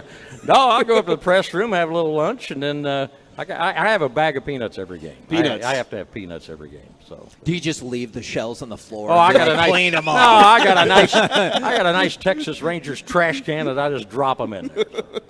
And we asked this the other day because I know obviously this team has all kinds of amazing giveaways, whether it's as a fan or even now. What's your giveaway go-to? Do you like the bobblehead? Are you looking for the mini bat? Like, what's the item that entices you? The bobblehead's still the hottest thing in baseball, so we go with the bobblehead. So, yeah, bobblehead's fine. Do you have any thoughts on today's dot race and the I'd bet blue heavy. Okay, all right. So I think we should keep an eye on that. And I haven't told anybody else this. I got some breaking news for you. Oh. And I know Derek will like this. There will be a strikeout element in the game today for every Ranger strikeout all year long. There's going to be that center field scoreboard that's right behind us. There's going to be a flaming ball come down that scoreboard. It's going to explode. And then right behind the center field wall, Texas smoke will come up. Wow. So And Derek, you predicted 8 for DeGrom, so that's at least 8 times that we're getting them from Derek. We hope to have to replace the CO2 tanks tomorrow. So. Awesome. I just love that they get all the cool stuff after I leave. Couldn't have that over there. Man. But that's, I'm very excited for this. What do you feel about this team? Do you feel like this is a playoff team? Yes, I do. And simply, DeGrom and the pitching they brought in, Bruce Bochy. I think the shift change with now Seager has no shift, so I feel like a playoff team. So with the shift, I love that you say that because Choppy was talking about this earlier with Gallo and guys like Seager that get shifted a lot too. There's going to be a loophole. We've already seen it already. Boston showed it. I know we're going to see it going forward, is moving all the outfielders over. So once you get your 3 outfielders basically from center to right, it's still the shift. So I just wonder, what were the guys in New York thinking? Did they not think? Now, they'll figure something out. The same with the clocks. I saw Max Scherzer the other day saying he was going to do something with the clocks. Well, that's because you can come set, too, with the clocks. You can come set beforehand, and it doesn't matter. But then I also saw a pitcher did come set before, And as soon as the batter was in the box and he put his hands on his bat, he had already started throwing his pitch. And then they tried to call that a violation. So there's going to be differences here. That's why I think the pitch clock, in my opinion, the pitch clock is dumb. It's a waste.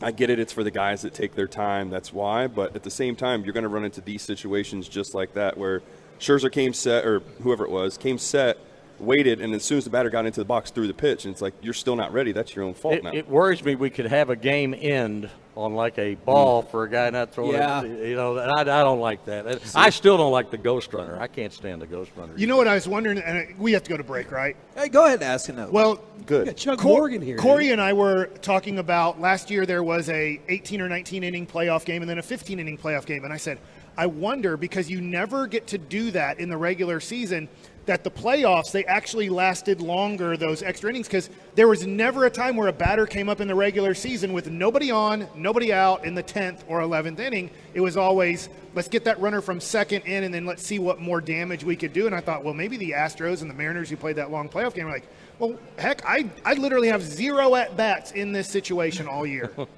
Right, exactly. Chuck, you did the toast earlier this morning. Have you already done that, or is that coming up? I did the toast to the employees. Nice. And they're already in to rock today. Yeah, I got them all crying and carrying on. So yeah. Oh, you gave a good speech. Fired up. I told them that they're going to feel like a kid today. They need to have bubble gum in their cheek to look like a ball player. They need to have sunflower seeds in the back pocket, just stuff like that. I love that. I do too, man. What's the rest of your day then like? And when do you get nervous anymore? Yeah, I still get nervous. I mean, the thing I get nervous about, it's a big league game, and there's a lot of people here for the first time with their moms and dads, and you don't want to mess that up. That's you right. You want that to be nice and a big memory, because somebody cared when all of us went to a game and when we were kids, and so I don't want to screw that up. So, yeah, that's what I get nervous about, just to make sure we do it right. And I don't know if they'll be here today, but there's probably still a decent amount of fans out there who still have yet to be at this ballpark. I would think there's a few like that, yeah. Yeah, just a few that are walking in going, all right, what's this Chuck Morgan all about? Yeah. Yes, Derek, or I know, haven't pitched in this ballpark. I'm aware. All right, well, we appreciate it. You said that already this morning. I know. We appreciate it very, very much, Chuck. No, you'll do a great job. Appreciate your support of us going way, way back. Love that we could have you on. And Derek has one more question. Can we get real quick, because I love hearing it. It's baseball time. Ladies and gentlemen, your attention, please. For Derek Holland, one of the all-time greats, pitched one of the greatest games in Rangers history. It is baseball time in Texas. Chills. Just got the chills, baby. We are live at Globe Life Field. KNC Masterpiece all day long. We'll go till 2:30. I know. You're about to make another person cry. I can see it on his face. All right. Coming up next, did Mike cry during the break? Plus a story of romance from opening day, and maybe that super fight we've been waiting for with Errol Spence. It might be back on. Here? Well, maybe. Nice. We'll find out next right here on The Fan. Coming up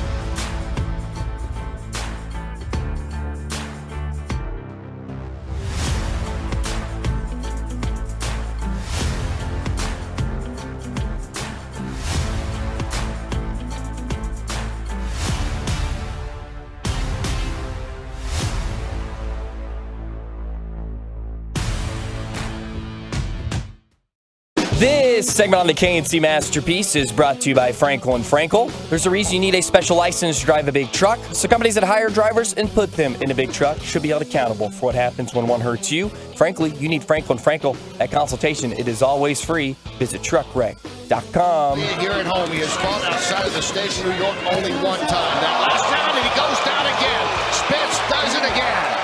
KNC Masterpiece right here on 105.3 The Fan. We are live from Globe Life Field in Arlington, and I know we got a lot of baseball stuff, and we need to read some of these texts from Chuck Morgan just then because that hit people in the feels. But I do want to tell you, we'll get you all the sports news today. I saw Calvin Watkins yesterday, and I was pumped about this in a non-baseball capacity.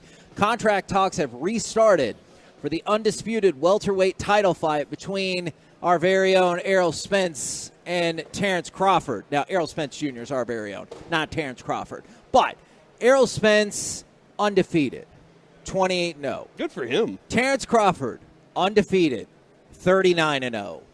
These are the two, and if you even wanted to argue best pound-for-pound fighters, I don't know how much pushback you get from there, but they're at the top of the heap, or at least two of the top 3 to 5, and now it's back on. That's one of the problems with boxing is because the last time it was back on, they're like, I'm going to take this bum fight instead. And then Terrence Crawford, not like a real bum Did fight. you ever watch that show? I'm not going to say I've never seen it. Okay. And he destroyed that guy, and now they've circled back around to each other, and I desperately hope this fight happens because I think this fight would be awesome, and it's a legacy fight for both guys. For Crawford, is he still in his prime, or is he about to drop down? That's kind of where I'm wondering, where are they in their respective careers? Because you said 39-0. That sounds like a lot of fights. Here's the thing. Crawford will be a slight favorite, I do believe, going into this fight because of a couple of things. Like, Crawford is on an 8-fight knockout streak, but also the opponents that's not Errol Spence, and I think the same exact thing about Errol Spence. Well, and it's not even tin cans, but they take turns beating people the other guy beat. Okay. And I'm like, cool. What the hell does that prove? Here's what you're going to run. I can do it too. Exactly. Here's what I think you're going to run into that's a problem for Errol Spence, especially with the accident and everything. By the time this fight takes place, he'll have had 2 fights in the last 4 years. Wow. That's not a lot of prep time going against the pound-for-pound maybe best fighter in the world. Fresh, though. Yeah, that is true. I desperately hope it happens. I think Terrence Crawford would be a slight favorite going into it, but I would be all about seeing that fight. So Calvin Watkins bringing us the news that those contract negotiations are back on. Do you think we'll be that we can get to that fight and be as close or closer than we were for Mayweather-Maidana whenever we were up in the top corner near the roof of that place? Yeah, I do think that's where that fight would be. Although, man, if ever you're going to pitch AT&T Stadium, is Errol Spence's local. Plus, that's what I would negotiate because if supposedly they had beef about the money. I would be like, fine, I'll concede 55-45 or I'll concede 60-40. I want it at AT&T Stadium. I want a hometown. Because guess what? You're going to have 50,000 more fans at that fight anyway, and that will probably help you some with a live gate revenue and merchandising and everything like that. Now, we had Chuck Morgan. Just, I don't want to say it verbatim. I teared up, Jude. I teared up. You are not alone. What he said for Derek Holland. I got chills. From the 972. I got goosebumps. That was awesome. From the 940, I'm literally tearing up. From the 817, listening to Chuck gives me the chills. From the 817, that just gave me the chills up and down my spine, and I'm crying. That was beautiful. That was freaking awesome. What a legend. I'm tearing up. Holy S, that was good. That got me fired up. On and on and on. Like, I could take literally this entire segment, reading you all of the texts from Chuck Morgan that gave him the feel. And that's why sometimes it bothers me because I know baseball's not for everybody. Like, I'll concede that, sure, just like boxing's not for everybody. But it bothers me when people are like, move on, talk about something else. Nobody cares about baseball. There's a lot of people. There's a lot of people that talk about baseball, especially on opening day. There are people that in the last segment were openly weeping because of that one line. There is, in a weird way, look, football is, 5 times more important and popular in the United States of America and also in Texas. But there is something, and I don't know exactly the definition of it, but there is something romantic about baseball where I don't think as the Cowboys are getting ready for their first game, most likely all the time on Sunday Night Football, I don't feel like there's an emotional tear shed for the first game of football. Yeah, I'm telling people are fired up, like, let's go Cowboys, this is our year, we're fighting. Yes, all that. absolutely. But there's some sort of connection. Basketball, nobody cares about the first game of basketball. But for baseball, for some reason, there's this emotional connection.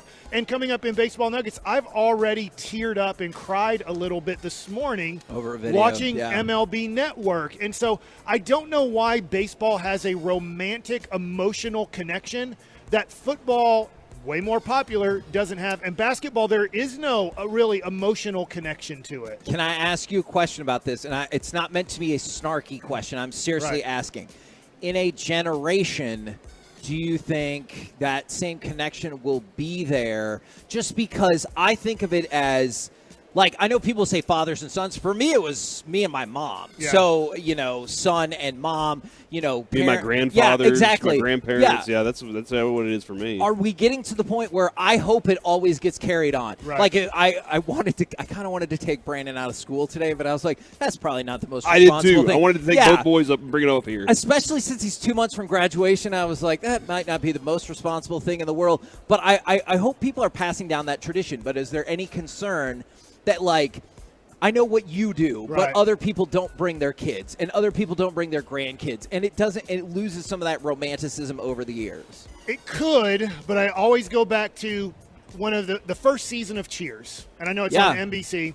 There's a Yankee fan in there, a kind of Yankee fan, but he's really a football fan. He's like, baseball's dead. Now, that episode happened in 1983, I think. 82. 82. Wow.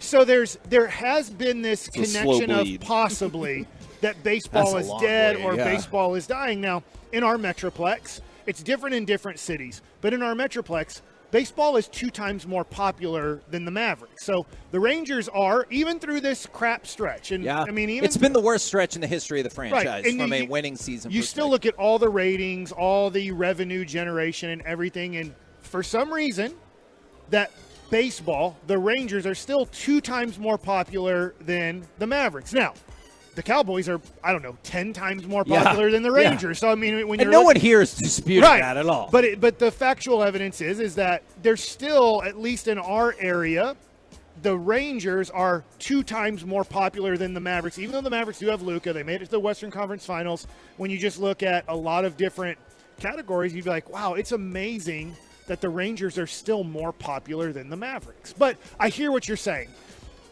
I think it will still get passed along, but I do think it's a relevant question.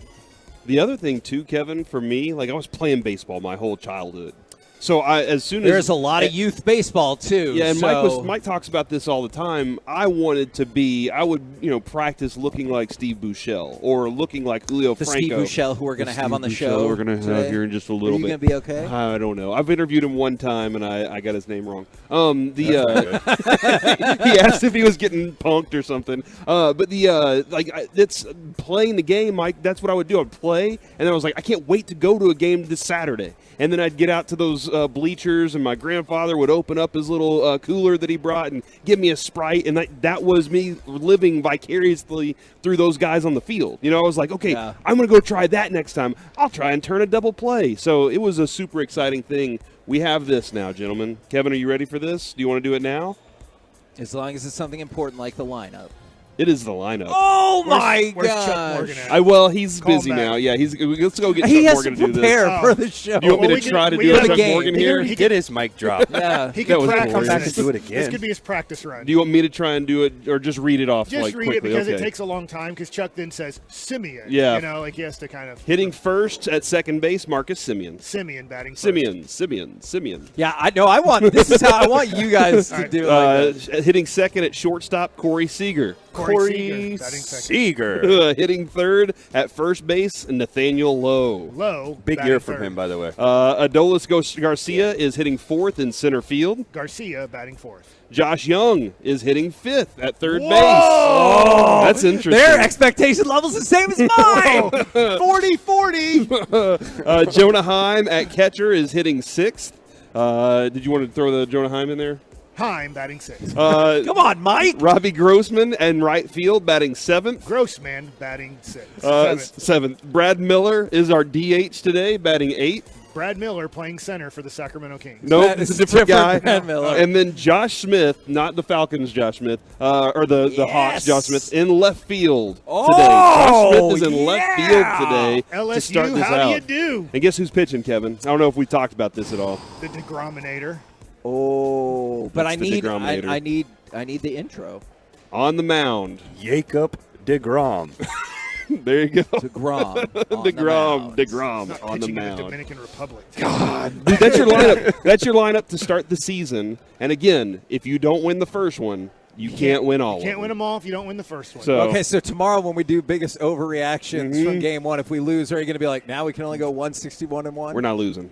We got DeGrom on the mound Okay, today, dude. that's a great point. Did the Mavericks win or lose their first game of the year this year? Nobody knows. I do. They lost. I honestly, like, if you saw my eyes, I was like, oh, I don't You were know. my date. We were there. we did the Phoenix Suns game on Like, the. oh, I forgot. Oh, that's right on Twitter. You're right. I was thinking Yeah. of the home opener. And we were up by like 20, and we blew We it. felt But I good. mean, it wasn't it didn't really define the season. The No, it Mavericks, did. It did. The Mavericks then started holding on to leads, and That's why I playing- said it defined It was a three-quarter game. We would be the best team in the league. We're the KNC Masterpiece right here on 105.3 The Fan, live from Globe Life Field. Coming up next, it's time for Baseball Nuggets and the video that made Mike Bassett cry.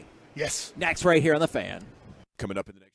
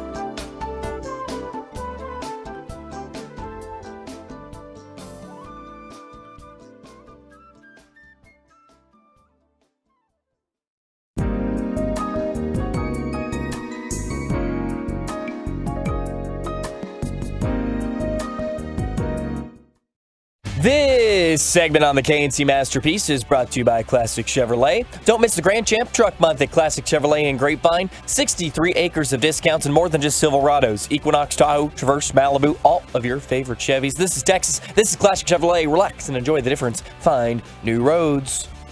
KNC Masterpiece back here on 105 through the Fan. We're live at Globe Life Field for Texas Rangers opening day. We got Derek Holland with us all day long, and do you have a question? Is that what's happening? That guy's got the map for you to get to your parking spot. Nice. Nice. Really could have used that earlier. And also, we saw the lady who snapped at the security lady. It was like, oh, yes, I can. But right now, it's time for Baseball Nuggets with Mike Masser. All right, I woke up this morning and turned on MLB Network. I really didn't do it. My son did, and it was just fun watching a few minutes of MLB Network before coming over. Well, Bob Costas introduced the 2023 season, and I teared up, and my son thought it was funny that I teared up.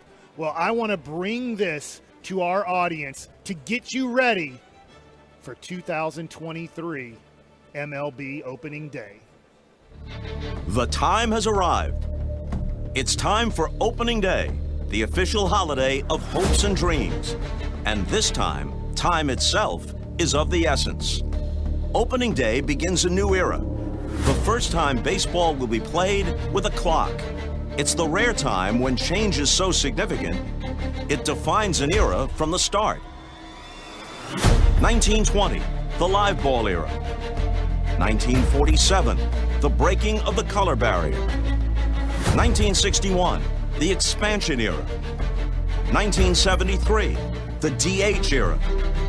1995. He's going to try to score. Here's the division championship. No, he's winning. The wild card era. And now, 2023. Ready baseball. It's ready baseball because the pitch timer creates a heightened state of readiness. It follows the formula of Hollywood blockbusters, video games, and our multi-platform lives. More action over less time. Combined with a ban on shifts and bigger bases, baseball aims to reverse years of aesthetic decline by making the game faster, more athletic, more balls in play, more stolen bases, more fun.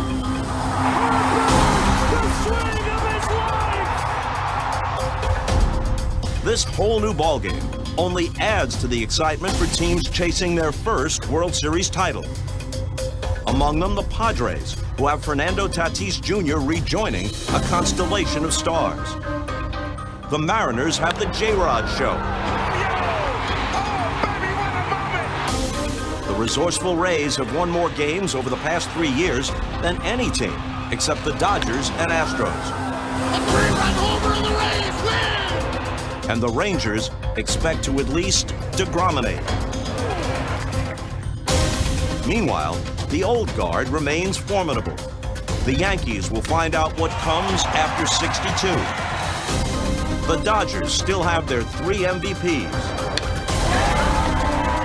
The Mets feature Cy Young Awards by the six-pack, including one who makes his Broadway debut. The Cardinals have the infield market cornered.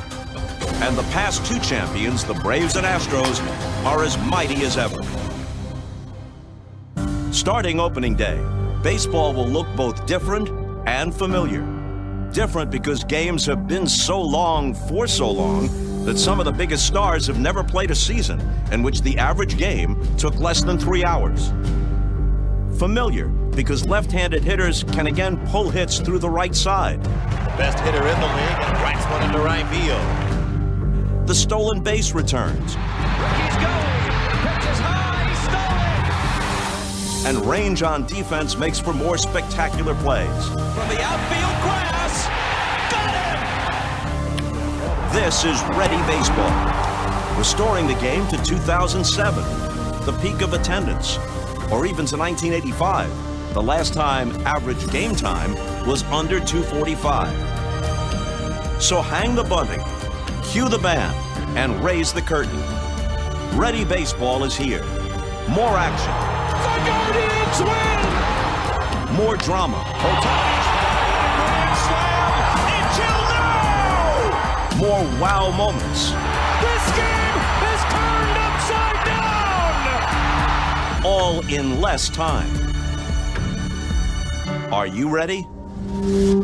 I am ready, Kevin. I know that you are. Now, you said this I morning. do love Bob Costas, too. So. You got emotional. Now you seem more like, not angry, but like fired up. Yeah, it's, I mean, I'm a little like, lump in the throat right now, excited, and I am excited to see what this could look like.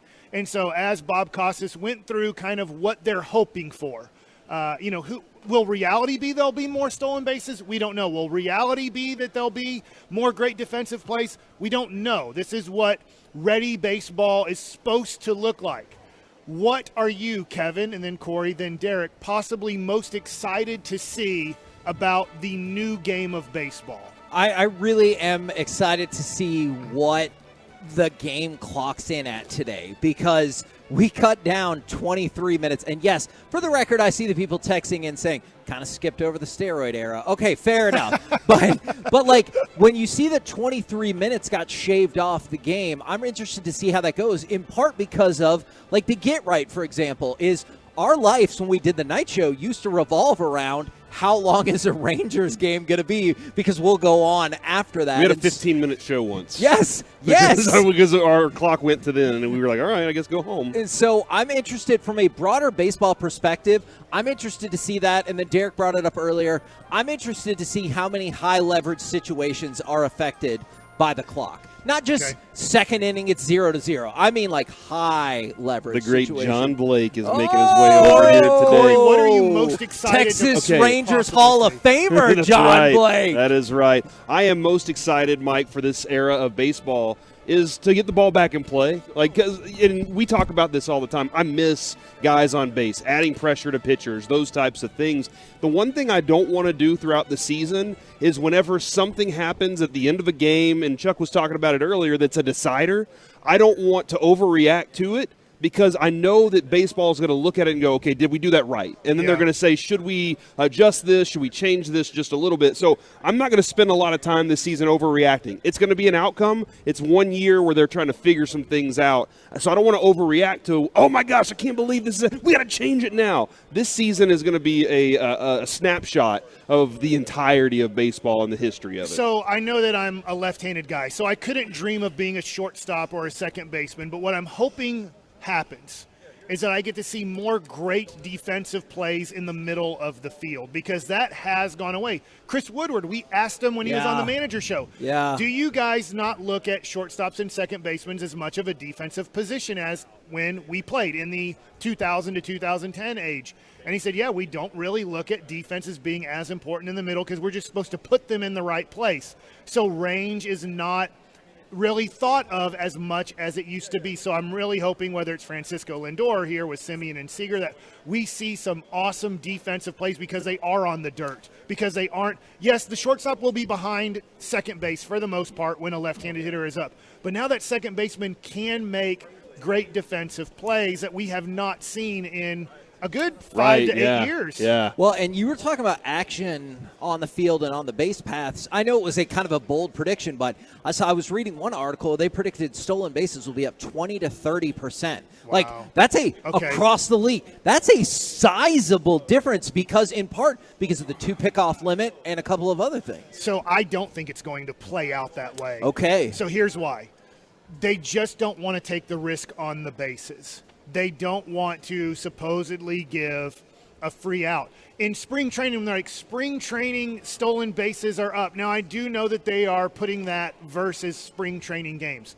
In spring training, Derek, you can help me out here, in spring training, guys that never steal bases are trying to steal bases because they want to see. They want to get their legs involved just to see. Like, I need to practice this. If I get thrown out, who cares? It's a spring training game. But when you get to the regular season over the last 5 years, I just don't think 4.5 inches, and I don't think that's a big difference. 2 pickoffs are going to then go, well, now I'm going to try to steal 60 bases this year. If I was a 40 base guy, I stole 10 bases last year. I'm going to try to steal 25.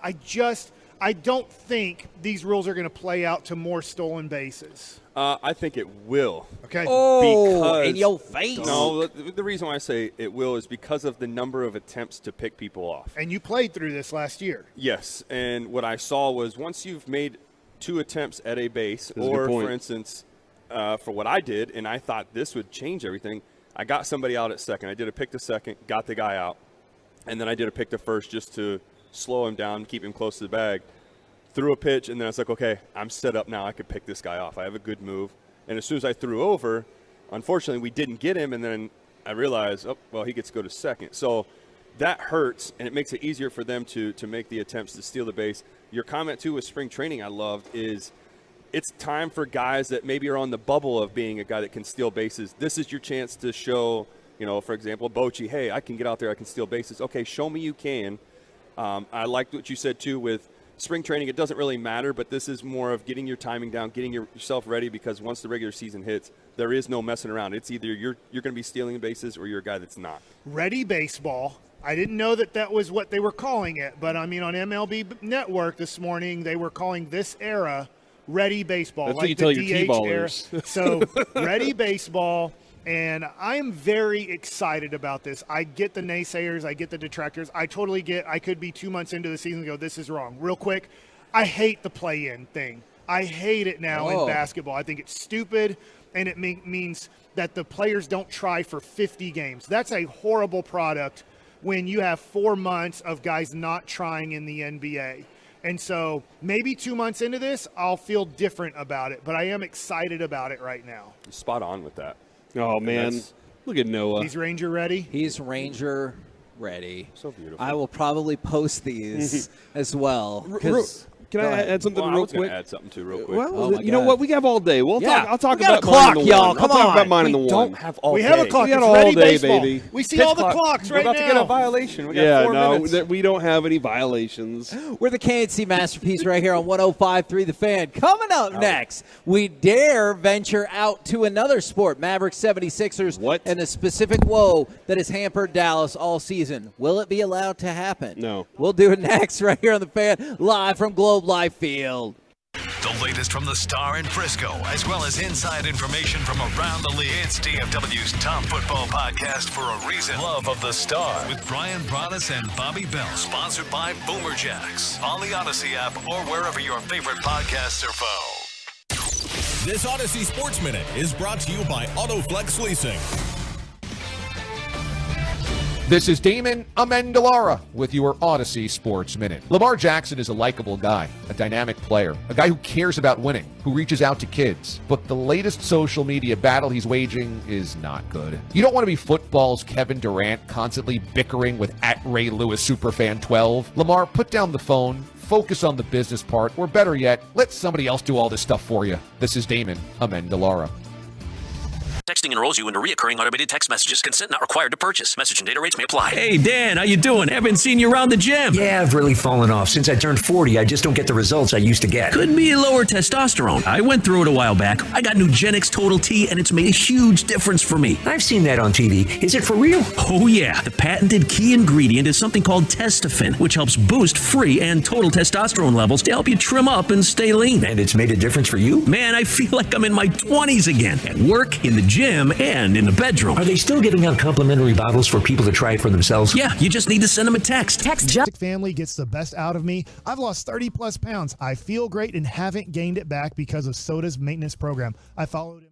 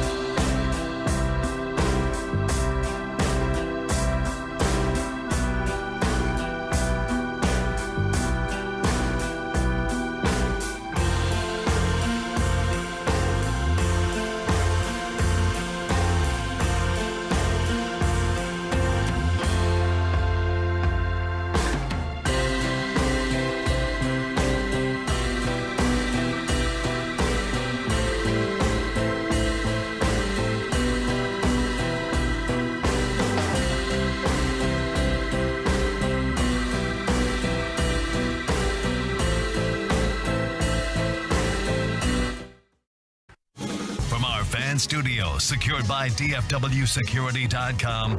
It's the KNC Masterpiece on 105.3 The Fan. KNC Masterpiece right here on 105.3 The Fan. We're live at Globe Life Field in Arlington for Texas Rangers and Major League Baseball opening day. However, I was going to suggest perhaps we discuss another sport for a little bit, but if you guys are coming out for opening day, when are you getting here, or what is your tailgating plan? That's what I want to know as well. Yeah, I'm here right now, by the way. I'm here. Okay, well, not necessarily you. I realize that you are here, so I get that. All right. You know what, Joey? I'm going to play cut number 4 and make it sound like things went really well. Long pass to Green. Green, he made it! The question is it later on time? But Green with a ridiculously difficult 3, and whether or not it counts, the Mavericks are going to lead after the first quarter of play on the road again. Everything is great as the Dallas Mavericks lead after 3 quarters. Yeah. Unfortunately, in basketball, they have this new rule where you have to play a 4th quarter, and we lost. I wonder what their record is after 3 quarters. That's a great – you know what, Mike? I will work on that and try to figure that out.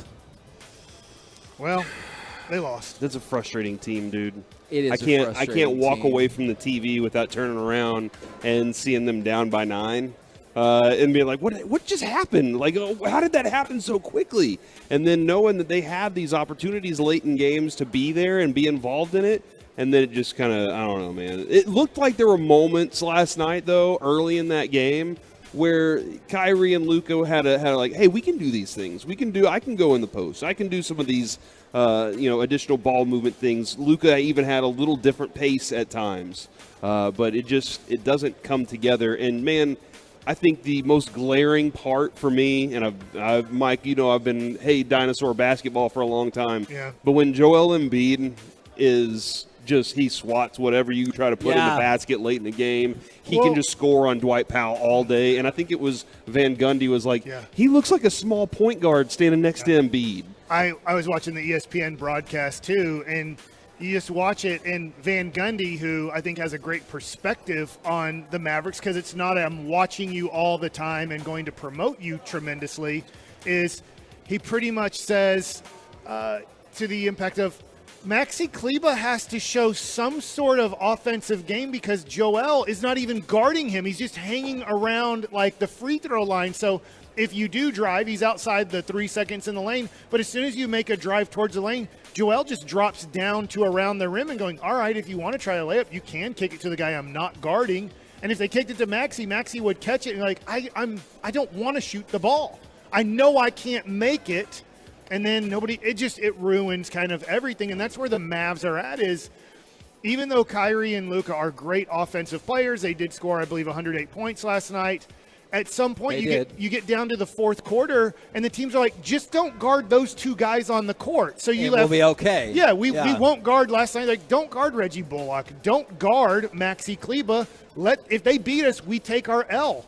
But you're going to take an L most of the time if you're the Mavericks because they can't make those shots. Now, I know it's not – Philadelphia doesn't fit this descriptor because Philadelphia is a very good team. Mm-hmm. But I was taking a look at the Mavericks records against the garbage teams. So the below 500 teams, which now, unfortunately, or for a while, you've been in that mix.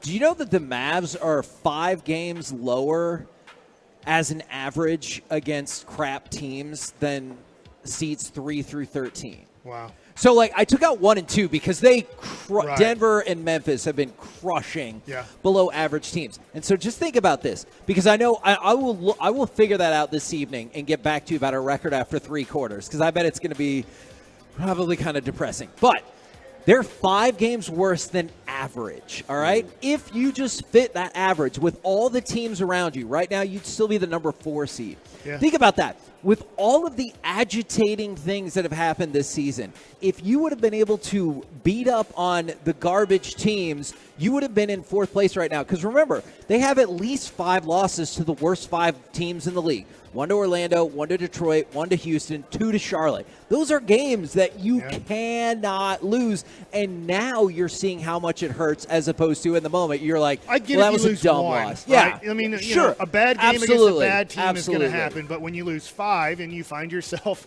in a situation where, Corey, you're probably not even going to make the play-in. Yeah, it's not more than Kevin, more than the cannot lose, should not lose. Like, you really shouldn't.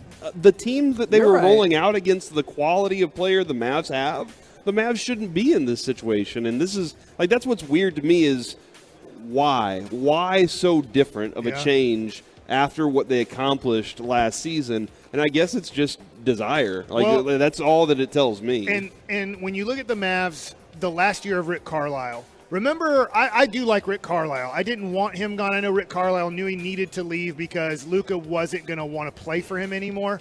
And that year, the Mavericks in 82 games, I don't know, about 15 of them, you could say they didn't even try. Yeah. Like, why did you guys not even put forth effort to try? And I said, man, I love Rick Carlisle, but if you're going to play 15 games out of 82 and not try, then maybe you need a new coach. And I thought last year the Mavs gave good to great effort on almost every game. Yes, there were some games where you could question it, but very few.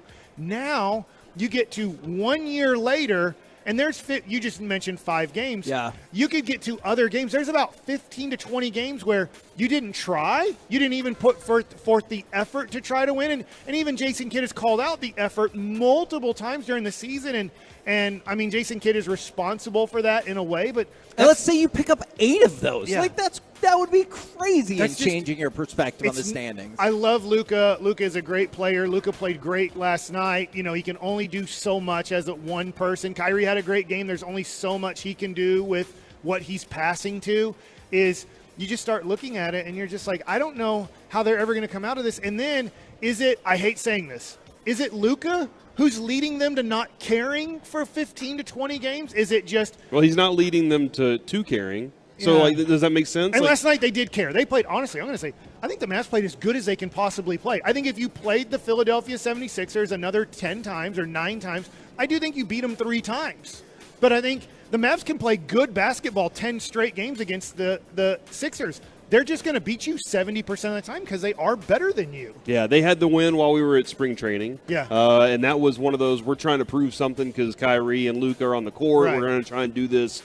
And then last night they played well. But, you know, that is a coin flip situation. My son asked, why don't the Mavericks play like that all the time when they were winning? Yeah. And I said, for some reason, and I said it's a horrible trait, when they see a team that they don't think is good, they don't try as hard. And I don't know why, but that is a trait of the Dallas Mavericks for a Luka Doncic-led team when they see a Charlotte on the court, when they see a Houston Rockets on the court. They, for some reason, decide, I'm not going to try as hard because this should be easy. Now, we had asked some folks when they were going to be here for opening day. I'm already here. Yes. Derek is here as well. I'm aware. Hi, guys. Yeah. And Mike was talking, so I'm led to believe that he's here. This way. From the 903, I'll be there at 1. From the 214, I've been here since 10 o'clock, tailgating with my dad, but I'm pacing myself, only on my second beer. And then another person said, my dad is already out there at the ballpark filming the game and pre and post stuff for Bally. So there is a cavalcade of stuff going on.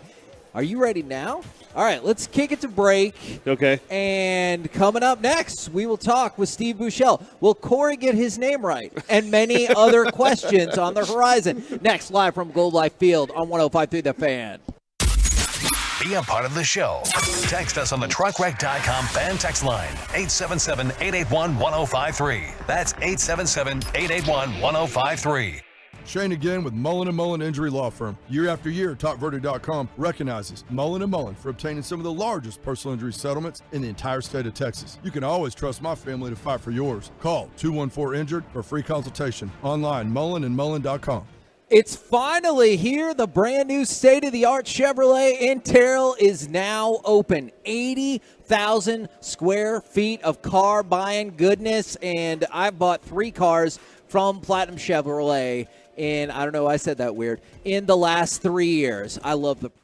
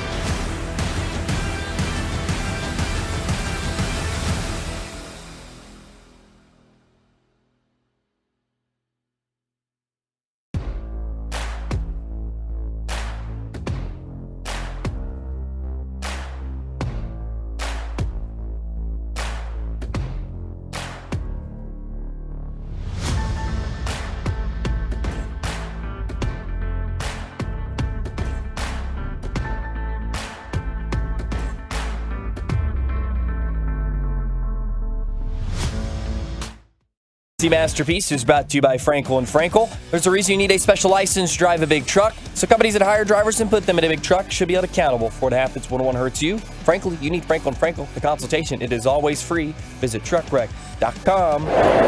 It's a high drive to left field. Back goes Desmond Jennings onto the track at the wall. That ball is gone. Third home run of the game for Adrian Beltre, the trifecta. And the Texas Rangers take a 4-2 lead. All the Rangers goodness today, live from Globe Life Field. We're the KNC Masterpiece, and you know what, Corey? I'm going to turn it over to you to introduce our guest. And I believe in you. You can do this. I wore number 22 my entire childhood because of this guy. It is Steve Buechele joining us today.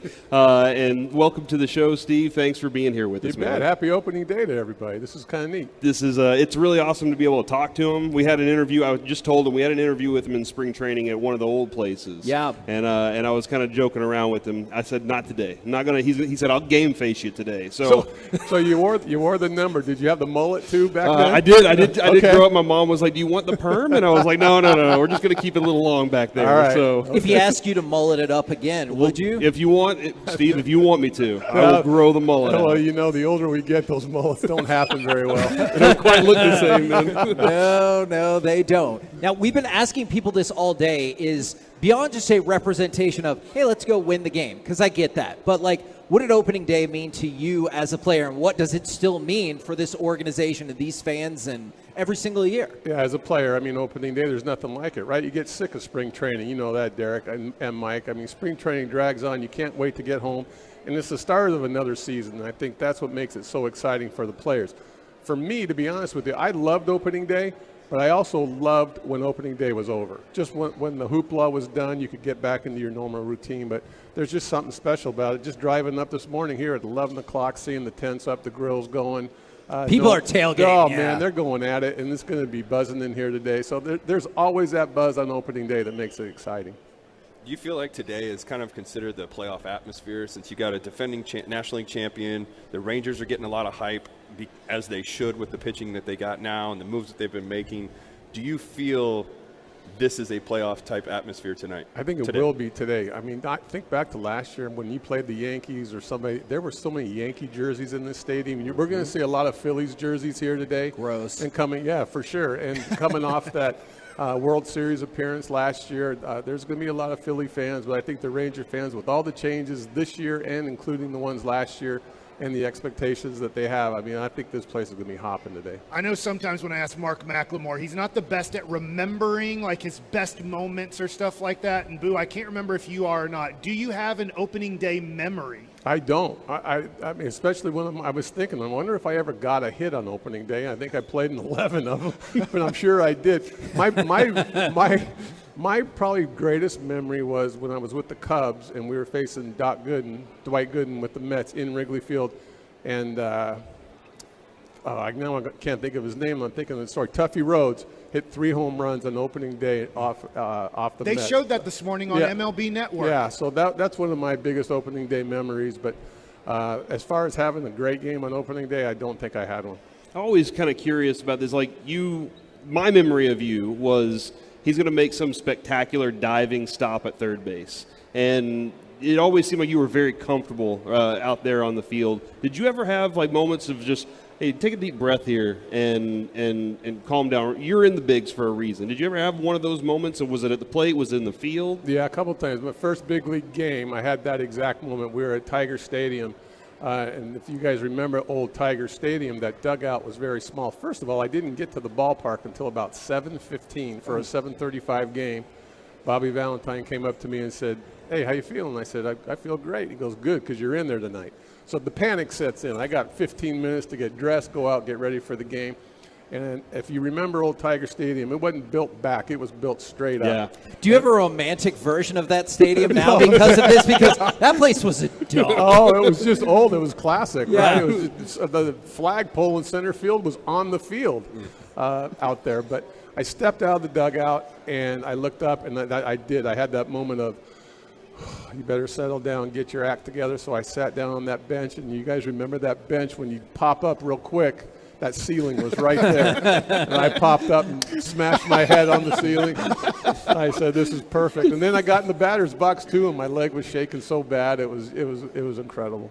Do you think, too, with how stadiums are built, because we were talking about stadiums yesterday, stadiums now are more open versus, like you said, with the old Tiger Stadium and the old Yankee Stadium where it's straight up and it feels like you're on top of the players. Yeah. Do you feel that is a disadvantage now because we're so far away from the field? I think maybe for some fans they're a little bit offset. For sure, the Yankee Stadium, the Tiger Stadium, Fenway Park that's built straight up, those fans are right on top of you. It's fun to play, especially if you're the home team in those situations. But I think the new stadium, this one's great. I think this one's not necessarily set back too far. It's built up pretty well, but I think a lot of them they get spread out, and the fans get distance too. They get put out in the boonies. You think on a day like this, you got Jacob deGrom on the mound, that you're going to be bored at third base, or are you going to be like what's going on in that? Like, this is Jacob deGrom. He might strike everybody out today. Yeah, he's certainly not going to be bored. And I think with this new pitch, with this new pitch clock too, I think that's an advantage for infielders. To be honest with you, I think you're going to see better infield play because they're going to be ready to go. So.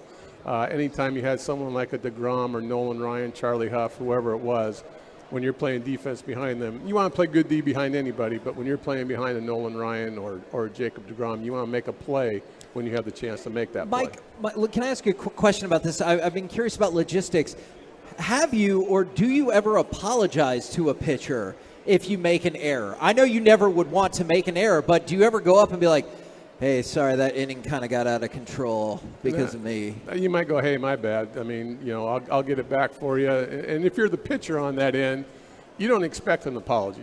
Yeah. People make mistakes, right? Those things happen. I mean, if you give up a home run, he's not turning to me Good going, job. my bad. Sorry about that pitch. I mean, it goes back and forth, So, I mean, obviously, if you make an error that turns into a couple runs, you'll come in the dugout and tap, Derek's pitching and tap him on the tail and say, hey, look, my bad, I'll get one back for you.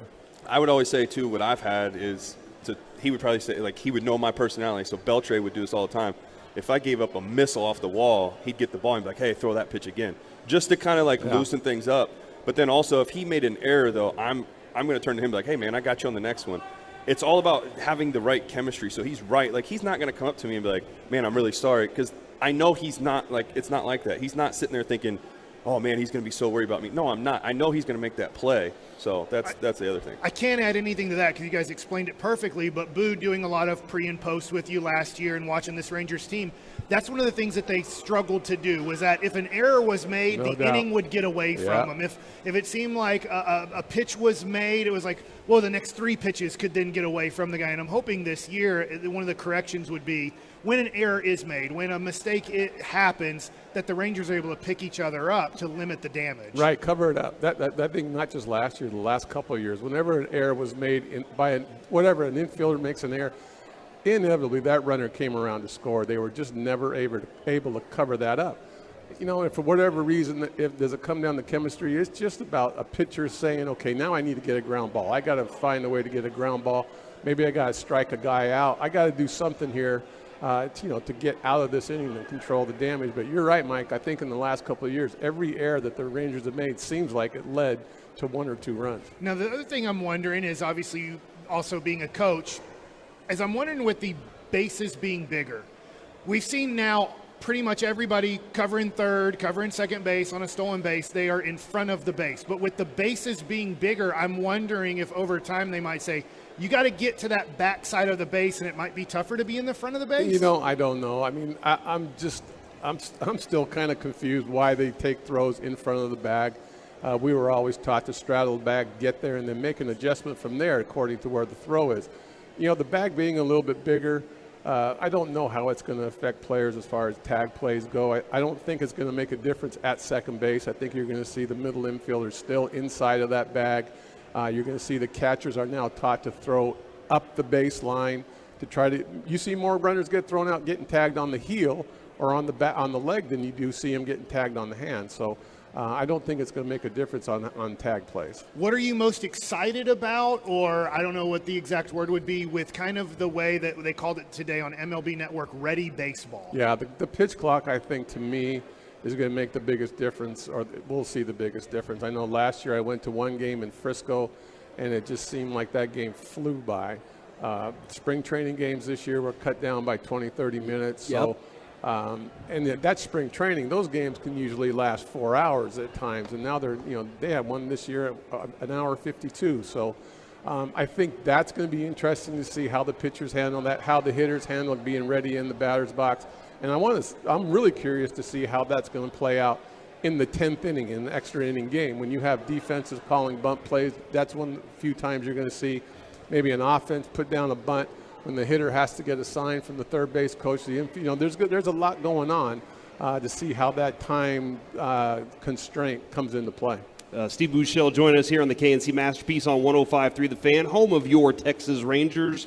We talked about this a little bit with Josh Young. I don't have any expectations for him this year. I want him to get through 162 and experience that. Kevin, I think you have him as Rookie of the Year and MVP. Wow! Can we just Rookie of the Year would be fine with me, man? That head tilt got me there. Just Rookie of the Year would be great. What do you expect for Young as he goes into this season and experiences this for the first time? If he stays healthy, then I think Rookie of the Year, he'll be in the conversation for sure. Your face. I think what the nice thing is for Josh to get through a spring training finally healthy, coming into the season healthy. Hopefully he stays healthy. I think he's going to have a good year. I really do. I think he's going to be set down on the bottom third of that lineup, maybe, where pitchers at times they're going to get through Semien, Seager, Adolis, Nate Lowe. Some of those pitchers are going to take a deep breath, Derek. And now you get to that bottom part of the order, and you don't have that concentration. And Josh Young can hit, and I think it's going to be a chance for Josh to put up some good numbers at the bottom of the order. And he's been playing some really good Ds, improved his defense over this last spring training. So I think he's primed to have a good year, but health is number one for him. Yeah, with all the thing, too, what's going to help with the hitters, too, is not having that time. For me, if I was struggling, I threw 2 balls in a row or 3 balls in a row, I want to step off, give myself a second. Can't do that here. So that's going to play an advantage to these guys, I feel. But with that being said, and you gave, the love to Young, who is your player to watch this year, both player and pitcher? Player to watch would have been Josh Young if you had asked me that question. I think he becomes a very important part for this team to lock down third base. They're set at all the other ones. Now finally third base, you're not going to see 3, 4, 5 different guys playing there on a given night. He's locked in and he'll be your third baseman. If I have to talk or another position player, and you haven't heard much about him, it's Adolis Garcia. As much as he improved last year, when people were wondering could he sustain what he did in the first half, and he did. To see what he does this year coming out, I think he's the guy I watch. Pitching wise, for sure, for me it's Jacob deGrom. You pay a guy like that a lot of money. There's that injury history that he has had. When he's healthy, he's probably the best pitcher in the game, or one of the top 2 or 3 without a doubt. I think when you pay a guy like that, there's accountability and responsibility to take the ball every 5 days and go out there and give it what you got. So I think if they get 22 starts out of deGrom, that's not what you're looking for. He needs to be a guy that goes out there and gives you 28 minimum, but you want to see 30 starts out of him. And for Adolis Garcia, just to backtrack for a second, we have discussed this many times. It feels like perhaps nationally, or when it comes to the Gold Glove, he does not get the appropriate level of respect that he should for his defense. Yeah, I think he does get respect for his defense. Maybe not what he deserves, because I think he is as good a right fielder as there is in the game. Joey Gallo was extremely good when he was here as well. But I think Adolis is one of the best, if not the best. Mookie Betts in L.A., maybe regarded as the best, but I think Adolis is right up there with him. So when it comes to football, real quick, yeah, you are now a dad of a world champion. Do you have your Chiefs championship hat? I don't. He's been wearing it for like a week. I bought a Chiefs championship hat. All right. Yeah. Pretty special for Shane. I mean, just what a great year that they had, and for him to be a part of it in his second year, it's awesome. Derek was just telling me he sees them. They're going at it. They're at it right now, working out and getting ready for this next season. So. Do you have any insight on what it took for Patrick? I couldn't believe Patrick Mahomes was able to play with the injury and then play well with the injury. And then by the time Super Bowl came, it almost looked like he wasn't bugged by the injury until the one play where he got ice. I wonder, like, if Shane ever told you, man, you won't believe what Patrick was able to do on that ankle. No, I think Shane would say, hey, this guy's a beast. He's an animal. He has a pain tolerance probably that's better than most people. And kudos to the training staff too. And who knows what they do on game day as far as the training staff. They have things that they can do to get you through that game. And just having him out there, having Mahomes out there with that injury, that was impressive to watch. What's the rest of the day for Steve Buechele like? Are you going to get a baseball helmet ice cream, or what's your plan for the day? Well, we'll be heading outside. We got doing the pregame, pre and post game outside. So being opening day and being a little longer show, Mike, instead of 3 segments, we got 5. So probably a little preparation. You got to wear shorts. I mean, you got to wear pants today. I'm wearing slacks today. It just kills me. This is opening day, Steve Buechele. This is business, Steve Buechele. I like it. I wore slacks on opening day last year, too, when they had the roof open. I don't know if you remember. And it was so hot. And I just said, I'm never doing that again. But anyway, looking forward to today. It'll be fun. Do you have a great story about Derek Holland as you were, with him? I don't have a great story about Derek Holland. Do you have an average story about Derek? Do you have a story about Boo? I don't, because we honestly weren't really around each other that much. He was doing more of the at that time you were doing AAA, I think, or 14, yeah, and then that was. I mean, I never really I wasn't really around him much. Okay. Hitting some and then one year's when we worked together. I mean, shoot, there weren't great stories. I know Derek had all kinds of gifts in his locker that he would hand out. Whether those whoops or the whoops he was handing out, and trying to get everybody active. He was great. He would always give us a pair of shoes if we asked.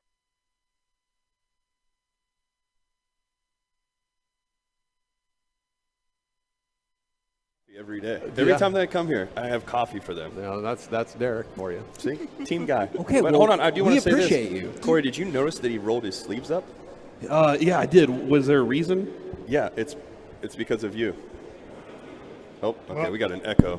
Yep. We're going to have to work on that echo, but it's because of you is the idea. Well, thank you very much for stopping by. Now I feel like Chuck Morgan, but thank you very much. Good luck with the show today, and let's go Rangers. All right, thanks, guys. We're the KNC Masterpiece back here on 105.3 The Fan, live from Globe Life Field in Arlington for Rangers opening day. Coming up next, it's time for some gridiron gravy. Great news for gamblers, good news for Aaron Rodgers, and potentially bad news for the Bears. We'll do it next right here on The Fan.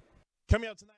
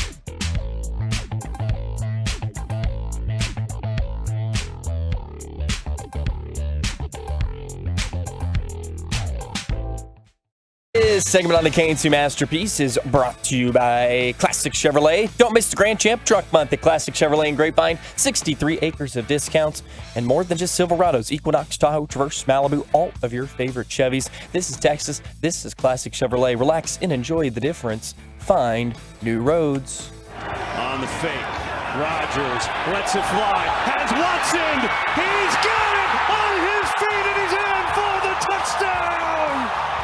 KNC Masterpiece back here on 105 through the fan. We're live out at Globe Life Field in Arlington for Texas Rangers opening day. We've already talked with Chuck Morgan, Steve Buechele. Still got Chris Young coming up, Ian Kinsler coming up. We got Derek Holland with us all show long, and we have seen an endless parade of Tolos, Twolos, and YouTubers come by, and it's been awesome so far.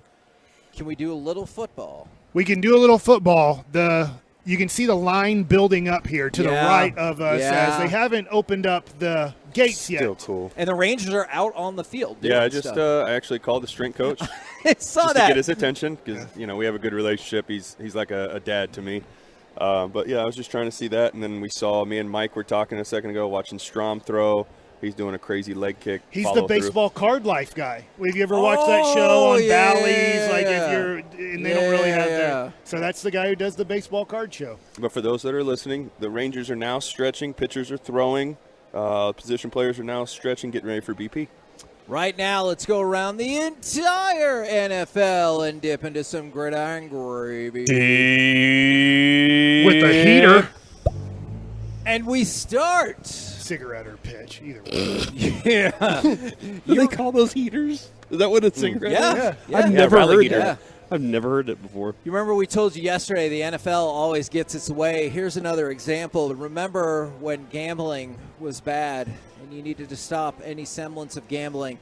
The NFL is now even going to allow stadium sports books to stay open on game day. Oh, nice. So it used to be a really weird thing. They're like, okay, you can build a sports book at your stadium, but you can't have it open on game day, which kind of makes you be like, why even have it? Yeah, but why? Like, why is there a Chick-fil-A in the Falcon Stadium. Because we don't want any of the players to leave in the middle of the game and go make a bet. Oh, I mean, that's and true. And then come back to the game and throw the game. That's true. That makes sense. And I know there are other games I in will say Atlanta, this. too. This could be a bit for the Savannah Bananas. Is you have a bet as the hitter comes up. There's a $100 bet on this deal, and the hitter can then bet on himself. Now, I'm just saying Savannah Banana stuff, not Major League stuff or NFL stuff. And that's like something I feel like people in the crowd in the stands forever. I remember I went to my first Rangers games with my mom. We would go on work outings and stuff, and you would kind of do pass the hat or pass the cup. And if your guy got a hit, you would take the money and everything like that. So, I mean, it's interesting. But, yes, so the NFL will allow those sports books to stay open during the games. Let's go from this to that. This might sound weird, but the Sacramento Kings clinched a playoff spot last night. Of course they did. What the hell does that have to do with football? It's tough, though. It's tough to clinch a playoff spot in the NBA. It's really not. 20 of them will get in. But that now means the Jets have the longest playoff drought of any team in the major four North American sports. They have not been in the playoffs in 12 years. I think for the Kings it was 16 or 18 years, but the Kings... And the Mariners had it before that. Yes. And they broke it last year. Yes, exactly. It's the Kings' first playoff appearance in 17 years, so now the Jets at 12 years have the longest playoff drought. Does that get broken this season? Nope. Whoa! Really, you don't think the Jets getting Aaron Rodgers, who could be washed, and they don't make it to the playoffs in that division? Is that what you're saying? I still think the Bills win that division. Okay. And let's just see. There's so many great quarterbacks in that conference. Now I know in the division, yes, you have Mac Jones, and boy, it's amazing how quick his tables have turned. Yeah. Mm-hmm. Yeah. Right. But I think Tua T. Healthy is a solid quarterback, and obviously Josh Allen's one of the 5 best quarterbacks in the NFL, wherever you want to put him in that category of 5. But I don't know. Is Aaron Rodgers going to create the chemistry needed coming to a brand new team? He's not. I don't, because he wouldn't even do it with Green Bay last year. I think he's going to say, "This is what I demand out of you guys.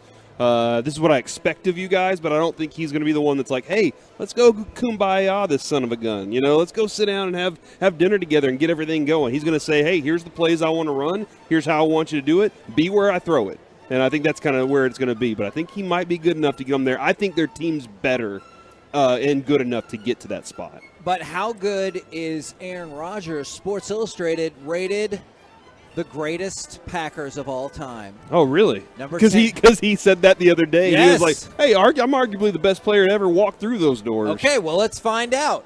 Per Sports Illustrated, I'll give you some of the highlights. Reggie White, number 10. Bart Starr, number 9. Brett Favre, number 3. Aaron Rodgers, number 2. Wow. So Aaron Rodgers is the S, just ahead of Brett Favre. Now, I know what you're wondering, Mike. Reggie White. He already said 10. I already told you he's 10. Bart Starr. He already said. Brett Favre. He already said him. I'm wondering if it's like Rodgers or whatever. Not Aaron Rodgers. There's like a running back that was like part of the 3 Horsemen or 700 Horsemen or whatever. Are you thinking of Paul Horning? Yeah, there you go. Paul Horning is number 7 on the list. Forrest Grant. If you've Forrest Gregg? Yeah. Did you say Horace or Forrest Grant? I put them all together. Yeah. Forrest Gump. You will know He had this to play for name somebody. if you have heard our show before. And to all our new listeners, DeBerg? thank you very much.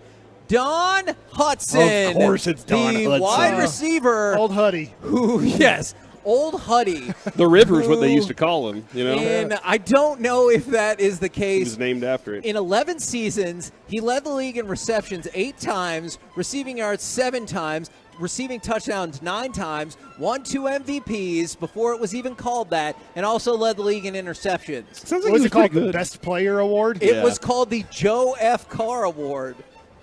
I'm not kidding. I see the look on your face. Reggie just texted Steve DeBerg. It's not Steve DeBerg, I helped Reggie. out Reggie. I said it too. I love you, Reggie. It was the Joe F. Carr Award. And we've talked about this Huddy guy before on the show? like a million times. Yeah, well, it was recently that we were discussing It's amazing how I can forget or shut you guys out sometimes. Yes, it is, Mike. Sometimes in segments where I could really use your help, and you're like, hold on. What's it going for on eBay? I could probably figure that deal out. Yeah, you know what? So, oh, my God. So, Don Hudson, better than Aaron Rodgers. Wow. When did he play? And Reggie White, huh? Did he play with Bart Starr? No, he was before that. Oh. 1935 to 1945, he wore a leather helmet. During World War II. Yes, actually. Wow. Can you imagine wearing a leather helmet in football today? Oh, in football? Yeah, No. like you're out there. Some people and say, I think Troy Aikman said it helped the game out. Yes, actually. These guys wouldn't try to destroy somebody. Yeah, Interesting. it wouldn't be you would make sure your head was out of the way like rugby. And they did expand those Guardian caps that they've been using in training camp and everything. They expanded the positions that will be using that in the games? In training camp. Oh, okay. Yeah, no, Corey, it feels like it would be decidedly disadvantageous to have regular helmets versus Guardian I think helmets. Jabril Cox told us, he was like, if they made me do that in their game, I wouldn't wear it. He was like, no way. But he's got to get on the field too. So. All right, are you ready for some Cowboys news? We Yes. did it.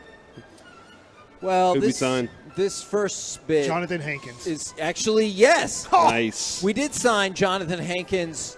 DJ Montgomery will be in Dallas tomorrow for Dallas Day. And if you don't know who that is, that's okay.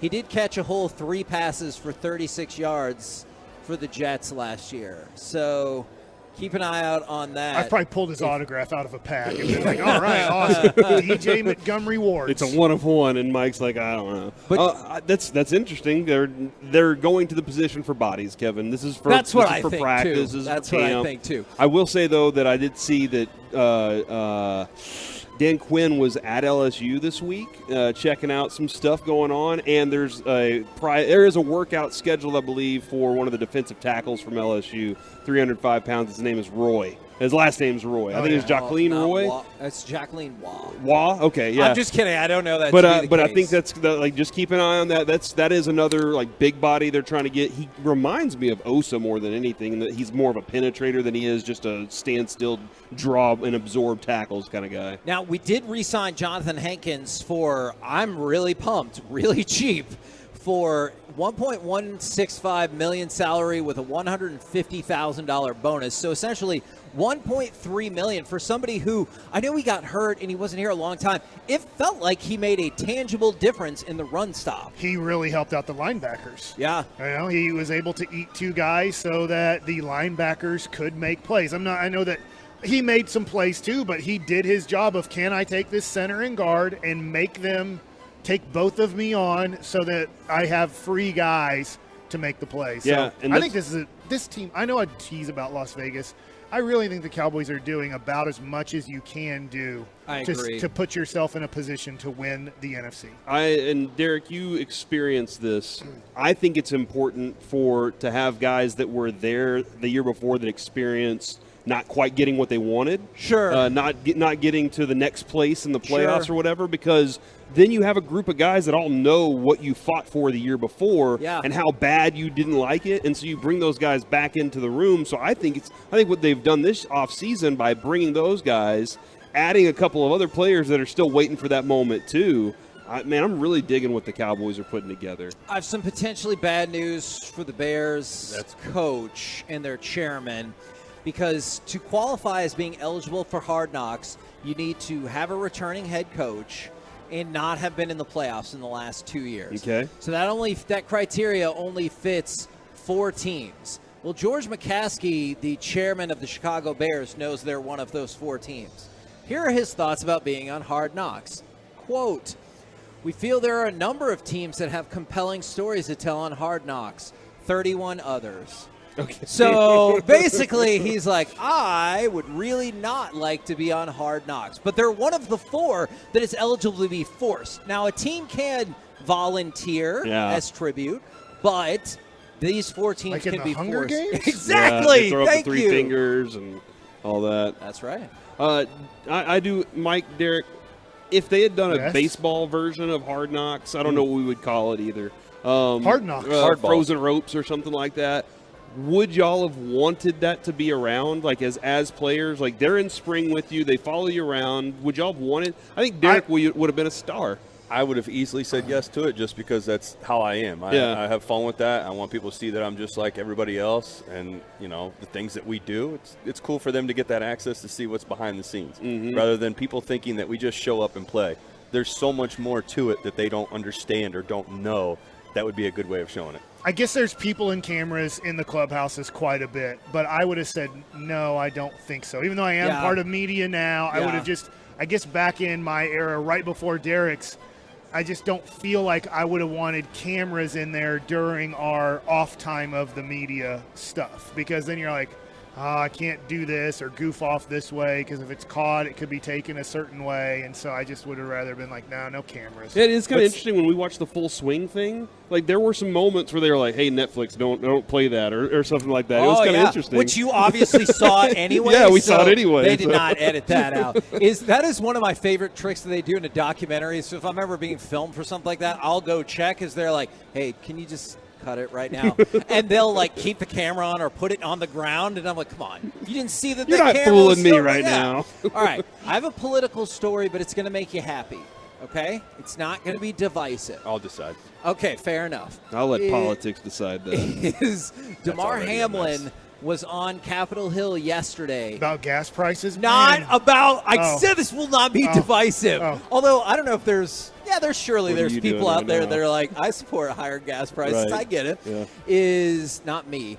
He was there for an AED bill. And so it's called Access to the AED Act. And it's to get more, the auto... Is it external defibrillator? It's something like that. I remember having to learn that you put one on the heart, one like on the back part of like the upper back. I think so. When obviously something could have happened in like a YMCA or something, or obviously a football game in this matter. So this bill looks to promote student access to the defibrillation in elementary and secondary schools. And so like he was going through some numbers about how shockingly often, not like that you'll pass out and maybe die, but how many heart conditions people have, especially younger people. And so the idea is, let's get some funding for more AEDs available in elementary schools and secondary schools. That's great. Yeah, I feel like that's something people can support. When we were at the Super Bowl, we did have, is it the same, or was that EKG? That was EKG. Yeah. But man, I'll tell you this, for me personally, like Avery was experiencing some chest problems recently. Yep. And if he was out there running track, running cross country or something, and something like that happened, and nobody was able to have something, man, like that would be a lifesaver for somebody, an athlete that's going through something that they don't even realize, especially at that young age. You're definitely right. And I hope this is the kind of thing I feel like most people can be supportive on in passing. Now, the Rangers are out on the field right now. I'm guessing, do they open the doors at noon? Because there's been a line building there is. We've got there. 6 minutes. Woo! Are you ready? For Hurtado's barbecue? Oh, is that coming in 6 minutes? I hope so. So for those that are wondering, yes, they are taking ground balls right now, and the pitchers are done playing catch. Some of them are doing flat ground. Some guys are in the bullpen, which is great to see that the guys are staying around watching bullpens. That's something that a lot of teams do as well. But soon BP will be happening. We might even get a ball up here. We're live from Globe Live. That would be terrifying since we're facing the other way, around too. the other way now. But it's a joke. Yeah. Man, Mike took it too serious, as always. Yeah. Coming up next. You're a pretty serious guy, Derek. Who could hit a home run out here out of all the Rangers? Josh Hamilton. Yeah, Adolis. Well, I agree, yeah. Adolis. Mike, your thoughts? God. Okay. That's the only person. Okay. And you're create a player from whatever MLB show game you play. As if we were on the moon. You know what? Shohei.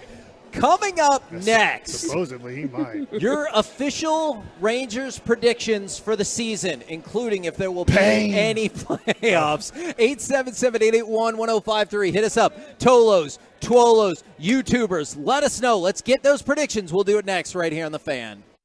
Where you going? Your day gets better with the G-Bag Nation starting at 2 o'clock on 105.3 The Fan.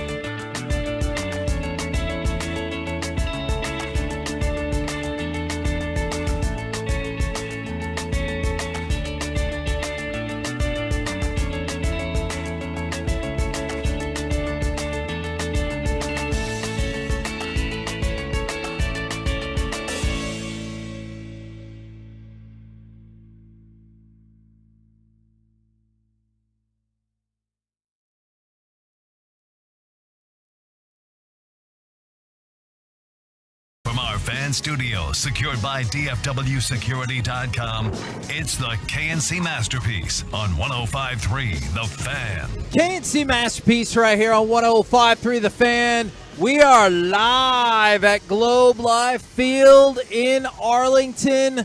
The doors have opened. Tolos, Twolos, our YouTubers are stopping by. I just had somebody say, y'all are doing a great job.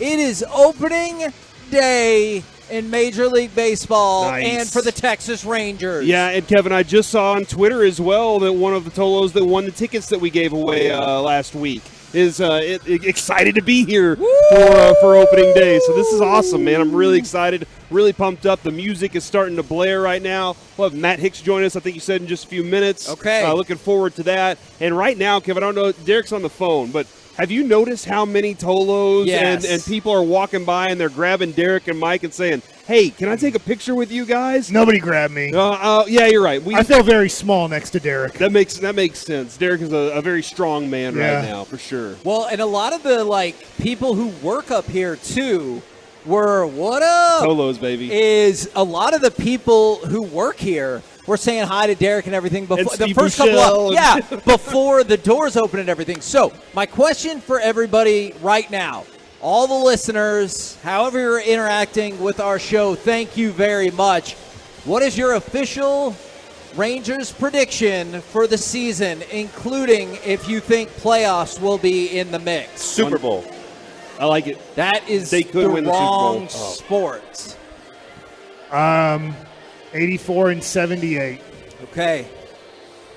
Ooh, I want to say 162 and 0. All right. You can. It can still happen. It can happen until they lose. Yeah, but I'm gonna say I am gonna go with the over. 82 and a half. I saw was kind of the over under. I am gonna go with the over. I'm gonna say 83. And that's if I can get to 83 wins this year, Kevin, that's a great season for me. I am, not to be too boring here, but I was thinking what Mike said as well, and I'm going 84 and 78 as well, which unfortunately will put the Rangers just short of the wild card. From the 2-1-4, 86 wins and wild card spot. From the 4-6-9, 91 and 71. From another 4-6-9, playoffs, baby. I love it. Derek, what is your official Rangers prediction for the season? Well, they will be in the playoffs. Oh, my God. I love it. They will not win the division, though. Oh. They will be in second, and they will have 86 wins. Wow, so that feels like a down year for this division when people have thoughts about Seattle, maybe even Anaheim, and Texas. If 86 wins takes second place. Yes, I think it will, just because this division is going to be really beating up on each other. You got Seattle, who's another really good team that I think they take a big stride forward too. And obviously Houston's already got their stuff going for them. So now it's just a matter of the Rangers doing their thing. They made a lot of great moves. I know people are like, man, this is such a big jump for wins. But when you get these guys that they got, of course you're going to get that big jump. That's why they got it. I know Banny once told Gavin Dawson that he doesn't pay attention to the standings, but did you guys did y'all say before the season we want to get to a certain number? Did y'all keep track of that throughout the year? The goal is always one thing, the World Series. Okay. That's your big picture. You need that there. You got in the locker room, it's always been division, World Series.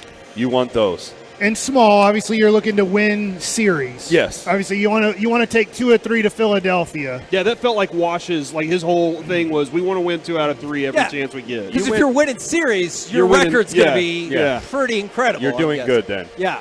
And the other thing too is, you don't talk about it at all, but in the back of your mind, sometimes if let's just say right now you're playing the Astros, you don't say this out loud, but you're like, we can't get swept. Yeah. You know, like if you're in Houston, you're like, hey, we got to figure out a way how to win one of these suckers. Some people have picked up on what y'all are doing from the 682. They will make it to the Sweet 16 from the 817. They're all getting Look what you did, Derek. green jackets from the 469. I love that. I'm going to call ABA championship gold jacket, for green jacket, hoop. Thank you for censoring that. You're a family-friendly kind of guy. So from the 4-6-9, and I think you see this more often than not in terms of will playoffs be in the mix. The 4-6-9, Rangers will finish second in the West with 89 wins, make a big pickup at the trade deadline. From the 2-1-4, 90 and 72. From another 2-1-4, wild card. From the 8-1-7, 80 and 82. Good jump, still under 500, but competitive baseball in August and September, and that would still be a 12-game turnaround. I'm going to change mine, actually. I say 90 wins and 92 wins the division. Wow. So you think they could be in the division mix for the last week? Well, this division is going to be one of the toughest ones in baseball this year. I can see that. Hands down. I think, obviously, the AL East is definitely the winner for sure. They've in got the American League. That's why I said AL East. AL American League. What do you think of the National League? It's getting tense. We're not there. We're not talking about them. All right. Well, so much for that, guys. Carry on. Thanks, Mike. That was Mike being Mike right know. there. Yeah, thank you. From the 6-8-2, 81 and 81, no playoffs. Or excuse me, that was another 6-8-2. Another 6-8-2, whatever in zero in the playoffs, World Series champs. I would hope so, because I'll tell you this right now.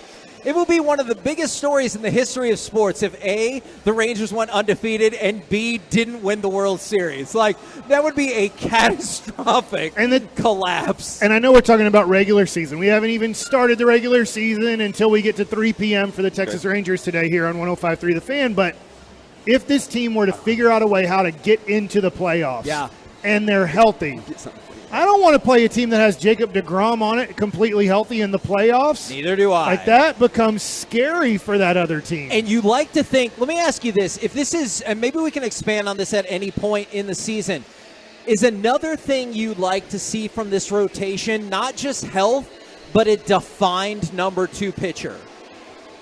For the Rangers? Yes, absolutely. Because right now it feels like any of the other 4 can, like, maybe it's him, maybe it's him. Yeah, maybe they're it's him. they're all in similar levels, right? And like we don't. Evaldi, it's like big game. Like that's what we know about him is big game. Like that dude you want on the mound. With John Gray, we got to see a glimpse of it last year. Yeah, the stuff is there. And Martin Perez the first half, he was legit. And with Martin Perez, man, it's a weird situation because you're like, is that the same dude you're going to get all year long? So, yes, I want a defined version of it, and I don't know which one I can say is that guy right now. It maybe Mike. Maybe it'll be Jack Leiter by the end of the season. You know, another thing, too, I don't think it will, but I will say this. I remember this, Derek, about 2015. An unlikely player that really helped out the Texas Rangers was Delino DeShields. Now, he wasn't, obviously, Beltre and stuff like that. I wonder who the guy is going to be that we're not thinking of, whether it's maybe Leody Taveras, Bubba Thompson. I don't think it'll be Evan Carter, but could Evan Carter at the All-Star break get called up and really help this team go to another level? Because Delino wasn't a special player, but he really helped that team out. There was just some sort of energy with him, some sort of like, man, Delino's really helping out this team. And so my son got a Delinosaur. What did you just say? He did. He got a Delinosaur. Oh, I remember that bit. I remember that bobblehead. That was awesome. Yeah. From the 2-1-4, taking emotion out, War says they'll win 16 more games than last year. That would mean 84, which I feel like people would think is a success. I've seen a couple of people say 72, and I don't think this is up for debate particularly. If this team goes 72 and 90, it is a colossal feeling of failure for the season. Yeah, and obviously, like some things could affect that. You really have no control over if you don't have the pitching because injuries, right? Yeah, you really don't have control over injuries. But it still feels for like sure. a failure. I'm with you. Yes, especially. But you're like, okay, we've got another year. What else can we continue to add to this thing? I agree with you on that front. I don't feel like Boch is going to let that be the case, though. I feel like I'm really happy that you have a guy that's navigated stuff like this before and knows how to navigate this if something goes wrong in the future. From the go ahead. I was going to say, Boch is definitely the guy that's going to keep this locker room in check. He's not going to let things get out of hand. He's such a good leader, but he's also the type of guy that when things are going, if they do go wrong, he's going to kind of watch and see how you unfold. How do you guys handle this? Do you guys talk it out as a club, or do you guys need me to step in there? From the 2-1-4, wow, Derek agrees with me. No freaking way. From the 469 XFL Championship, from the 972, the Rangers will win Lord Stanley's Cup. From the 682 National Championship, and DeGrom wins the Heisman. I love that. Okay, so now we're getting there. That is tremendous stuff right there. Any chance we can win the Cotton Bowl? You know what? Yes. Based off of this, I will say yes. There is still a good bit of divide, but it feels like more people are veering towards, I'm not even saying 90 wins, though I do see that. Rangers will go 95 and 67. But it seems more like you're getting your 84 more than you're getting your 74 or 76. And to your point, last year we were optimistic. Yes. But optimistic in could you get to 80 wins? Could you maybe get to 80 wins? And obviously that's on the most optimistic day of the year, opening day. And it played out that they didn't even get to 70 wins. And we saw that the pitching staff really struggled at times to give the team a chance to win. And so this year, I don't know, it feels different right now that we're all talking about maybe 80's a lower bar and 90's a very high bar, but somewhere in that range. And that's a fun season. We're the KNC Masterpiece right here on 105.3 The Fan. Keep sending those predictions in. Stanley Cup champs. But coming up next, we'll go into the lunch rush. We got My Buddy's an Idiot. Mike likes it. Plus, Texas Rangers broadcast stud Matt Hicks. All of it next, live from Globe Life Field on 105.3 The Fan.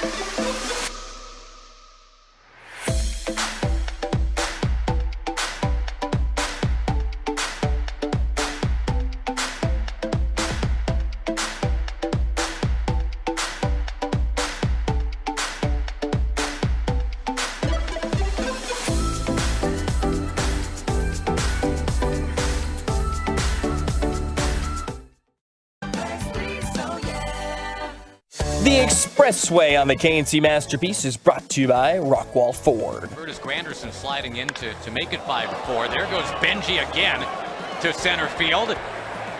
Now, could this be a triple? Come on. Benji, get going, kiddo. You got the cycle, big guy. Get there. Get there. He did it. Pigs have flown in Boston, Massachusetts. Living some great Texas Rangers moments here on opening day, live from Globe Life Field in Arlington. And right now, we bring on with you, I'm just going to describe you as Texas Rangers broadcast stud, Matt Hicks. How are you this afternoon? I'm good, fellas. How you guys doing? You look like you're having a good time up here. Yeah, absolutely. Is that a good descriptor, broadcast stud? Whatever you want to call me, I'm fine with. There's no question about it. Be nice, Kevin. Okay. Make sure you're nice. Okay, I was going to ask kind of a serious question. Do you think I should absolutely. not? Uh-oh. All right. I was just curious because we talked about it when it came out. I just haven't heard you directly, your thoughts on at least starting the season without Eric Nadel. I know we all love Jared. I know he'll do a great job, but I know it goes beyond with you and Eric just like sitting in the booth together. Yeah, it's not going to be easy because Eric Nadel is Texas Rangers baseball to a lot of people who have lived to hear his voice describe the team for so many years. He's been associated with the club since 1979. He's been the team's primary radio voice, I think. I don't know exactly the year, but maybe 1994, 1995, whatever it is. And there is a deep-rooted association there. And I was just having a conversation with Ray Davis, and we were talking about Eric, and Ray simply stated there is no such thing as replacing Eric Nadel. And we feel that way. And, we're certainly hoping that as he works his way back to good mental health, that he's able to be back with us sooner rather than later. But we're thinking about him every day. We've talked about this a lot. Do you feel the palpable different level of excitement? Not necessarily from the team. I know they spent the money and everything, but can you feel it from the fans or maybe from yourself? Well, number one, just coming into the ballpark today, I got here at about 10:30. Clearly, a lot of other people got here sooner than that.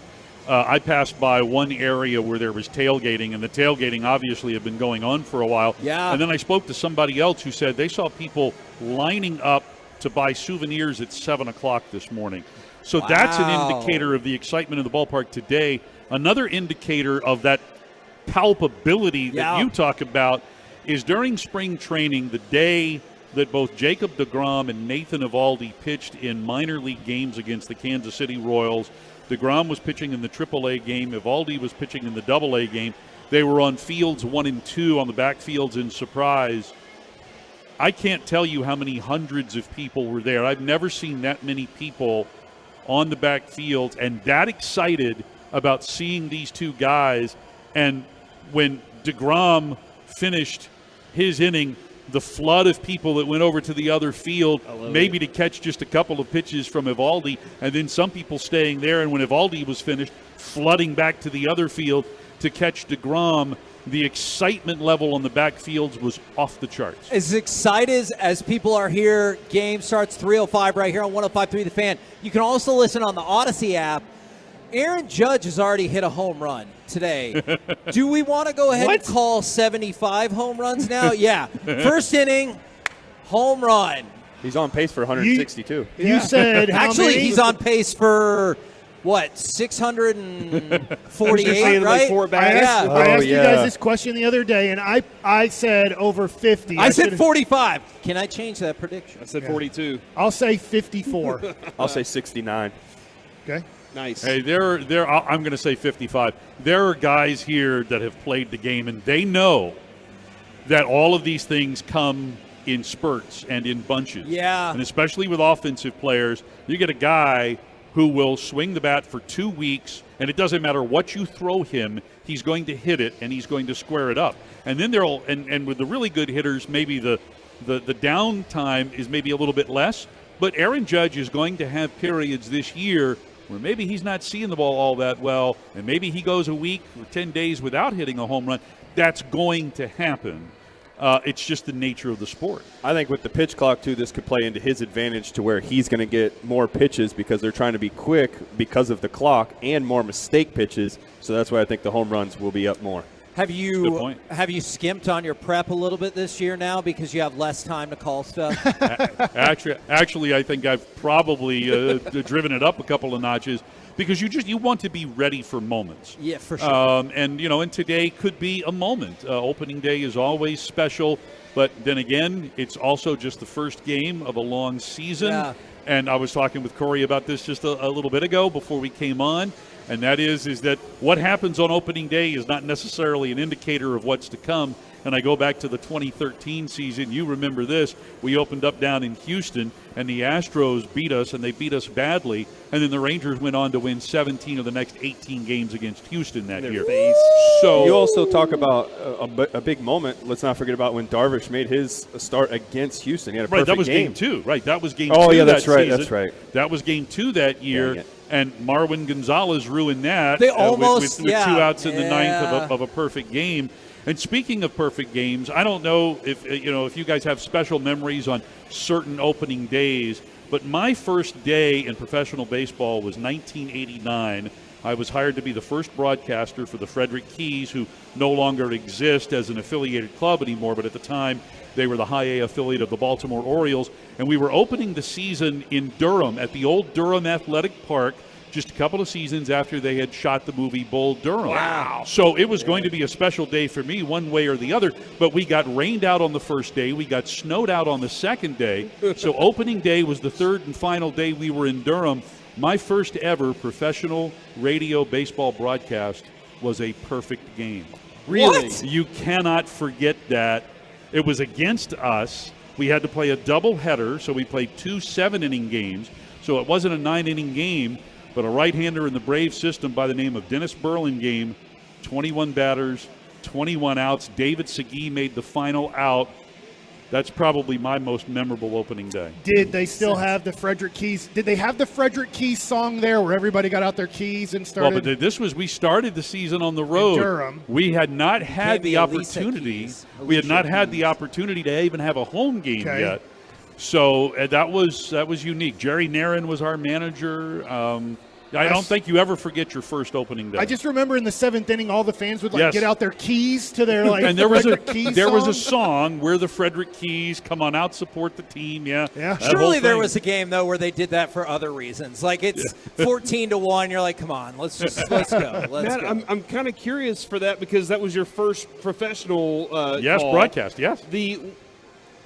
When you because Mike always says, if I see a perfect game and it's against my team, I'm rooting for the perfect game. And I'm like, not against my team. I'll never root against my team. How difficult is it for you to kind of have the same energy for the moment? Because that's what the broadcaster's job Corey is. Kluber. Yeah. I was so new, I didn't know what I was doing.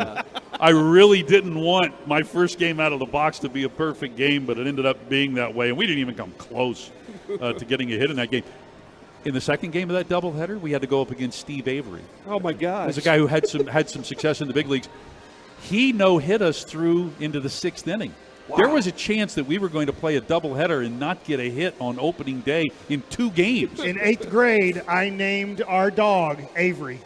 Really? Yes, because after Steve Avery. After Steve My Avery. son's name is Avery. How about that? Is not after Steve Avery. Yeah, no, it is. That's after Avery Johnson. Well, maybe. How about I don't that? know. The ties that bind in the sport of baseball, the fabric that we weave.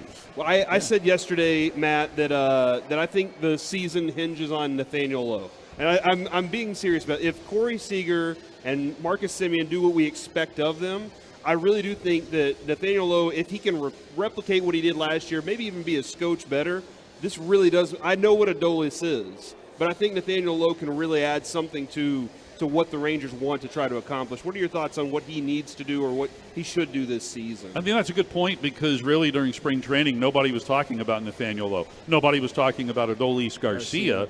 And so, yes, Semien and Seager, you expect them to carry the torch on offense. But if they do and Lowe and Garcia are not what we know they can be, then that's going to be and spell problems for the offense. But, Nathaniel had such a good year last year, Silver Slugger at first base, and the growth that he exhibited throughout the course of the season. the ability to go the other way, the ability to be dangerous with 2 strikes in the count, the ability to control the strike zone, all of that we saw him get better at as the season went on, and you're hoping that he can carry that over. Odd either-or question for you, but my player of the season hinges on is predictably Jacob deGrom. More likely, Jacob deGrom wins Cy Young or Josh Young wins Rookie of the Year? Both. Wow. I mean, both would be great. I'm predicting both. I think it would be great. I think maybe there's a slightly better chance that Young is Rookie of the Year. But what we're all doing is hoping that Jacob deGrom can give the Rangers something close to a full season and not have any kind of the issues that he's had over the past 2 years. You know, he didn't pitch for the first 4 months of the season last year, but in the final 2 months, he was one of the best pitchers, if not the best pitcher in the game. So when you take a look and you start dissecting everything when it comes to Jacob deGrom, there really isn't anybody better when he's fully healthy. Yeah, he literally throws up video game numbers. It's incredible. And that's what, like, throughout the whole rotation, though, too, you have to maintain health. And the thing that makes the Rangers so good is they do have a great training staff. Obviously, I've played here. I've seen it myself. I think they're going to get more out of these guys with him, with deGrom and Eovaldi and Gray, all these guys. The main thing is if they're healthy, they're going to go places. And I think that's what's going to happen is they will be healthy. In his most recent start in spring training, his first pitch in that start was a fastball at 99, and it looked effortless. I've never been as excited for the first pitch in a game, and in a spring training game, as I was for the pitch that deGrom threw in his most recent start. I mean, he is uncanny. And speaking of going places, I know you got work to do, so we appreciate you stopping by to hang out with us. Looking forward to hearing you and Jared on the call on the Fan or the Odyssey app. That sounds good. And the next time you guys have me on with Dutch Oven on, you got to get me to tell my favorite Dutch Oven story. I mean, you're the one who has to go. If you want to tell it now, can I tell it now? Yeah, go ahead. Oh, it's 30. I got to tell it now. Okay. Yes. So I don't even know what it is. So I don't. You'll remember. I don't remember if it was 2013 or 2014, but you might remember. We were in Minneapolis to play the Twins, and I happened to go shopping one day. And while I'm out shopping, I bump into Derek, and he's out shopping with Joe Saunders. And so we happened to bump into one another near the men's cologne section at this particular store. Very nice. So, gotta smell good, guys. So we're having a conversation, and I'm like, well, you know, Derek, I'm not really good on men's cologne, and I don't often wear cologne. But if you have a recommendation, I'm all in. And so Derek says, well, I particularly like Giorgio Armani Acqua di Gio, right? And so he recommends this for me, and I'm like, so I get a sample, and I'm like, you know what? That stuff's pretty good. I'm going to buy some. So I bought some right there on the spot in Minneapolis. Now, what he doesn't know about the story is I'm like, I really like this. And so I start putting it on, and the rest of the road trip, I'm wearing Acqua di Gio. We get home from the road trip, and I've got it on still. And I decide that I'm going to put it on for the homestand, and I put it on one night and one afternoon, and my wife catches a whiff of it. She goes, what are you wearing? I go, oh, it's Acqua di Gio. Derek Holland recommended that I buy this. I really like it. She goes, that is terrible. That is awful aroma. You can't be wearing that around me. So it lived for about a week, but then you still got the bottle? No, I don't have the bottle anymore because I wore it on the road. I didn't wear it at home wear it anymore because I liked it so much. So it was a good recommendation, but she's not down with Acqua di Gio. I got some new ones. I'll have to show you. You'll have to let me know. That's what I want. Now we need to get a one-on-one at some sort of a cologne stand with these two guys. I would love to see. We will do that. And his wife. Yeah. Like, that's what I want to know. I got to make sure she approves. I got another one. No, for you. don't want to. She got me some cologne, like Jimmy Choo.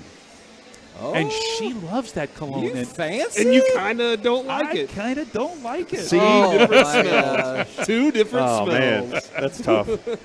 Anyway, thanks, fellas. We appreciate it very, right. very much. Matt Hicks, Jared Sandler on the call today, 105.3 The Fan or on the Odyssey app. Do you want to throw out a little? How professional he is, too. He turned off the mic. He turned his microphone off and everything. I don't even do that, dude. I know. We just, like, chunk it on the table. Headsets down. I mean, Kevin's already thrown his headset once today. And it wasn't because of Henry Ruggs. Are you in a much different mood now than earlier? Yeah, I think so. The excitement of the game's getting you rolling. And it's also really cool. It seriously is. It's really cool seeing – thank you very much. It's really cool seeing everyone who is stopping and either waving hi, saying something nice, or, like, stopping and watching the show. Yes. And I've already seen a couple of people throw baseballs to Derek and Mike that they were autographing and tossing back. Yeah, one to me. I wanted to include Thanks. you. It's like my one Ranger win. That's right. It's very cool. I know it's easy. Did you know he has one win as a Rangers pitcher? I did. He's the 208th pitcher on the list as like most wins For rankings? For most wins. Yeah, there Man. may be about 60 of them. Will you that check are, and see what he would do if he got a second one? A second like, one? I just Okay, want to yeah. know where he would jump. That'd have been huge. Look, I know it's 299. Hold on, I got to go back and look at this. Get this information correct, all right. Corey. All right, you know what? I'm going to put you, because of that, I'm going to put you in My Buddy's an Idiot. 877 real quick. It's the website, not me. 881-1053. Does your friend have a terrible sports or pop culture opinion? Let me ask you this. How hungry you are? I'm hungry. Yeah. What, are you an idiot for saying we'd get food and we're Yeah, not? go get us some food, Mike. Mr. Hurtado said we would. Yeah, but he's probably busy. Well, there's Kevin, a long line I can over there. almost guarantee that the Hurtado barbecue stand is going to be the busiest place out here today. Every day, I bet. Yeah, probably so. Probably all season long because it's unique. It's not something you can get anywhere. It's a local product. That's really cool, too. I really appreciate the Rangers doing that. Do we need to send a representative, i.e. one of us over there, just to be like, hey, if you're interested, we will take food as well? I think we send Mike. Yeah, Mike.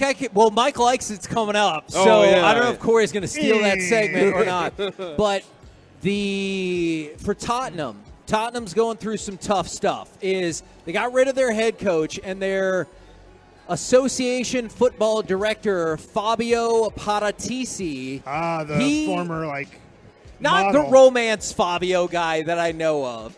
You're not sure. He was given not just a lifetime ban, he was given a quote-unquote global ban by FIBA. So he could still go coach on Mars or whatever, or like be involved in the team in Mars, but he cannot be a football director or in the sport globally. Well, Kevin, I think Mike's with me on this when it comes to the football. We are Wrexham fans, and that's kind of where my heart is now. So I'm approaching it that way. I think we're winning that. We're winning that league right now. Nice. Did they move up a league yet? You have to finish the season. Okay. Yeah, and Richmond also, as they are the Ted Lasso coach bunch. I have not keeping an eye on seen what they're season doing. 3 yet. Oh man, it's fun. From the 469, my buddy's an idiot. He's an Astros fan. Ooh, this is a nice compliment. Mike has more wins as a Ranger than Jacob deGrom. Will that be the case at the end of the day? Mike has one Texas Rangers He has only win. a few more as a Met, but not a lot more. Well, I feel like I don't know. I have 4. he has. I'm going to say a lot more. I think I have 4. I have 4 wins as a Met. How many wins as a Ranger does Derek Holland have? I am 83 and 82, something like that. With the Rangers? With the Rangers. Okay. Pretty sure. From the 682, I'm an idiot for thinking Trae Young can play basketball. Offensive basketball. Yeah, he can play offensive basketball. Defensive basketball, trade for him. Is the absolute worst. For the 302, I don't know if this is about RJ or not. My buddy's an idiot. He doesn't think opening day is a big deal. Look around here right now. Opening day is a humongous deal. Not only that, I already see at least 1,000 people in their seat for a game that does not start for almost 2.5 hours. All right, well, hold on. Not just in the park, in their seat. Well, that's what I don't know if you guys do the same thing. That's what I do when I go to a game. I want to be in my seat. Or I check to see that my seat's there. Much like you do at the airport, you just go to check and see if your gate is there, and then you go walk around and do other stuff. Yeah, this is my first time, so I don't know. Hold on, you've never been to a baseball game before? Yeah. When was the last time you've been to a baseball game as a non-baseball player? My senior year of high school. Really? Mm-hmm. Like when you were a player, you even never... when I went to college, I didn't go because I was playing. I was playing summer league and stuff. Yeah. Wow. So I never really took the time to go. I'm trying to think when I played from 96 to 2008 if I ever went to a baseball game. Besides, you don't think so? I don't think I never did. listen to the radio except for the fan. I do tell the fan. Oh all the yeah, time. I listen to a lot of talk radio, so I can't. For the 817, the Rangers will win the Grey Cup. And that's, from the that's not going to happen 682, this year. They're going to Wimbledon. All right, you're gonna. That's a great point. Oh, they're my gonna win mixed gosh. doubles at Wimbledon. Corey? You're gonna like this, guys. It's crazy how pumped I am. Literally haven't watched a second of baseball for 20 plus years. But the feeling I have today is similar to when I was a kid on Christmas morning. In your face, RJ! So this is kind of dumb. Ready baseball. Last night, Lucy didn't want to go to bed. And Because of the Rangers? Well, she was excited. So that would be really cool. So they have open house at school tonight. Like they're having open house. So I was telling her, I was like, Lucy, tomorrow's opening day. Tomorrow is Dad's favorite day of the year. This is my Christmas. It's opening day. And she was like, what are we going to open? And I was like, okay, so we started in on this. So I do have to pick something up on the way home so she can open it, Mike. But yeah, like she got excited because Dad was excited. And I think that's one of the key factors is, I do feel like a kid whenever this starts up. Well, and I can't wait to be in the car listening or watching or whatever whenever this whole season gets rolling. To your point, I was thinking about buying a Rangers baseball card today. Obviously not here, but on eBay or places like that. But then it got me thinking, the Rangers don't really have an iconic Rangers card. The only one I can think of, it's not valuable. It's not particularly valuable. I have very fond memories, and I think other people do, of the Stadium Club Nolan Ryan tuxedo card. Okay. But that's not going to say, even PSA 10, that's not going to set you back a whole lot. Okay. That's the card I think of. Nolan Ryan throwing a football. Oh yeah, the Upper Deck one. That's a good one. Yeah, and I thought if there's a 91 rookie card of Pudge that I really like, where he's in a squat position, but just with a Ranger hat on, catching. Yeah. I see. That's one of the beauties about, if you're a Rangers fan, is I went out and I got PSA 10 of the Pudge Upper Deck. PSA 10 of that classic. You remember classic baseball of that Pudge with the Drillers, his rookie card, and a PSA 10 of the Juan Gonzalez Upper Deck Star rookie card. And they weren't expensive. I just wanted them because, those are my dudes. Those are the guys that define the franchise for me. Mike, I just pulled this up. I have a graded version of this card at home. It is the Ted Williams original manager card. Yeah, manager card, because he was the first manager of the Rangers. And my buddy, he messaged me one day and he was like, "I got something for you," and he sent it to me. And so I have this. I don't have many graded cards. I really don't. But this is the first graded card I ever got, and I think it's awesome. A, because it's a Ted Williams card for one, but B, this started my idea of wanting to collect all the Rangers manager cards and have that as a collection. So, and most of the Rangers managers cards, when they're wearing a hat, they'll have a logo on it. And he just has a red hat because it's a Washington Senators picture, and they had to take out the Washington logo because it's not the Senators anymore; it's the Rangers. Because the Rangers obviously wore blue hats, but they're like, well, here's Ted Williams in his Washington Senators gear, aired out the logo. What do you think he was looking at in this picture here, Mike? He just kind of staring. I off always into feel the like he was distance. about ready to yell at somebody. It was a hot. You know it was a hot. Just admit it. We got Mike Likes It coming up in, about 15 seconds. But before we get to any of that, let's get something away. 877-881-1053. Caller number 10 now will win a pair of tickets to go see the Gaslight Anthem. The show is May 3rd at the Southside Ballroom. You can buy tickets at livenation.com, or you can win them for free right now. Caller number 10, 877-881-1053. And now, how about some Mike Likes It? Okay, so we've been saving this, and sometimes we save things and we're like, we'll get to it when we get to it.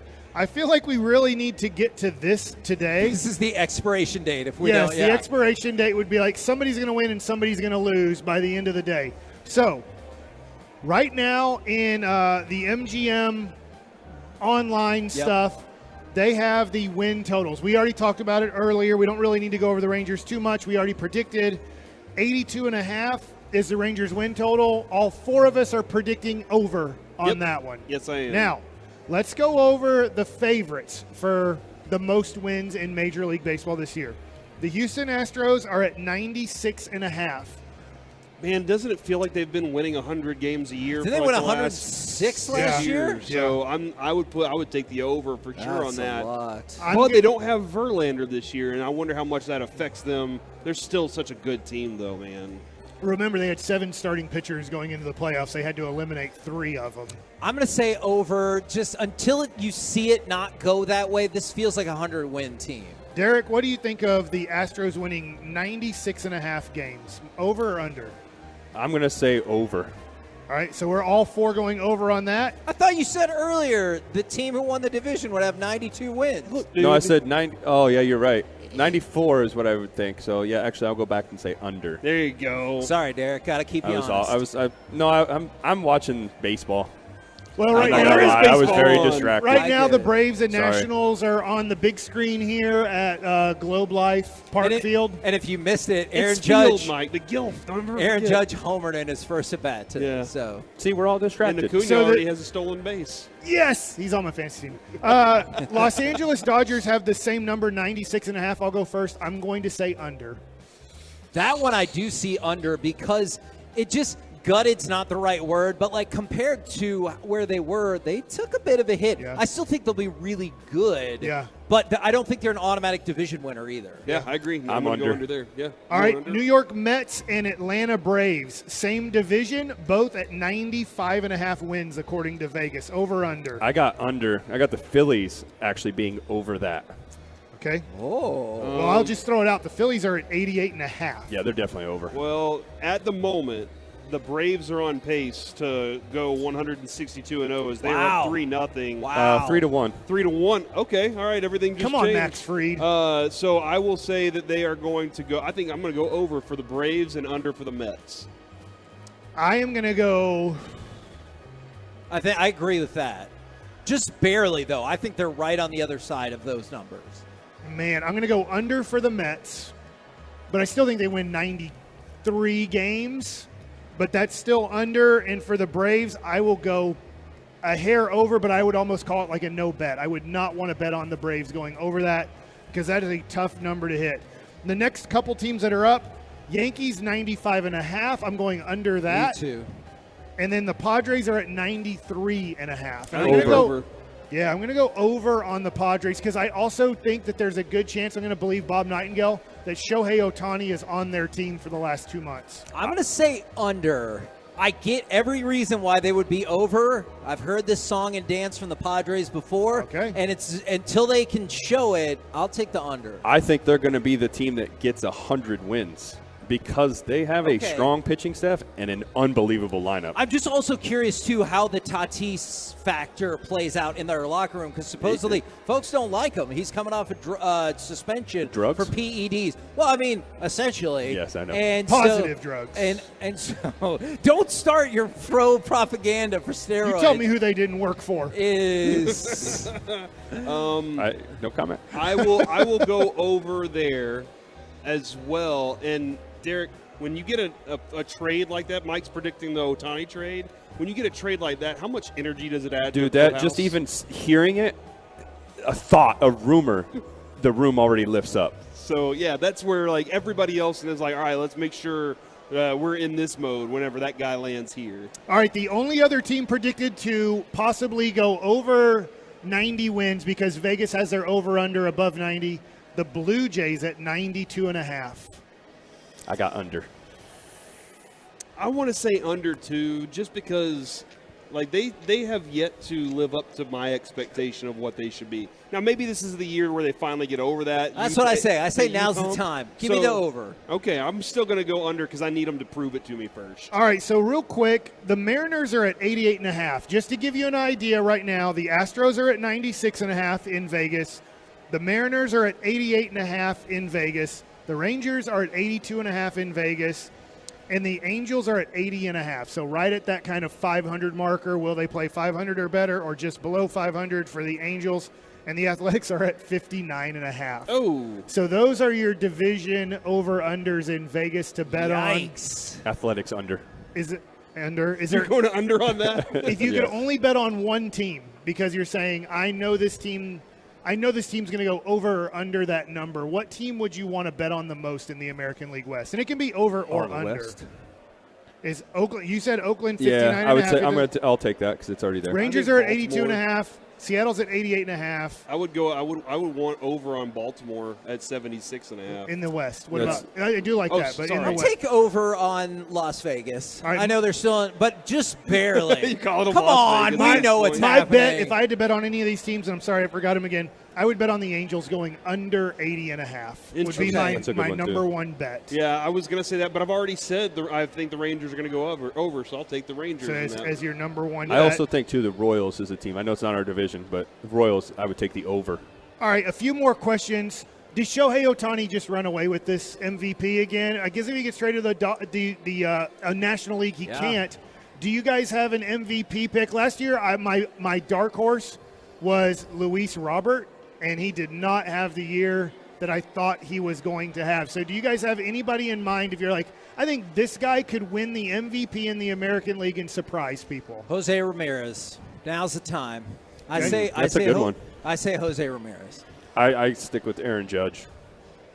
Okay, and I think that's a great pick. Obviously, he's a favorite. It's the tough one to pick. I will go Yordan Alvarez as my potential MVP. I like that pick a lot. A pick that I had last year that didn't work out at all, Luis Robert. A pick that I almost got right, that my underdog pick was Vladimir Guerrero Jr., and that almost happened. I am going to go with local product. Bobby Witt Jr. finishes in the top 5 in MVP. Okay. vote. Wow. I just think it's going to be really tough with Mike Trout, Aaron Judge. Yordan Alvarez should be on a possibly 100-win team. I don't know if the Royals are going to have a lot of team success, but I do think that Bobby Witt Jr. could enter the conversation in MVP voting If he can even finish top 10, then he'll only be one behind Bryce Harper for top 10 MVP finishes. God. Because it's a fun fact. He's like the Marlins. The only time he gets to the World Series, he wins the World Series. Are you taking shots at Juan Gonzalez too? No, I'm not. Okay. Mike, all right. Can I throw a National League guy Yes, out there? I'd love for you to. Trey Turner. Jinx. You owe me a Coke. I just wanted to somebody say owes that. us some food up here. You said we were getting other food. But, He's all getting hangry. When it comes to the National League, I think there's some picks that are There's up a lot there. of candidates, man. I decided, I know this is fantasy baseball. I'm not really talking fantasy baseball, but I just think Ronald Acuna Jr. is going to have a huge year this year.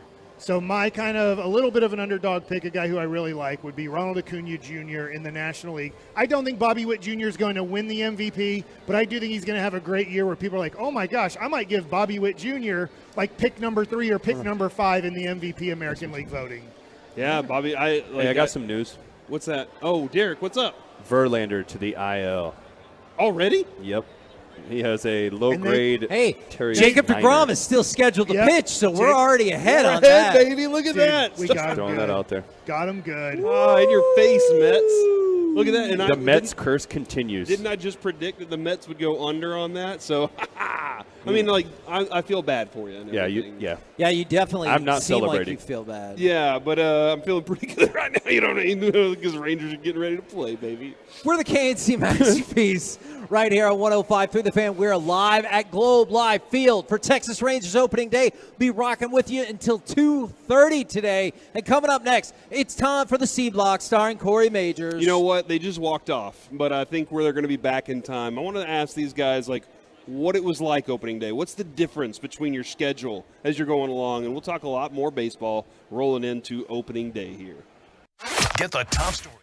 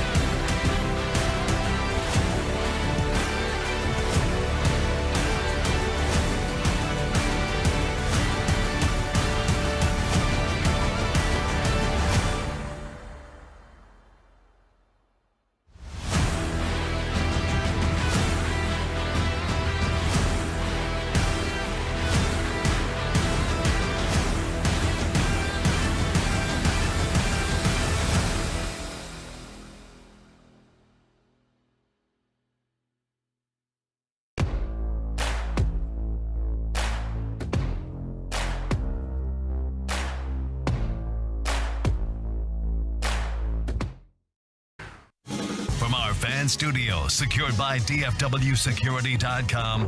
It's the KNC Masterpiece on 105.3 The Fan. KNC Masterpiece right here on 105.3 The Fan. We're live out at Globe Life Field in Arlington for Texas Rangers opening day. The people have been filing in for about an hour. We've been taking pictures, shaking hands, giving hugs, and these guys have been doing autographs. And now it's time for the C Block starring Corey Majors. All right, so I am communicating with Jared Sandler. There may be a possibility we'll have a Jared sighting at some point today.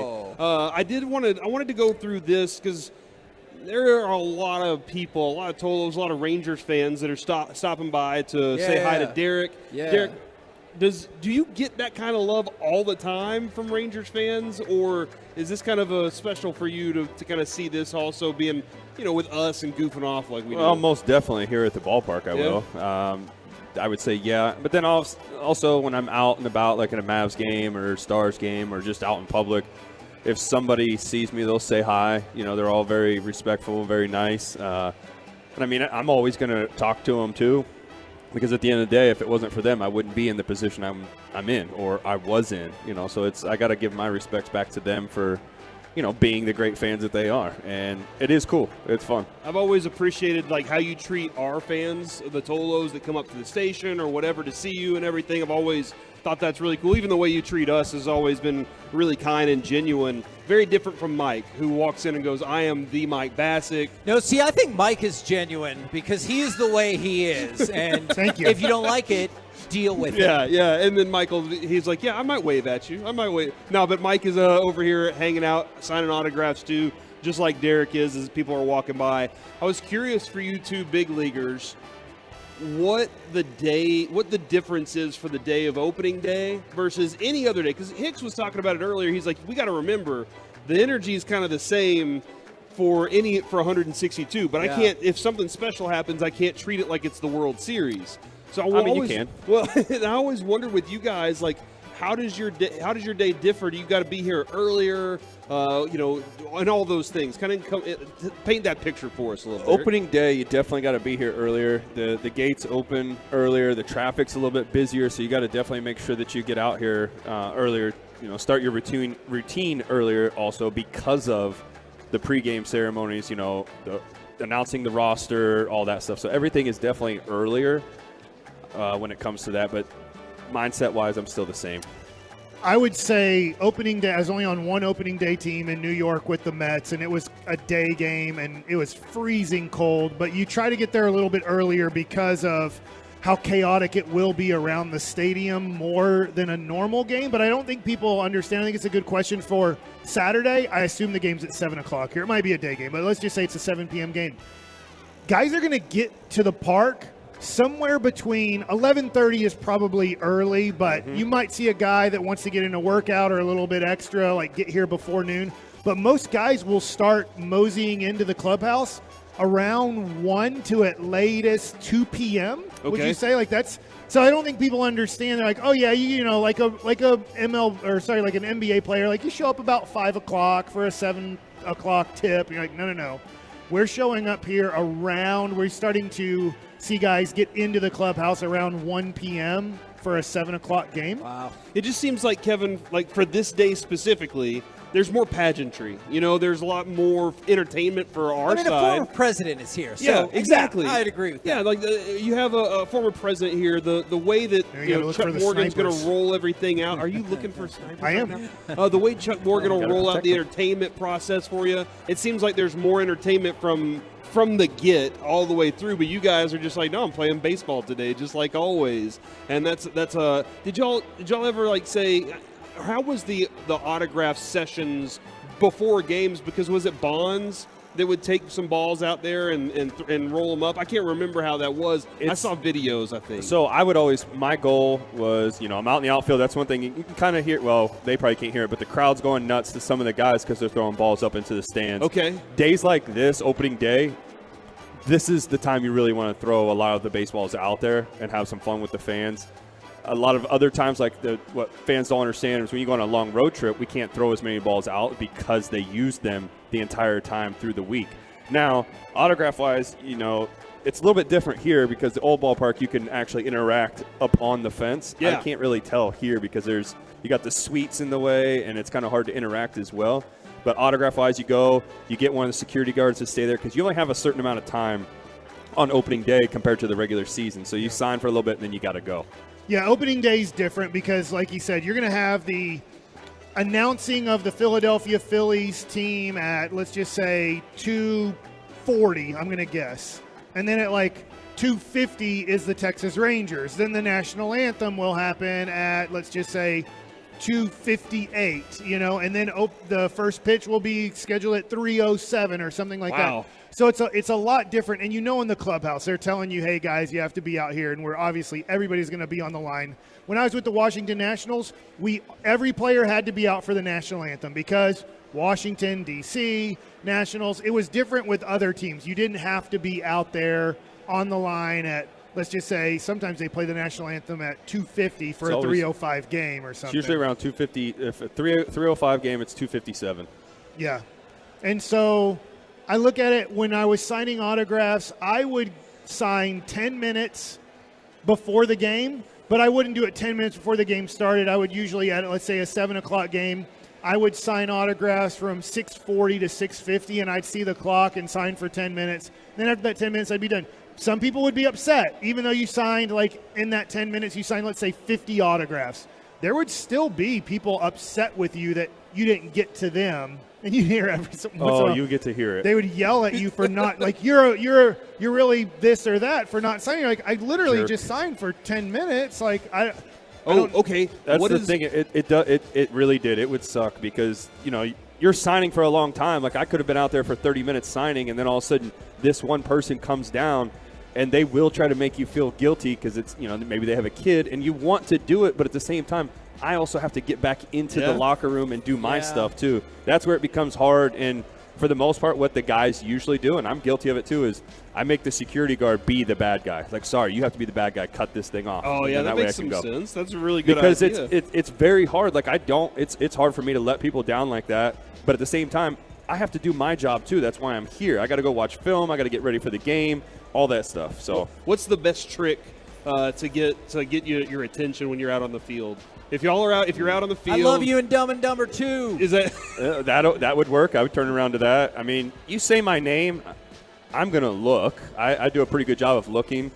I also, I like hearing the trolls too. That they got to come out and talk some smack, tell you how bad you stink, all that stuff. Which, it's funny, it's entertaining. Like, and if you're creative, I'm going to reward you with the ball. Like, man, that was good. You deserve this. That's like when we talk with all the time about certain guys. And actually, Kevin, here comes the food parade. Mike's like, I don't care what you were about to say. We got the great Ken. Oh my gosh. We got the great Ken Hill right now. We got Ken Hill over here. Yeah. You know what? You can send a rip Brandon, over here. Would you mind putting a headset on real quick? We'll get you just for a second. 1 minute. I know you're very busy, and we got Chris Young coming up in just 1 minute. Brandon Hurtado joining us right now on the KNC Masterpiece. You just brought the beef rib. You brought the tacos over. Dude, it smells horrible. How great is it to be in this stadium doing what you guys are doing this year? It's great, man. I love it out here. We were here for the exhibition games, and it was pretty busy, but today's just insane. Yeah, you're working hard. I went down there, and there's a line of, I'm going to guess, 50 to 80 people right now in line at Hurtado's trying to get the Tex-Mex barbecue. Kind of feels like you should probably be back there working then, huh? Oh, my gosh. Maybe. I'm just kidding, dude. I'm just kidding. Man, I think it's a really cool story. A local kid who puts the local business in the roots here in Arlington, and now here he is in the stadium, and they invited him to be part of it, man. It's a really awesome opportunity. And thank you for bringing by some amazing food for us today, dog. Absolutely, yeah. We wouldn't be here without the Texas Rangers organization and the Arlington community supporting us like they have. So we're really appreciative. And where's the main location? I know there's. Yeah, so we have two locations. The original is downtown Arlington, 205 East Front Street. It's about a mile from Globe Life. And then we have a second location in the south side of Fort Worth off of Rosedale. All right, Brandon, thanks a lot, man. We got Chris Young. That's the only reason we're wrapping up, to talk to the GM. Yeah. So that's your importance Hey, we just level. catered for him, so he had to have our food today. So I can't wait to try your That's meat. why I'm sweating. We'll scoreboard it with Yeah. that. We've got Hurtados out here. We've got GM Chris Young coming up next. What a time to be alive, and hopefully be listening right here on 105.3 The Fan. Always a welcome sign.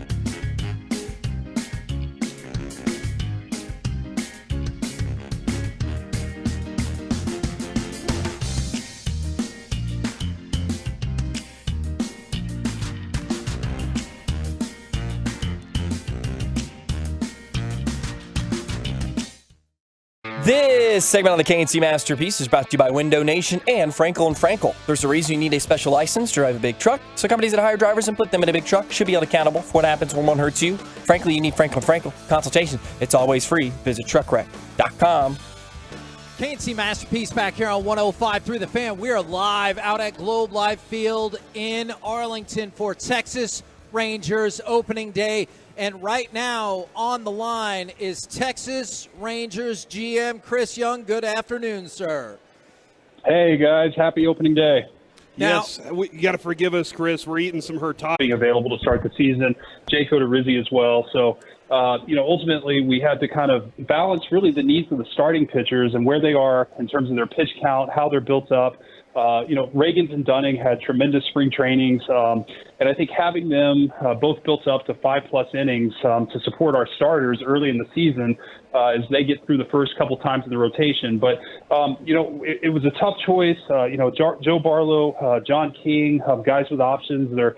They pitched very well, easily could have been on the team, but ultimately we went with the group we have.